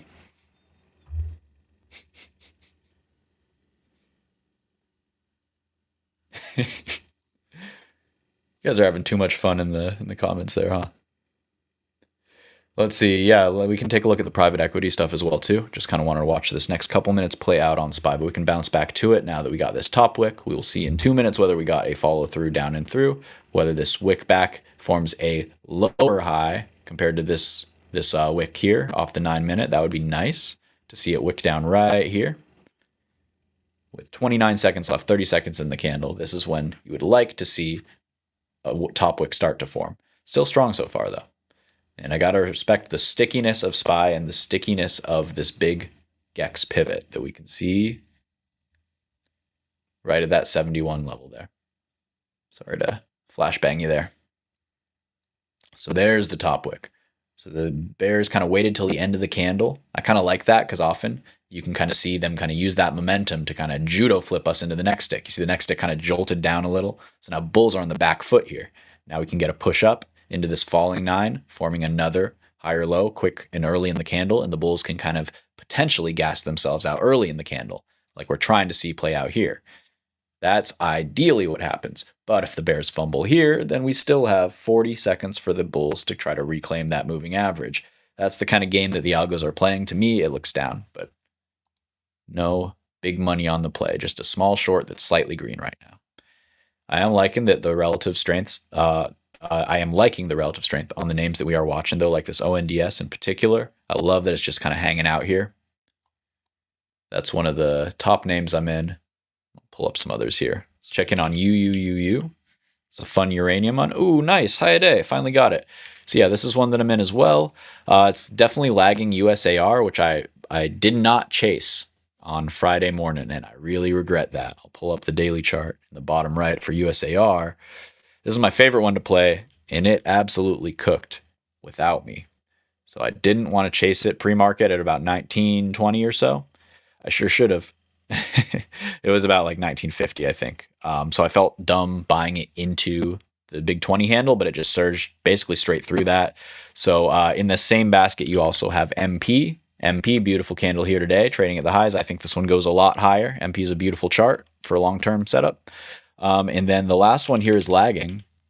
But this is another one in the same space. This critical rare earth metals, UUU, and I believe MP. Adrian, those are the only ones that do magnets. Is that still true? That's what I was told. Either way, looking like a good chart to me. On the daily here, I'm seeing a higher low. And if you pull back in the context of like a monthly chart, that higher low is essentially part of a nice big ol' massive flag, and it's breaking like a range from like a decade ago over here. I do believe something like that. So anyways, I see one big pump up, 2 knocks, 3 knocks, maybe 3, maybe 4. It finally goes through, but whenever this thing goes through, I think it's a $40 stock, a lot faster than anybody wants to admit. I think this thing can double on me. So I chill, I hold. SPY still holding this 50% fib as well. So we will keep on watching there. Watching, waiting for a crack that's playable. I'd like to add in if it looks really good. I just have like a little bit of a bias, so I still have that same short on, which, man, probably barely green at all by now. With that little bit of a candle. So sitting and waiting. Adrian mentioning the pump on USAR is exactly for that reason. Their acquisition will allow them, in theory, to get permits for magnet production as well. Oh, okay. I see. Saying UUU is much better. Sick. I just love the ticker. It's fun to say. That's actually kind of hard to say, but it's fun to trade. I love how it moves. When it moves, it can get really, really aggressive with its trends. And even intraday, just really, really nice trending action here. It gets tight. They have tight flags play out, or they'll do this kind of thing on the daily where it will form a pivot in the morning opening range, and then it won't break it till later in the day, but it'll give you a really nice entry to get in intraday here. So it's really constructive price action that back tests a lot. So we surge up, we show the strength, we come back down, we retest that opening level break, where we kind of in the opening candle here, we came down, came up, and then we surged above. We retest that area, and then just keep on pounding at this pivot.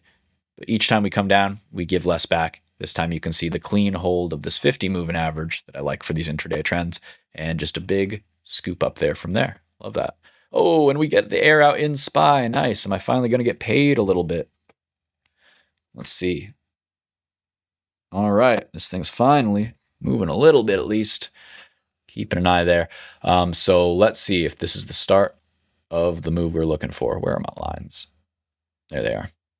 So there's the definitive uptrend line crack, right? We can see that look there where it back tested twice and failed to get any action. So now the next level of interest to the upside. Okay, nice. Initial little wick up, and within that one candle still expanding down is very bearish. We love to see that. And pushing on down, cooking on down. So we swept this stop right here. Now what we want to see, no big wick up. We just want to see it kind of just holding at this level. It can retest this level, but we don't want to see it breaking above this zone that we broke down through. And specifically, we'll redraw this right there. That's our stop. Stop there.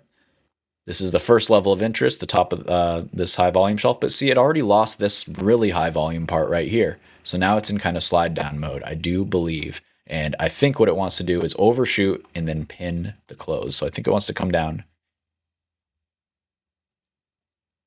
Does it have enough time to come down there and then come back here for the close? That's kind of what I would maybe expect to happen. A little bit more of a push down. And then it closes right around 707.50-ish, maybe. All right, I got it. This is what I'd like to see. That kind of move. We shall see.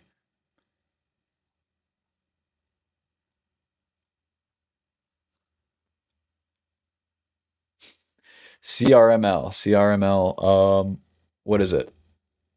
What are you looking for here?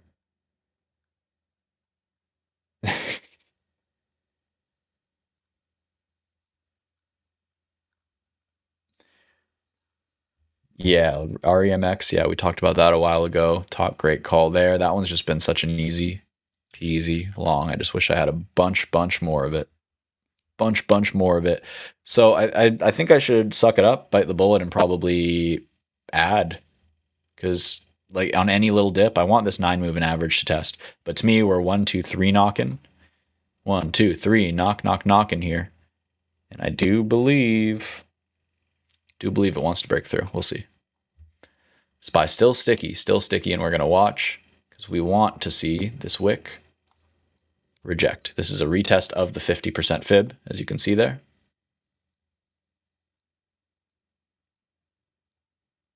And if this loses this, we stop out for basically break even, and it took us half the day, and I'm slightly annoyed. But I didn't lose money. And if it doesn't, then we might be able to get a little bit of a trade going, perhaps turn it into a swing trade. But I shall see based on how it reacts to this red line right here. That's 708 proper. All right, guys, so it is 37 minutes into the hour here. Just a heads up, I'm going to be ducking out a few minutes early, a little more like 5 to 10 minutes early from the, we'll watch the mock candle, and then we'll talk about that for a few minutes, and then I'm going to head out for about 5, 6, 7 minutes early just to get ready for the earnings stream. So then you guys will automatically get transferred there. No worries, but just letting you guys know that is what we're looking at on a schedule. Then we got some nice plays to talk about today, some really good ones coming up later in the week. Tesla on Wednesday is going to be one that we cannot miss. So there's going to be some good stuff to talk about. SPY trying to hold, but this is early on in the candle. In the first 10 seconds it tried. So that usually means that they're going to pop it up to the moving average and reject it. And see how right when that move started to be made, just because of the time of the candle, we could kind of infer that it's more likely to do certain kind of behavioral patterns in the next 50 seconds. So that can be really helpful to just kind of start looking at when a candle looks strong in the beginning and then rejects, at like how much time does it spend looking strong versus how much time does it spend, rolling over, or, that kind of thing.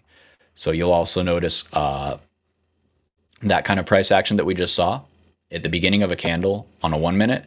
Often on like a 5 minute, you will see that is the midpoint of that 5 minute candle where we kind of popped up. So it was, what is that?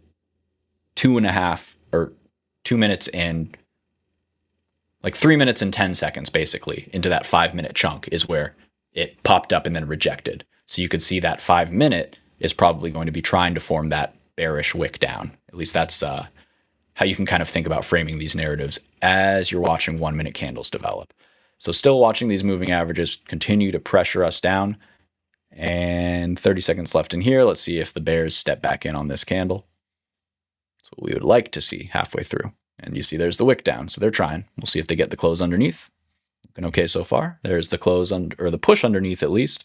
So now bears have the ball in their court. All right, it's a battle, but they did get the downward momentum. So a close here is totally fine for bears, and it's not okay.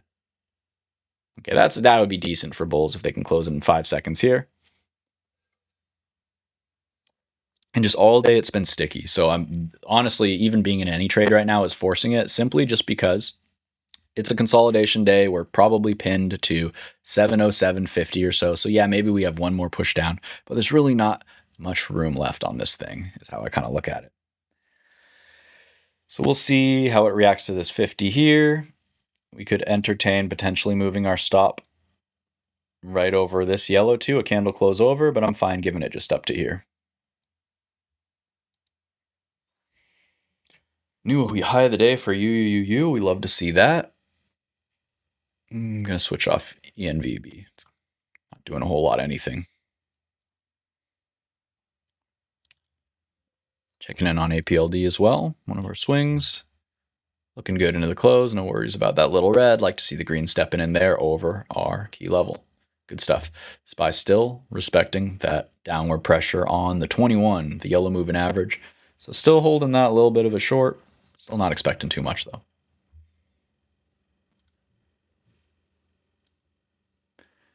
Checking in on our gamma exposure. For tomorrow, we continue to see the 7145 building out.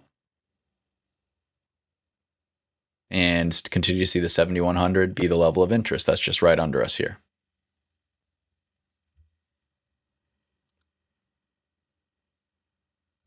Sorry, let me double check something here. Sometimes with indicators, I like to just double check and make sure that I got it on the same on multiple platforms. Yeah, I have 7101 on SPX currently. 7102 on SPX. Okay, so 2 points higher than this key level, and that's what we're kind of seeing. A little bit of weakness, just a little bit of hesitance into it here. All right, 9 minutes till the mock candles that we're kind of waiting for. And to me, this looks like it wants to flush out and then reclaim to this level. Just kind of like this green path here.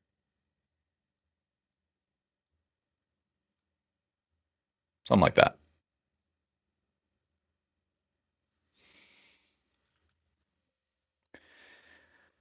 Do I buy Honeywell yet? I think that I wait a day or two for Honeywell and buy it right into earnings probably. Because that's all I really want to have it for. It looks like it can get pushed down a little bit, and maybe it's forming a higher low.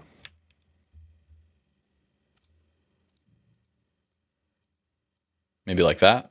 We wait to buy it, and this gap looks good. So I'll put an alert at 228.22 and another one at 226.75. And that's going to be my zone where I'm looking to get long Honeywell into the earnings, or potentially on earnings if it wicks down there, if it doesn't reach there before. Because I think this is a really nice cup and handle type setup, and I think it's a name that or a sector that I want to be in. Adrian's feeling spicy. Ho ho ho ho ho. Let's see, Nvidia's trying to get green. Careful with the short. Yeah, I mean, guess we'll see. It's going to be a duel between semiconductors and everything else, which is kind of how it's been going for a while now.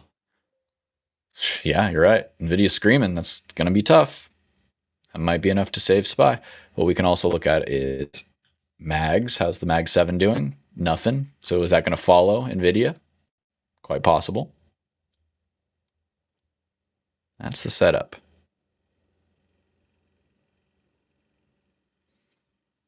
All right. Seeing VXX creep on up there.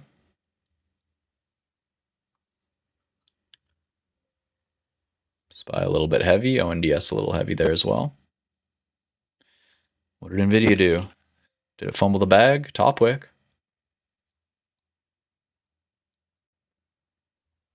Looks like Nvidia is not able to hold, or it was holding up SPY, but the second it stopped going straight up, SPY started rolling. So a lot of pressure for Nvidia there.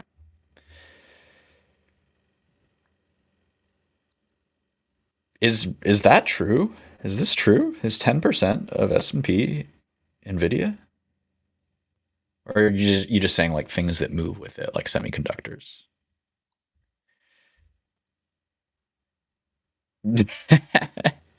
Adrian right there with you on MSOS. I don't trust it, but I'll use it. SPY with a little bit of a flush out here. We're still just, we have this big level. I want to see maybe what the intraday GEX has developed into here. So we'll go back to the intraday, see if there's anything interesting. No, yeah, it's still the 7100, just absolutely dominating the pin. And we're so little time left that I doubt it does anything too crazy off from that point.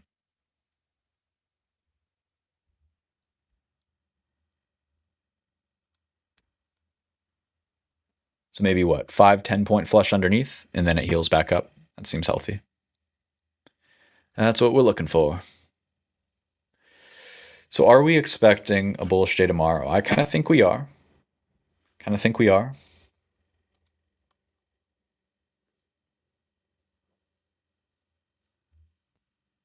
does seem like a lot, doesn't it, Talk? I did a double take. That doesn't seem healthy.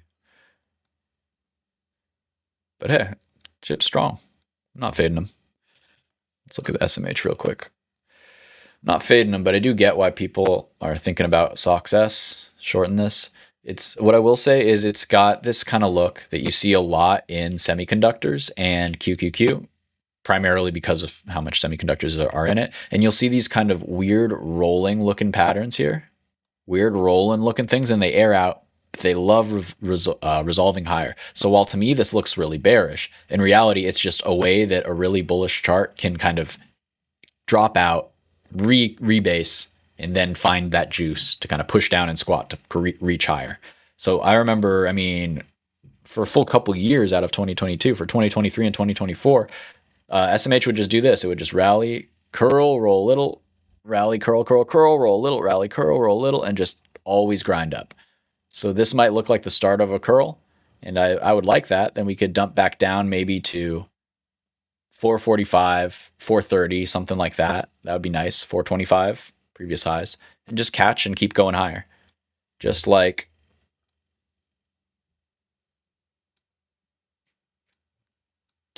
this kind of move here, where you just grind higher, higher, higher, dump down to it, and then keep on with business.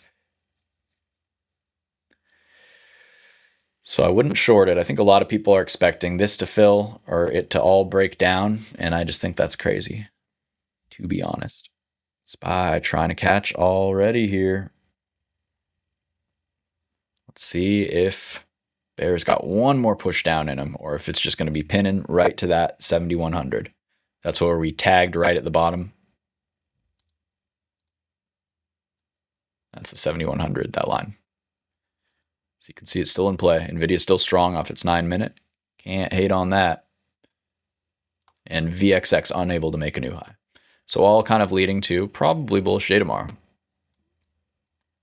At least that's where my heart is. I think that we have not. I think Max Payne is still up. I think we haven't gone screaming quite high enough to really be ready to flush people out and have that be the move that hurts more people. I think there's still more people underinvested than chasing at this level.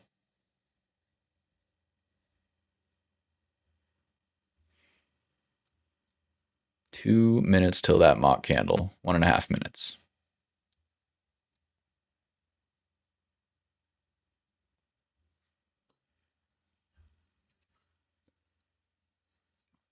So ONDS, a little bit of a double toppy look today. I like that because I'm very bullish on the daily chart and I want it to come down a little bit back to 10 or 1050, more likely 1040 tomorrow. So that's my level to hop back in there.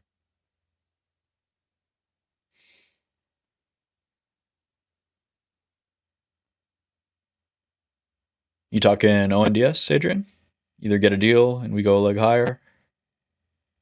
Oh, you're just talking the market with the, yeah. It is pretty binary, right? So either we get a some kind of resolution or continuation of a ceasefire with Iran. Otherwise, things get rocky again. So this rally has been because nobody has been blowing anything too major up, right? If that changes, all of a sudden the euphoria can leave and the bears have a reason to try again. And now they're trying from a much more advantageous place in terms of the tape being very stretched to the upside after being very stretched to the downside, you know? So it's kind of this slingshot rubber band type thing. And it makes for some interesting trading, if nothing else.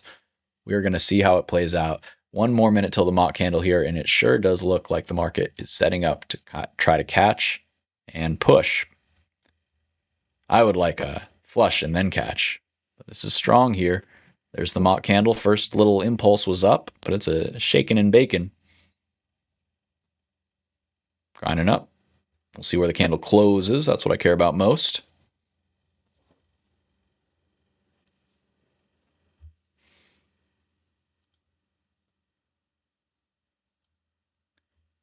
Right in the middle here. It's a battle. It's a battle.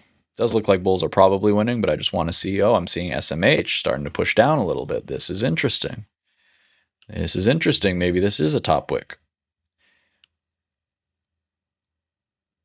Let's find out. NVIDIA, interesting relative strength to SMH. Definitely looking weaker on that side there.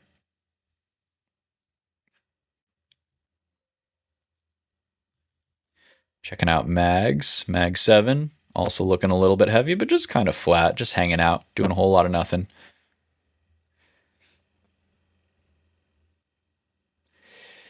Yeah, Adrian saying, even if we go down, I don't think we test the lows. I agree. I think the bottom is just too definitive of a bottom, just like in April. It's like, at that point, I didn't feel like we had a strong path towards clarity that was like high probability, that we could just put this all in the rear view and that these issues weren't going to come back in the future.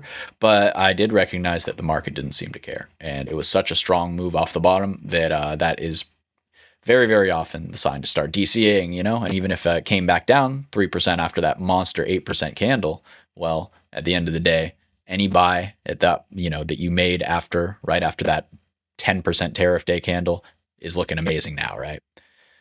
So definitely don't get caught with no skin in the game on these kinds of moves. These lockout rallies, they're my least favorite thing to play. They suck. They're no fun.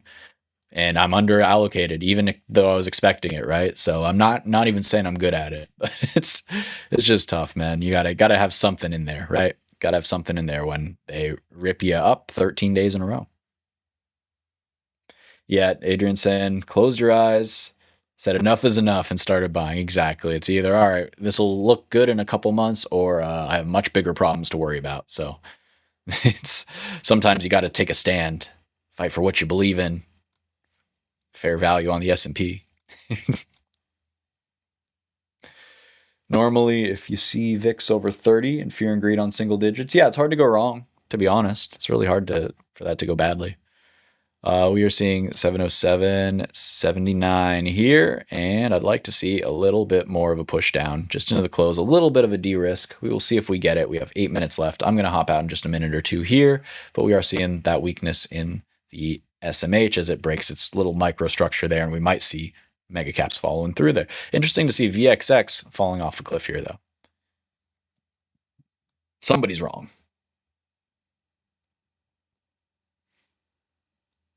Bulls still trying to hold this level, and you can see that, yeah, despite the weakness, a little bit of a weakness overall in the sector, that NVIDIA just wanted higher, and it looks like it's going to continue. What's that daily looking like? Been a couple days since I checked. Man, just wants blue skies, doesn't it? It's reaching up into this gap. So that is an area where you could see a seller try. Decent buy candle on SPY. Looks like I'm probably going to end up getting stopped out of this short. Classic. We'll see. But yeah, there's this gap up here on NVIDIA here at 206 that I would really like to see kind of fill and then negotiate for a day or two. Kind of pop back down, catch a moving average, chop, and then push higher all the way. That's the setup for me. All right, guys, I'm going to hop out here and get ready for the earnings stream, guys. And then in 5 minutes, I'll be right back and we will be getting on into the good stuff. There's a big candle.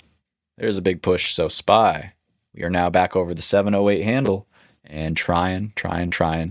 That'll be my stop triggering. Good times. All right, on that note, I'm going to hop out. I will see you in 5 minutes. Be right back, folks. We'll put you on a scanner until then.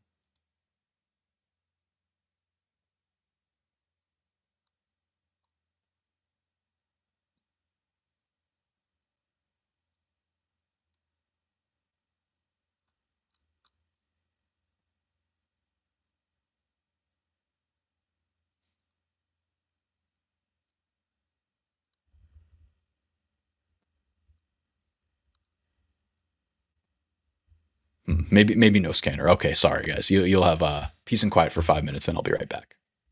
See you guys in a sec.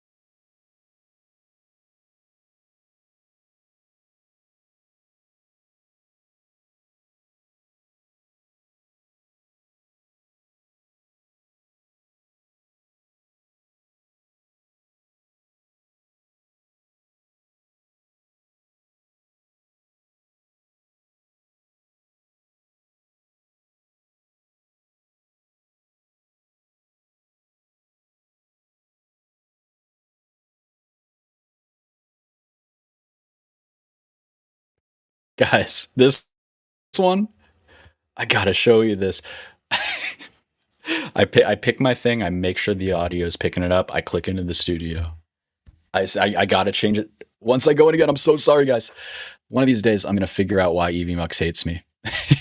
Let's talk about what I just talked about. Here I am back again, an hour older, an hour wiser, but not really because I can't figure out my mute button. What we do have on tap for today is small cap banks. We're going to be watching KRE in the bottom left here as we see these results for Zion, for BOKF, for a few others here.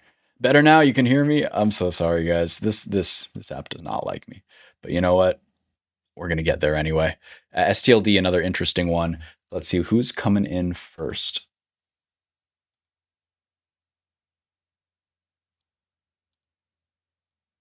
Getting my Twitter up and running.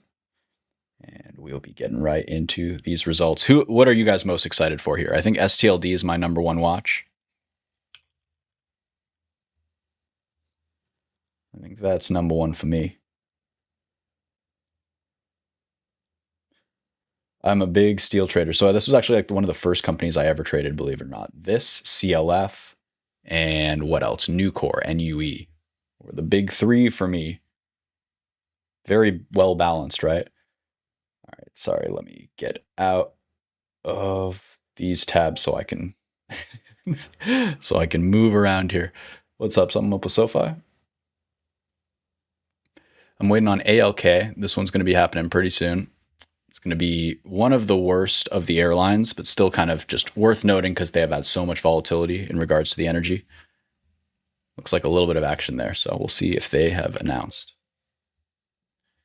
Someone's yelling about SoFi, so let's check and see what that's doing too.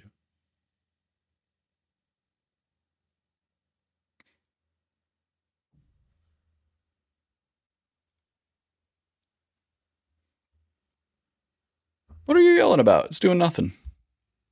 Gaslighting me.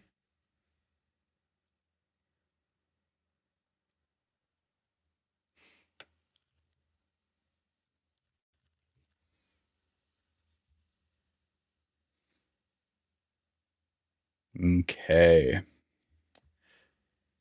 Looking for anything that's out already.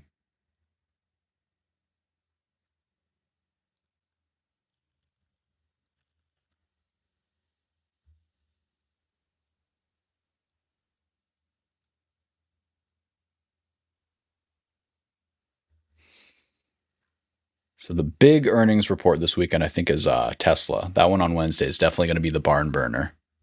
A little uptick on STLD. See if that came out. But yeah, that's what all of us, I think, are waiting for here.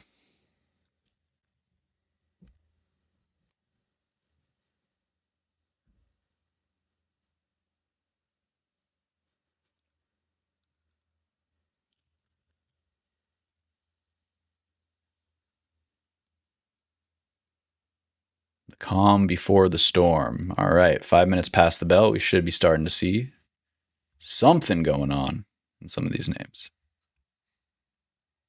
Looks like BOKF might be the first one here.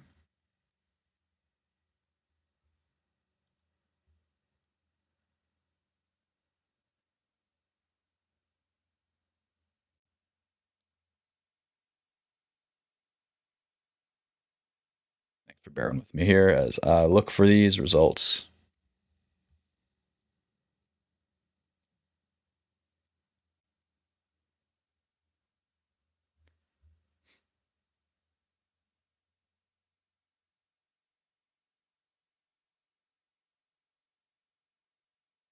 Okay, looks like BOK did beat. They were estimated to come in at 2.33. Their earnings per share came in at 2.58. So again, we're going to be looking for a positive reaction there. I'm going to pull back the chart just a little bit so we can get a bit better view there too.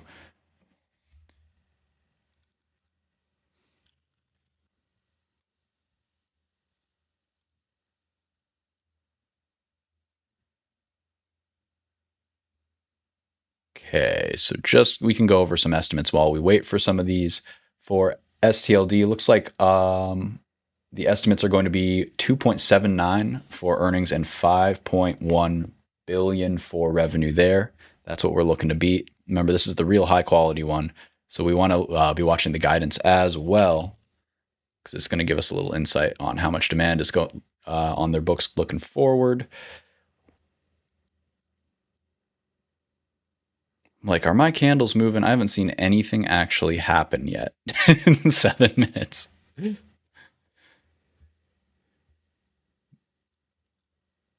Reloading.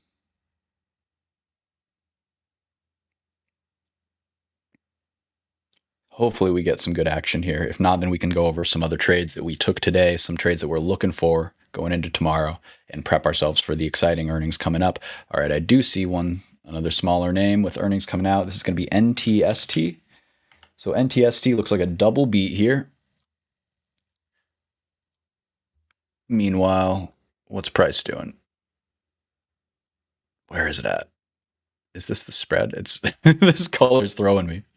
So we'll get that double beat information in just a second. So it looks like adjusted EPS was 0.34. That is a 6.2% year-over-year increase from 0.32. And then the revenue beat is going to be sales of $57 million. That's up 24% year-over-year. Nothing too crazy. Do not know why this color is like this. Looks like last price is $20.89. All right, nothing too riveting so far, guys, but we're going to keep on looking.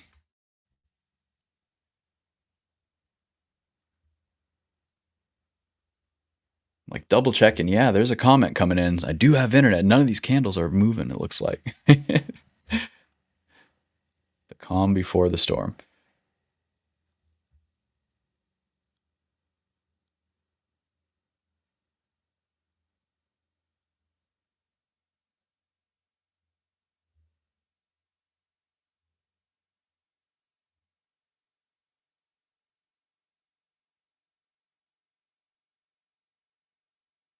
All right, I want to talk about ALK. We're going to go into the higher time frame chart, take a look and frame some of these. They're giving us time to look at where they might trade down to. So, hey, let's talk about it.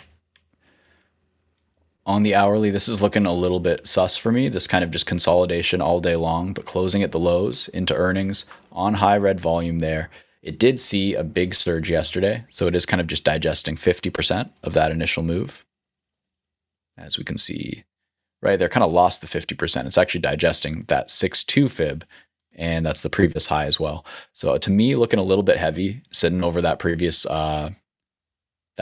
level into the earnings there. On the daily chart, it is kind of at a make or break point where it's deciding whether it can just power up out of this kind of base, just like it did on this side. See when it kind of broke the neckline of the space, actually at the exact same price, it just surged. So it's a very interesting level to be trading at. And the daily candle honestly doesn't look so bad. It's just after hours trading a little bit heavy there so far. So we will see if the bears can take this down. I think that as long as 40 holds, and that's pretty far ways down, I think it wants to carve out a base, curl up off these moving averages, and eventually kind of head back up to the top zone up here. So I don't hate the setup. Definitely not like a super high quality airline as far as I'm concerned. So not something I'm playing myself. Yeah, MF Dangerous. I'm like all day I've been like sitting here either streaming or watching trades. So little has happened, it feels like. It feels like my eyes are just going, rolling in the back of my head. I'm so bored, falling asleep in my chair. So I'm trying to be entertaining, but there's not a whole lot to talk about. There's not a whole ton to talk about. SPY intraday price action. I mean, what is this? Is this a big launch pad? I think it kind of looks like it's just going to keep on going up. So if we take a look at the yesterday's price action into today, to me, this is kind of forming some kind of pennant. Don't know why it won't let me draw there. Let's go here.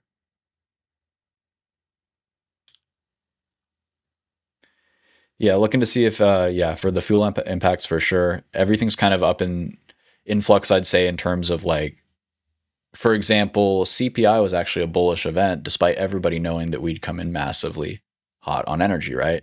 So it can kind of, our expectations can kind of get out of whack with these kind of speculative things until we get kind of barometers, so to speak, that we can all agree on, objective barometers, and the first earnings of airline definitely is going to impact there. And you could even argue, since they're kind of a lower quality company, well, they just have more juice, more kind of kinetic energy, potential energy there in the setup if they do report bullish. So in terms of SPY, to me, it sure seems like it's going to squeeze here. It's going to continue to just ramp up and go and cook, and I don't see a reason why that stops until we get a bearish headline or until that ceasefire actually, stops and we get no news, no confirmation of any kind of new deal. Till then, I think that we want to kind of just take the ball and run with it, and it's not so much about whether it makes sense and it's an accurate portrayal of the current risk levels, geopolitical risk levels, and it's more just like a measure of mechanics where, we've been just squeezing. We're into blue skies. Who is here to short that wouldn't wait until that headline, So it can be tough. We can see short-term or low time frame patterns that you see and that you think are going to break down, and they just get bought up very quickly. And we saw that all day long, just dips getting bought up. So usually when you see that, it's hard to fade, right? You got to wait for a significant sell. You can see all day long these big sells, but they just immediately get bought back up within like 10 minutes. A lot of them get bought back up within 1 minute. These pretty aggressive candles just wicked up. Whole bunch of them. All right, getting back to our grid here. Guys, there's no motion. There's no movement. Let's see. Let me check Twitter, see if I'm missing anything interesting.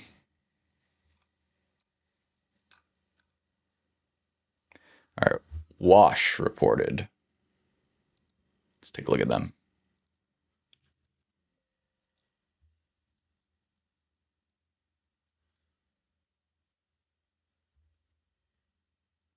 All right, so let's see. They reported earnings of 12.6 million, 0.66 per share, down sequentially but up year over year. Let's see. Anything else interesting?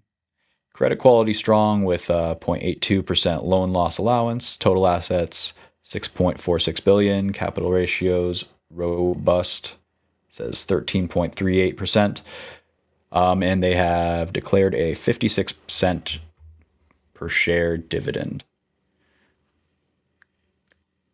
This is not as riveting as Tesla's going to be, let me tell you. But is this doing anything on KRE? That's my real question. Otherwise, I'll keep an eye on STLD, but we might have to just talk about some setups instead. I'm seeing around the horn.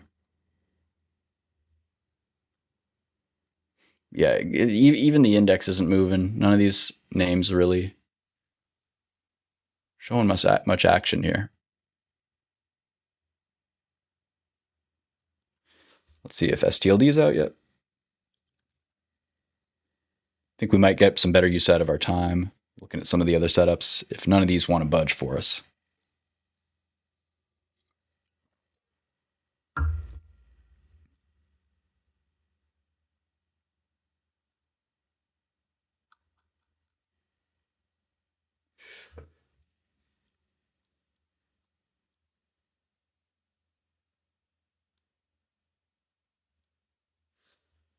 Yep, nothing yet.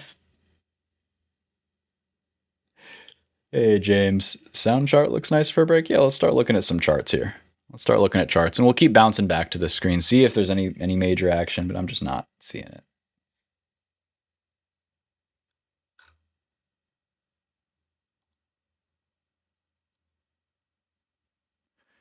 So real quick, I think we did miss one or two. We'll talk about those first. I am seeing AGNC now. AGNC is going to be reporting a double beat, looks like. We have Their estimate was 0.36 cents per share on the earnings. They came in at 0.42, a nice 24% growth there, and surprise beat of 16.7%. On the revenue side, we were expecting 331 million. We got 1 billion, so big beat there. And no real response. What's going on?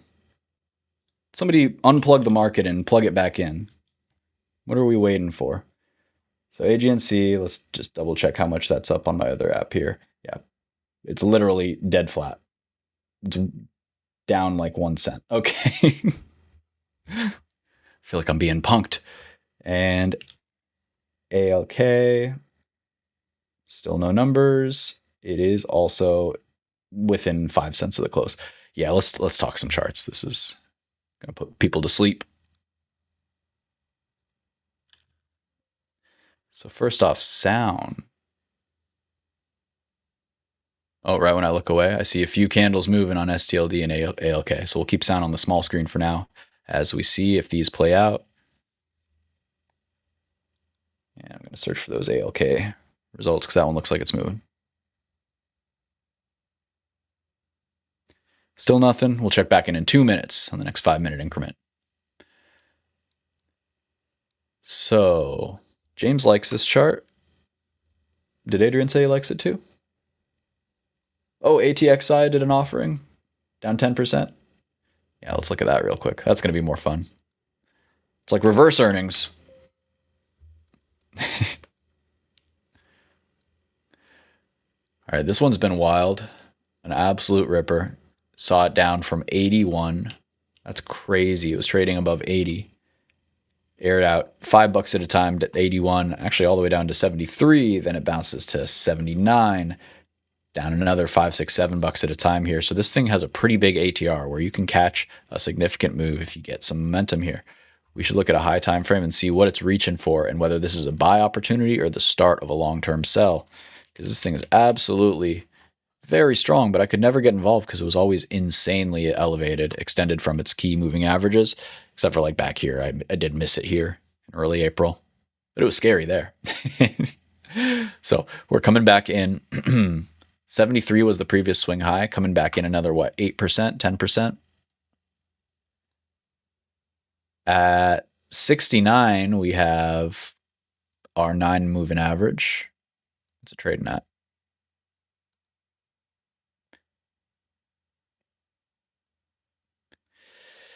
I think I want a little bit more downside on this, maybe tomorrow. It'll flush out a little more. Often these offerings will do that. They'll do most of the flush out, then they'll come back a little bit pre-market and then flush out tomorrow cash session and form a bottom. Maybe around 69-ish. I would kind of like to look there. So keep an eye there. Yeah, case of the Mondays here. I'm I'm sleepy. Let's see. There goes ALK. Oh shoot, did I miss it? Finally it happened and I missed it. There we go.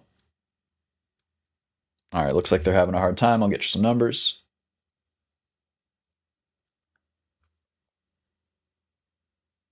Not seeing them on earnings whispers. Does look like, I mean, it's not that big of a move either yet. I think we'll see him in the next minute or so here. Somebody's just front running it.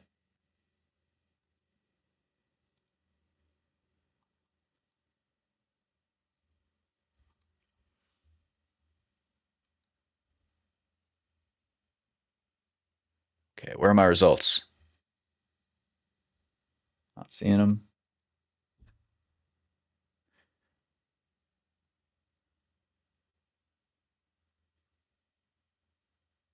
Yeah, this is the sleepiest earnings I've seen in a while. All right, ALK, tiny tick up off nothing because there's no news out yet. Unless I'm missing it. I have not seen it, and neither is Earnings Whispers or my Twitter feed. While we wait, how about that SYM? SYM, Symbiotic. Adrian, I know you love this one. I know you're in this one, pushing up nicely after hours there. Or wait, was that after hours? Yeah, a little bit. Very strong day today. definitely looking like it wants up and away. So it reclaimed yesterday's high. I like that. I think tomorrow maybe it retests 64 or so. It pushes up. Where are we headed towards though? High time frame, very nice curl here. And I believe this is a handle to a bigger cup, right? We'll take a look at the weekly and confirm that. So first off, the clear downtrend line break. Obviously, we love that. You also see these microstructure breaks. You see one there where it's just testing above and above. See that little downtrend line there. Gave a really nice entry there, like last week. That's unfortunate. Wish I saw that. Now we can look at a fib. The swing low to the high. We can see that it broke over all of these nice little fib levels for us in a very neat and tidy way, stair-stepping. So I think it wants to do the same. Go over 67, then flip that to support. So if it can do the big thing and break all the way up out of a new all-time high, then we can start entertaining some of these fib range extensions.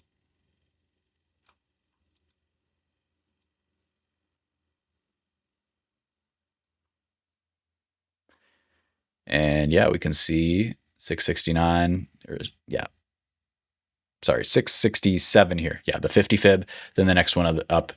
I like how they kind of roughly align with these round numbers, 71, 79.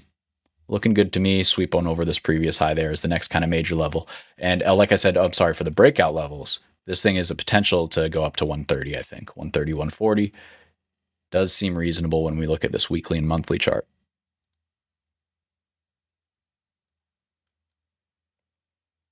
So on this monthly, I'd probably pull the fib down all the way. And so then the 1.6 from this range is going to be 130. And the 2 from the bottom that we just recently put into the top is also 130. So I like that confluence there. Probably surges and chills out around 100. Overshoots that a little maybe. That's what I like to see. And did we get any more earnings results?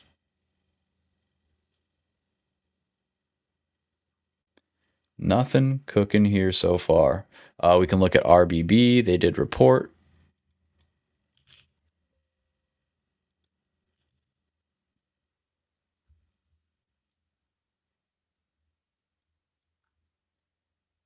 They have not traded a single share. I had to double check on my other screen. They have not traded a single share after hours.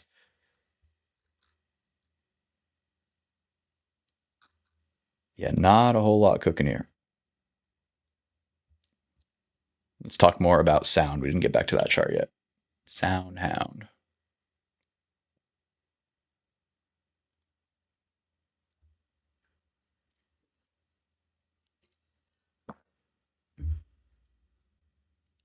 So when I see a chart like this, to me it looks like undecided and unfinished, kind of. And by that I mean, let's see, it is definitely constructive in some ways. Like I really like this break. So I like this downtrend line break and then the reclaim here. And that forms kind of a higher low. Like that. So I like this structure. What I'm still seeing is that there is a kind of inverted head and shoulders that hasn't fully formed yet.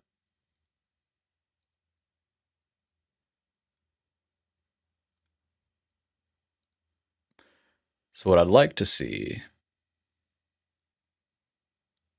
is a pullback around here. And I'd like to see that after it surges and sweeps through this previous high. Comes down.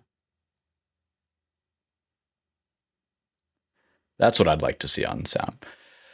This one, I don't know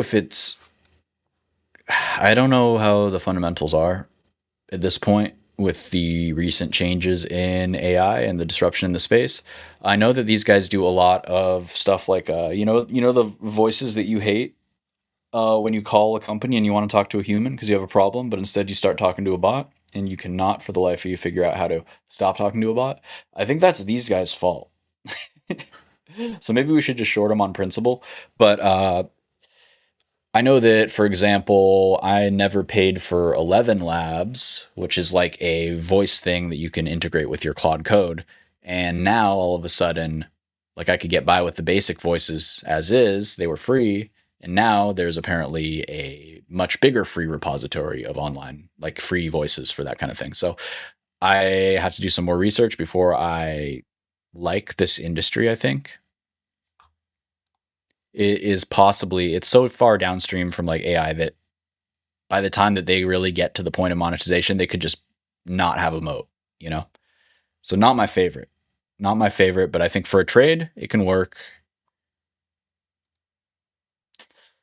I don't know. We'll have to check back in on this one. You know, it's either a 0 or it can double really fast. Not necessarily really fast, but, you know, in a year or two.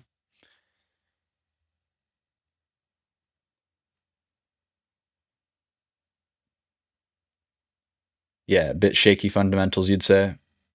Yeah, one Anthropic news and this goes 10% down. Good, because, you know, like I said, I think that if you want to be invested in disruption, like try to look for AI plays that aren't contingent on some software or something that, like, I don't know, any kind of software as a service to me is more just a value play at this point, and it's less like a big speculative like play on AI directly. There's some that I still like. Fastly is pretty interesting. This one I have a small position in. We got involved at, Adrian, what was it? I think I said 24.20. Yeah, 24.20 was my level yesterday. And that's because I believe that was a 50-day. No, it already tagged the 50-day. I'd like to add at 23 if it gets there off the 50-day. But, oh, it was that pivot. That's all it was. It was just this kind of pivot right here, roughly right there. So 24.50, 24.20, something like that. Looks good. Now see, it's testing the 9 moving average right here. And here's what I think this name wants to do, because it's very, very strong after a major gap up. And this thing is just doing amazing while all other things in the industry doing quite poorly. So that's a major change of character. I want to pull back to a monthly chart too, just to show the significance of the level that it broke. See how much room we have, guys? This was a very expensive stock in the COVID bubble. Right now, though, pretty darn cheap and just breaking out over its key kind of W there. See that? That's where I think it's going. So I am totally fine planting my flag just a little bit here at the top of the range. If I'm wrong, I'll know pretty quick and I'll stop out for not much pain. And I think that more likely than not, this is going to catch and keep on climbing, and I'll get a chance to sell some much higher.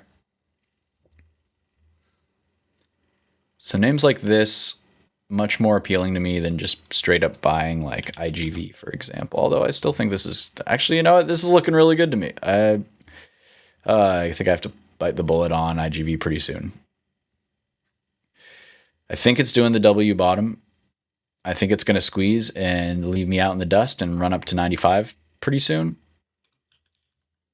Just got to pick my spot, because all I have is some Microsoft from like a little bit here at 372, a little bit like 381-ish, 380, somewhere around this. But then I didn't want to chase. And now I still don't have very much. And that's my only software as a service. Another really cool one, I think, is Reddit.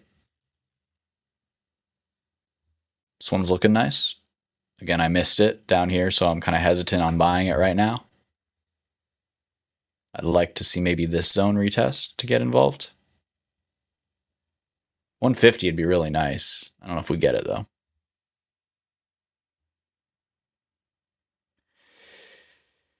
Yeah, Josh is kind of framing it, right? Software overdone versus the reality of AI replacement. You decide, right? So for me personally, I think it's going to probably play out similarly to, you know, the whole debate about the internet and the dot-com bubble. It's like, is it a bubble? Is the internet going to change the world? Yes. Both can be true. Both probably are true. My world's been changed by AI. They're not that genie's not going back in the bottle. People smarter than me, they're leveraging it way better than me. That's not going back in the bottle. You know, to people who never used it, never really cared about it, didn't see any workflow increases or productivity increases because they never really tried. they when the market inevitably does flush out at least a decent amount off of the kind of blowback that we're seeing now, maybe that's all in the past. Maybe we already priced that in, or maybe this is the beginning of the SaaS apocalypse, right? And we see significant issues with labor numbers, and I don't know. Who knows how that would exactly play out? It's hard to tell right now where we are in that kind of what part of the paradigm shift we're in, right? So the internet, for example, after the dot-com bubble, it kept on doing cool stuff. People kept on building cool stuff with it. It kept on improving people's lives, connecting people around the globe. It was great for humanity overall. It also opened up a big can of worms in terms of new types of crime, like cybercrime became a thing, all sorts of types of fraud, that were never a possibility before, or, just all sorts of crazy things. And, well, what did we get? We got Y2K, where everybody was so sure it was going to be literal doomsday, right? For something as silly as like, nobody thought about getting this far where the computer systems would roll over to 2000, the new digit, and it'll just, everything will go crazy. It'll melt down, it'll short circuit, and nukes will fire. Like, that was what I don't know. I'm not saying the AI fears nowadays are that overblown, but I do think we'll look back and some things will seem pretty silly that we were pessimistic about overall. And overall, I think that when you give humanity really cool tools, eventually we'll figure out how to use them. What does that mean for the economy and for your stocks? I don't know, dude. I don't know. But what I do know is that bubbles don't pop when the biggest thing in the world just confirmed that a low was in and is trying to test a new high, and could be breaking out into blue skies when, the index is doing it. And it seems to me like we're eating a lot of bad news, taking it in stride and digesting it. And even if we give a lot of this rally back off some really bad stuff happening, I think that's probably the low. And I think probably the market's forward looking, and we're going to keep on figuring out how to make things better and fix our problems, at least a little bit here and there. So I don't know. The market really wants to be optimistic. And like I always say, a bet on long SPY is a bullish bet on humanity. So I think we'll figure it out. I think that there is going to be a job crisis with AI, but that was coming anyway. It's just going to come a lot faster. There's a kind of just, I guess, like kind of singularities that we're going to have to navigate at some point. And one of those is if capital keeps concentrating to the top, first quartile, then 10%, then, 1%. If that trend keeps happening, which we see no sign of that slowing down, well, then something's got to give, right? Either we all eventually are too poor and die in the streets, or there's policy that comes into play that starts to, reshape things in a way that is more reasonable with how, with the wealth stratification is trending. So all I'm saying is, just because there might be a labor crisis doesn't mean that we're not making money, and there isn't a way to restructure things in a way that works for everybody. Will we get that? Heck, I don't know. Sorry, I'm rambling here because there's no earnings to talk about. But in general, I'm bullish, guys. Whether it takes a year to work out or 5 years to work out, I think that we still keep on buying the dips, keep on DCAing in our long-term accounts. Just kind of trust that cool stuff is going to do cool stuff. Like Josh is mentioning robotics and automation. Exactly. Like, I don't care what happens. Either the world blows up or robots are going to be a better industry to invest in 10 years than now, right? Or like they're going to have more, contribute more to GDP, I should say. So, don't buy bad stuff that's going to go bankrupt. Buy high quality companies, buy them at fair valuations, whether that's your own napkin math fundamentals wise, or whether, you're buying, under 50% of a consolidation range, and you're accumulating along with an institution before that move takes off. So Josh, Adrian likes the SYM, Symbiotic. I kind of think Tesla is going to be a slam dunk play for robots, but I'll give you some more fun ones. VPG is a cool one. This one I missed at the first squeeze, and it came back to the level I missed it at, and I missed it again. So now I'm hoping it takes some time and does more of one of these type moves, and I can buy it somewhere down here. But VPG, Vishay Precision Group, these guys do a lot of sensors and like little small things that you wouldn't really think about as being one of the main benefactors, but they're just like in almost everything when it comes to automation and robotics. So a lot of cool products that you just be shocked all the little things that they're in. And I mean, hey, it's pushing all-time highs. It looks very constructive to me. I mean, man, even the squeeze just felt so healthy. Just the amount of days it consolidated at this moving average, and then boom, big move, and it came back, but really not that far, especially if you pull out here. So yeah, Adrian, the one thing about Symbiotic that I don't love is that it feels like it's a lot of risk kind of concentrated around that contract in Walmart. And if that kind of, if they can't leverage that into wider use cases, like, I need to learn more about the fundamentals, but that was kind of how it was laid out to me, why I was kind of turned off from it as opposed to a name like Vishay. Like, what if Walmart, finds another option? What if that moat gets shrunk? I need to look in the fundamentals more to see how realistic of a fear that is.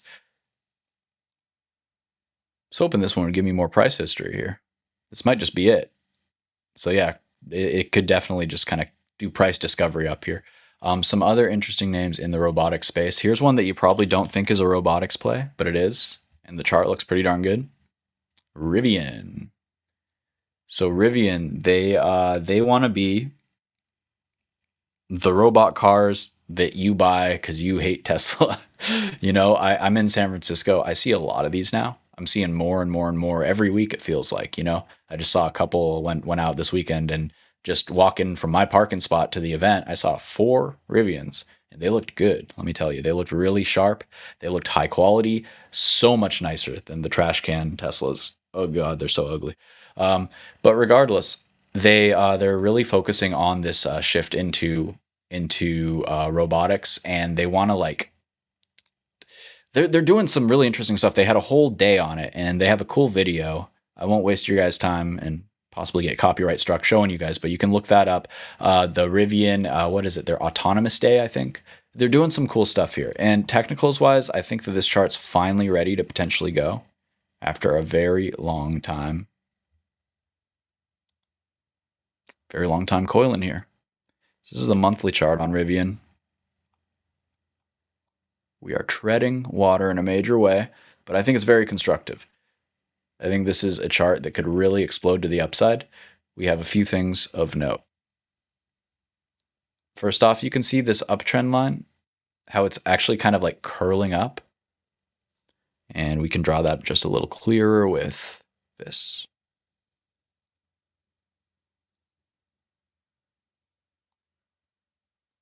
See that kind of curve? Obviously, I just drew that before we got the next data point on the wick down.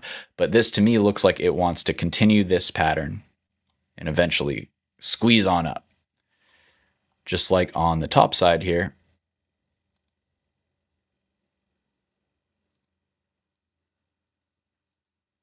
We started to kind of see the break. See, we got the squeeze, and then we broke that trend to the upside. So I think that since we broke that and we came back and we held the bottom trend, that we can start to ramp here. Whoa. Maybe into an upward channel like this. That'd be pretty cool. Essentially, though, I think that this is starting to kind of prove itself in a long-term bottoming range. What we see at this is a pretty key level. This 1670 to 17 level-ish. You can see just how many times on a monthly basis. Well, first off, that was the initial kind of where the initial, what do you call that, impulse sell kind of ended. Then it found an impulse buy when it gapped over that. Tried to hold that once. Big strong bid off that. When it lost it, back tested it and failed, new low. Where does it go? That's the big pivot on the monthly. 3 months in a row, it tests that, tries to spend some time over that 17 pivot, but cannot. Comes back down yet again. Higher low. Lower high in consolidation, but right off that same zone. Higher low. Higher high. Now we've broke structure slightly bullish in this base. And you can see that's when this wick pokes over this green kind of downtrend line here, as well as the yellow line. That's our 21 monthly EMA. So from there, we see real tight compression. Higher low, lower high, higher low. And then we break the big level. And that's, I consider that 1, 2, 3 times knocking since we lost it. So once, twice, 3, 4 times through it, right? So usually the 4th time through, you'll get some traction. We do see that traction. And now in the base, we measure like this, and we watch, well, this is still the optimal sell zone. So because there are cells in here, we're not ready to just squeeze on up, right? It needs to come back down.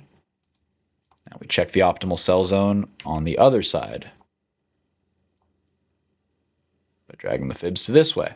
Now see, this yellow zone is on the bottom part. We rejected over the 50. We're still not quite ready. But now we're finding buyers every time we go under this yellow, this 62, which means that this buying zone is probably being done loaded up. It's probably very close to, after this month ends in a few days, it's probably done. It spent 3 months finding support here and accumulating here. And now you've got this big wedge.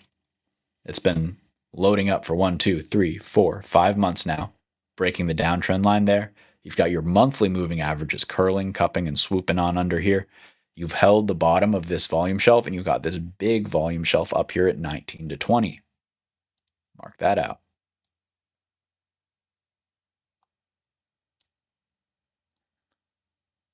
Oops. That's a level of interest for sure.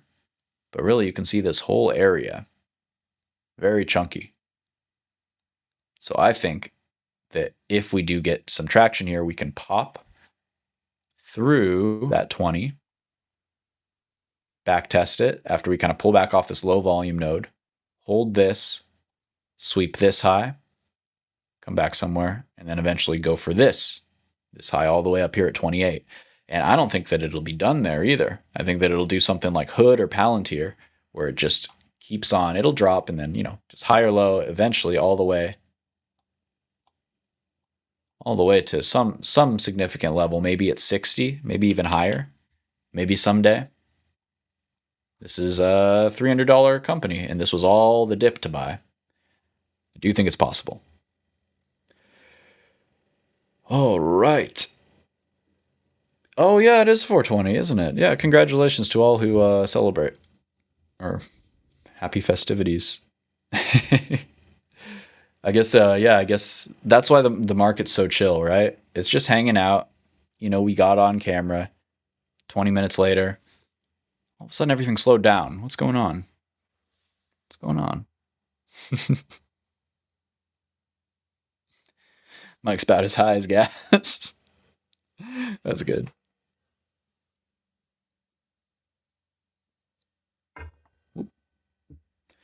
All right, guys. We have 15 minutes left. I'm out of water. I'm going to grab some water real quick, then we'll come back, wrap this up neat and tidy. I'll tell you what I learned this earnings today, which was not a ton, but but a little. So we have a few things to look for going into tomorrow. We'll talk about that in just a sec. Be right back.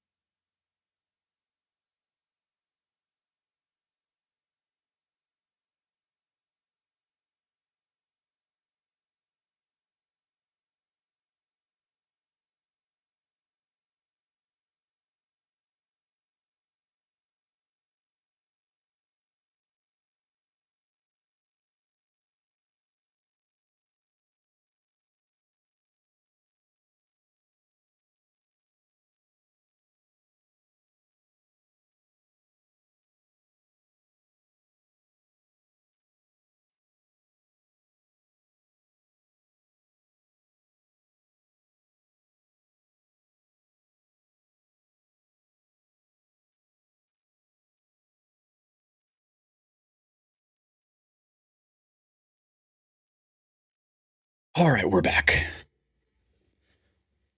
So yeah, I really am a fan of this Rivian setup on a longer term time frame.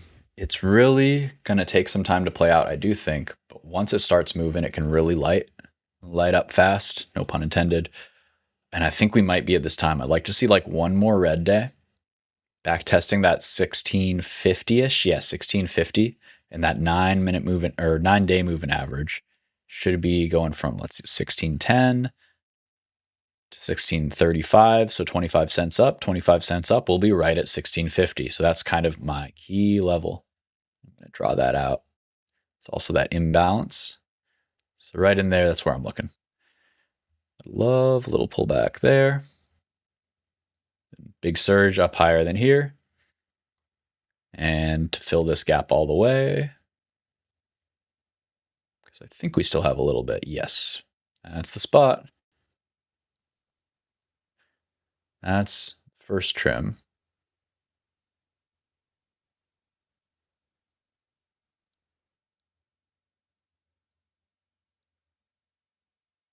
Trim there.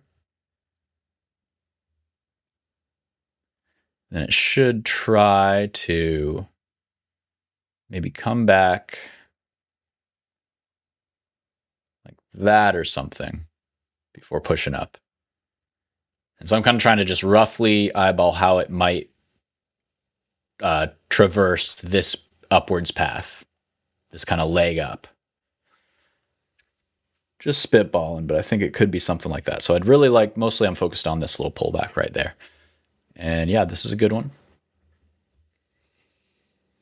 I'm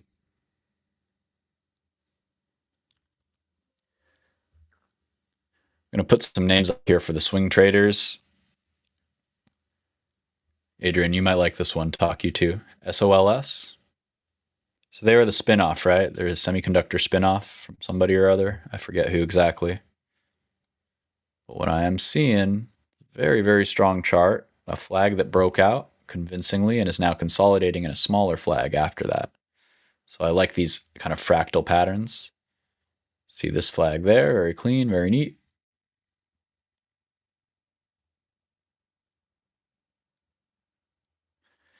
Oh yeah, let's look at Pfizer too.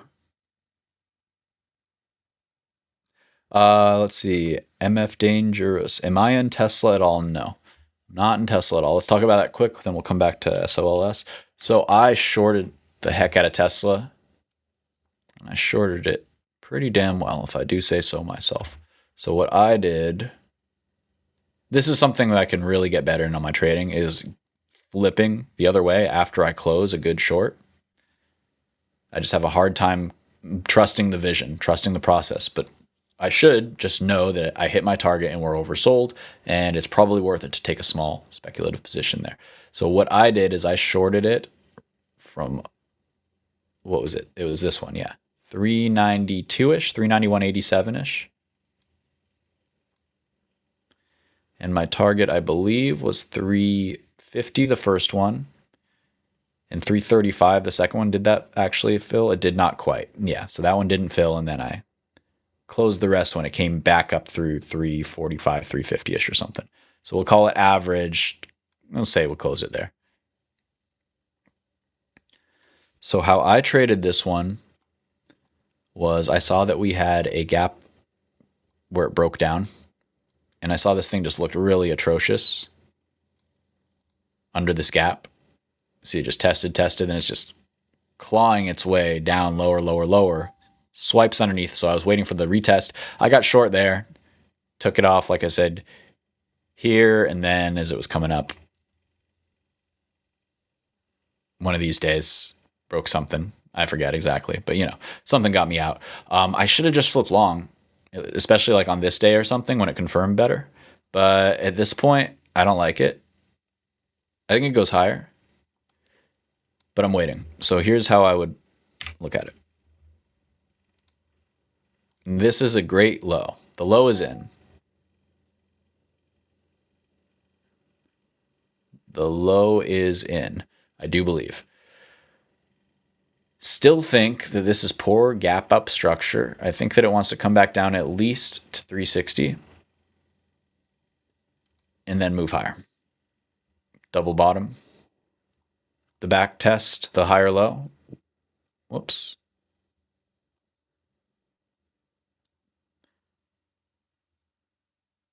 See how that would kind of just back test here. Something like that. That would be really nice. So I'm waiting. High time frame, I do think Tesla will be $1,000 stock. Don't know if it takes 2 years or 10 years. But I think this is a big ascending triangle. I do think that it tried to break out once, did a deep back test, tried to break out again, showed incentive to go higher, made a higher low when everybody was so bearish on Tesla. And I think they're going to pull some cool stuff out of their heinies in the next year or two. I don't know. I just don't like betting against the guy who's clearly in the club, you know? It's like, and in fact, when he's clearly in the club, the more I dislike him, and the fact that he's still in the club, that should just be more of a reason for me to be bullish. Same thing with like Palantir or something, you know? It's like, I think these guys are nerds. I think they, I don't know. But hey, if they're in, they're in. Speaking of which, let's look at Palantir. And then we've got Pfizer on the list. And I'm going to kind of scroll up and keep checking what we've been looking at. Chat's moving fast. Look at this monthly on Palantir, though. I don't want to short this. Do not want to short this. It just looks like a big old flag. So yeah, I don't know. I wouldn't short these. Okay. But Tesla isn't a company, it's a damn cult. Yeah. Exactly. And Talk's saying it just right as I was about to, and never fade a cult. Like yeah, they buck wild. I mean, and you know, his brother, I don't know. His brother does some financial stuff. I don't know. Somebody ends up buying a lot of calls, very often short-dated calls on Tesla. And it makes the stock do very crazy things. And it seems like the true believers are often rewarded for their belief. So I don't know what to make of that. But I find it to be a relatively manipulated stock, and you just got to stick to the high time frame. Like, silliest timeline is most likely timeline. The silliest timeline is that Tesla continues to be like one of the biggest companies in the world. Elon continues to be one of the richest guys in the world, and he somehow grinds to that, whatever the insane package is, performance package, where he's like, what even is it? Like a billion trillionaire? Anyways, what are we doing if you really zoom out? Without all the narrative, all the noise, all the haterade, just digesting a major range. Looks good to me. All right, so we talked this. Take a look at Pfizer. So the monthly on Pfizer, I love this. We're going to get the crossover soon, the 9 over the 21. It's respecting all these moving averages, just bottom wick. Very, very constructive. Looking at a weekly.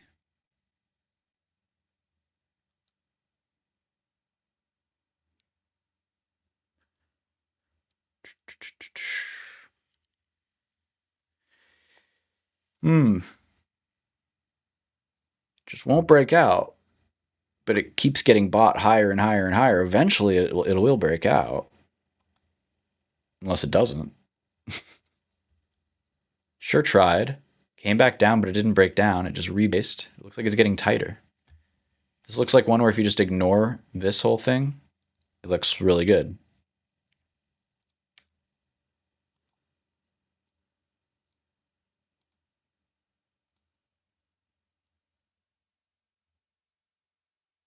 Yeah, I like this. Huh. It's just a tough trader. Like, it looks like it's going to break the range on that green day. Then it needs to wash all the way out to the very bottom of the range, but then it catches and squeezes. So does it need to do that again? That, puke all the way down here, and then rip like that. Did ALK finally do something? There we go. They waited so long. That's not a good sign. How much are they down? Currently down 3.5% from the close. Oh, looks like they're recovering a little bit. 2.5% from the close. We'll keep an eye on that. On a higher time frame, what was the level we were looking at? Let's look.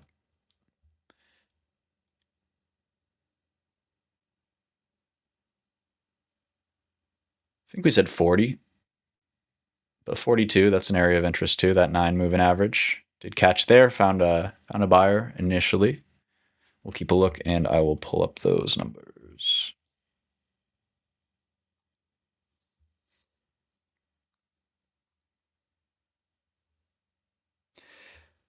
All right. ALK numbers, it was a miss on EPS. Expected numbers were minus 1.59. Actual was minus 1.68. So even worse than bad. That is minus 118% year over year. Revenue was a beat. Very small beat. So the miss was 5.66% on earnings per share. The beat was 0.3% on revenue, and that was barely eking out the 3.29 billion expected with 3.3 billion. So 5% year over year increase. Nothing to write home about, and the market is not rewarding it. All right.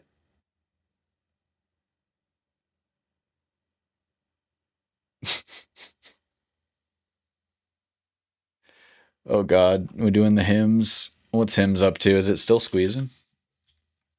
Is it peptide boys? Yeah. Oh geez. Yeah, it's a meme, but it looks good now after it squeezed through this double bottom. So if it comes back here into the moving averages, watch 27-ish. That's wild. Let's look on a monthly, see if there's any hope for this thing or if it's just going to get mercilessly beat down. I don't know what to do with it.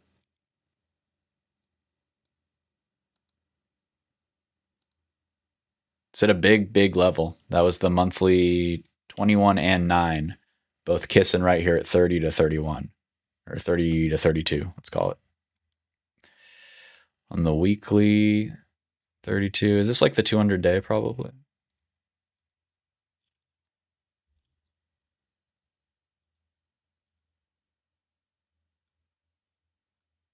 HIM's 200 days way up at 38,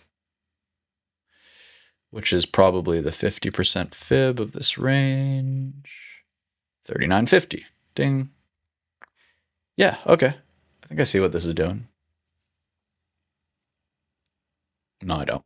I don't know what it's doing. I think what it's doing is it formed a W here, but it's probably, I don't know, it could hold and squeeze just straight up to here. And then that would put it in a position to come back down and form a little inverted head and shoulders kind of thing. That's one option.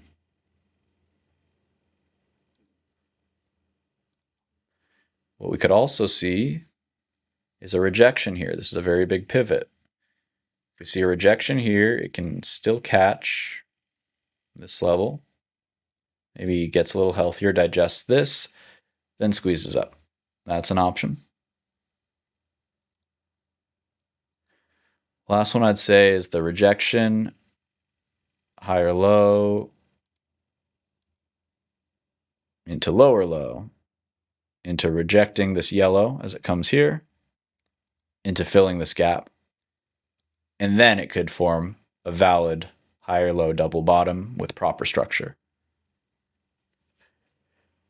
Either way, I think they've probably found their avenue to getting back to being a $50 stock and higher someday. But yeah, I don't know exactly the path that they get there. I'd like to see this gap filled.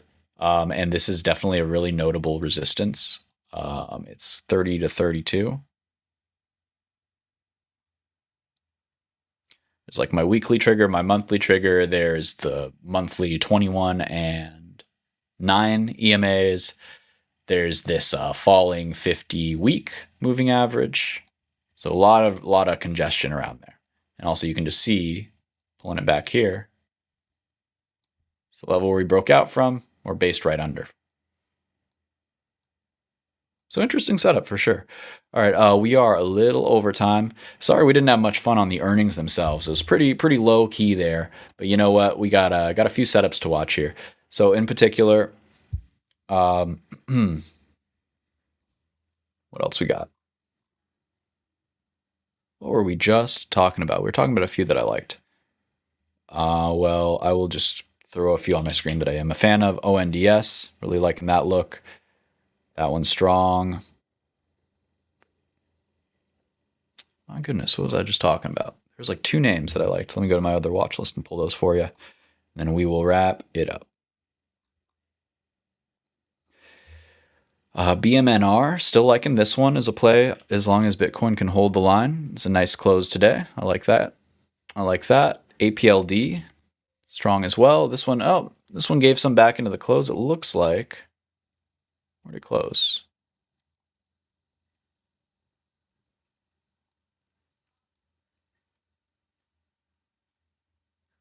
That candle is incorrect. Yeah, it closed at 32.17.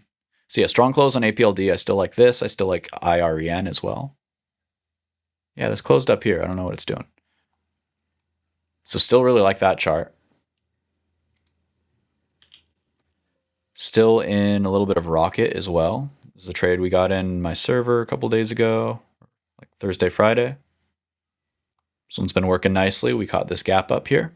We're loading on this day and this day. Beautiful, beautiful. Big gap up. I'm down to a runner, but very strong close today. That's impressive.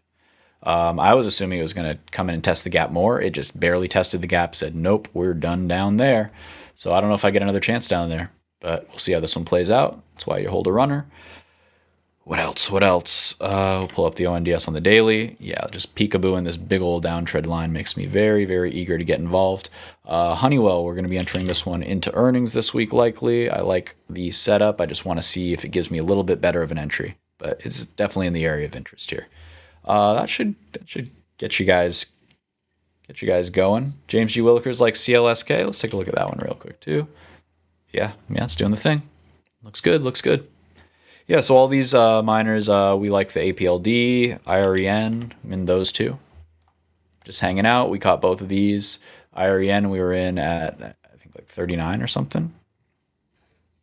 38, 39. APLD, I think 28, 29. No, it was like 29 to 29.50 on APLD. But still, liking these entries, liking the charts, and I think these guys have legs. So that's what we're watching for going into this week. Stay tuned, guys. We are going to be right back here tomorrow morning with a whole bunch of great programming, and then I will be doing some of the afternoon stuff like usual now. And we'll be doing these earnings reports all week, and also our lunchtime show that we did today, that's now Monday, Wednesday, and Friday. We're filling out that Friday programming as well, so be sure to be there. Thank you so much, and thanks for staying tuned even though I'm a little low energy. Mike, you're tired, I'm tired. It's that time. Let's get some rest, and we will do it all again tomorrow. Have a great day, guys. Take care.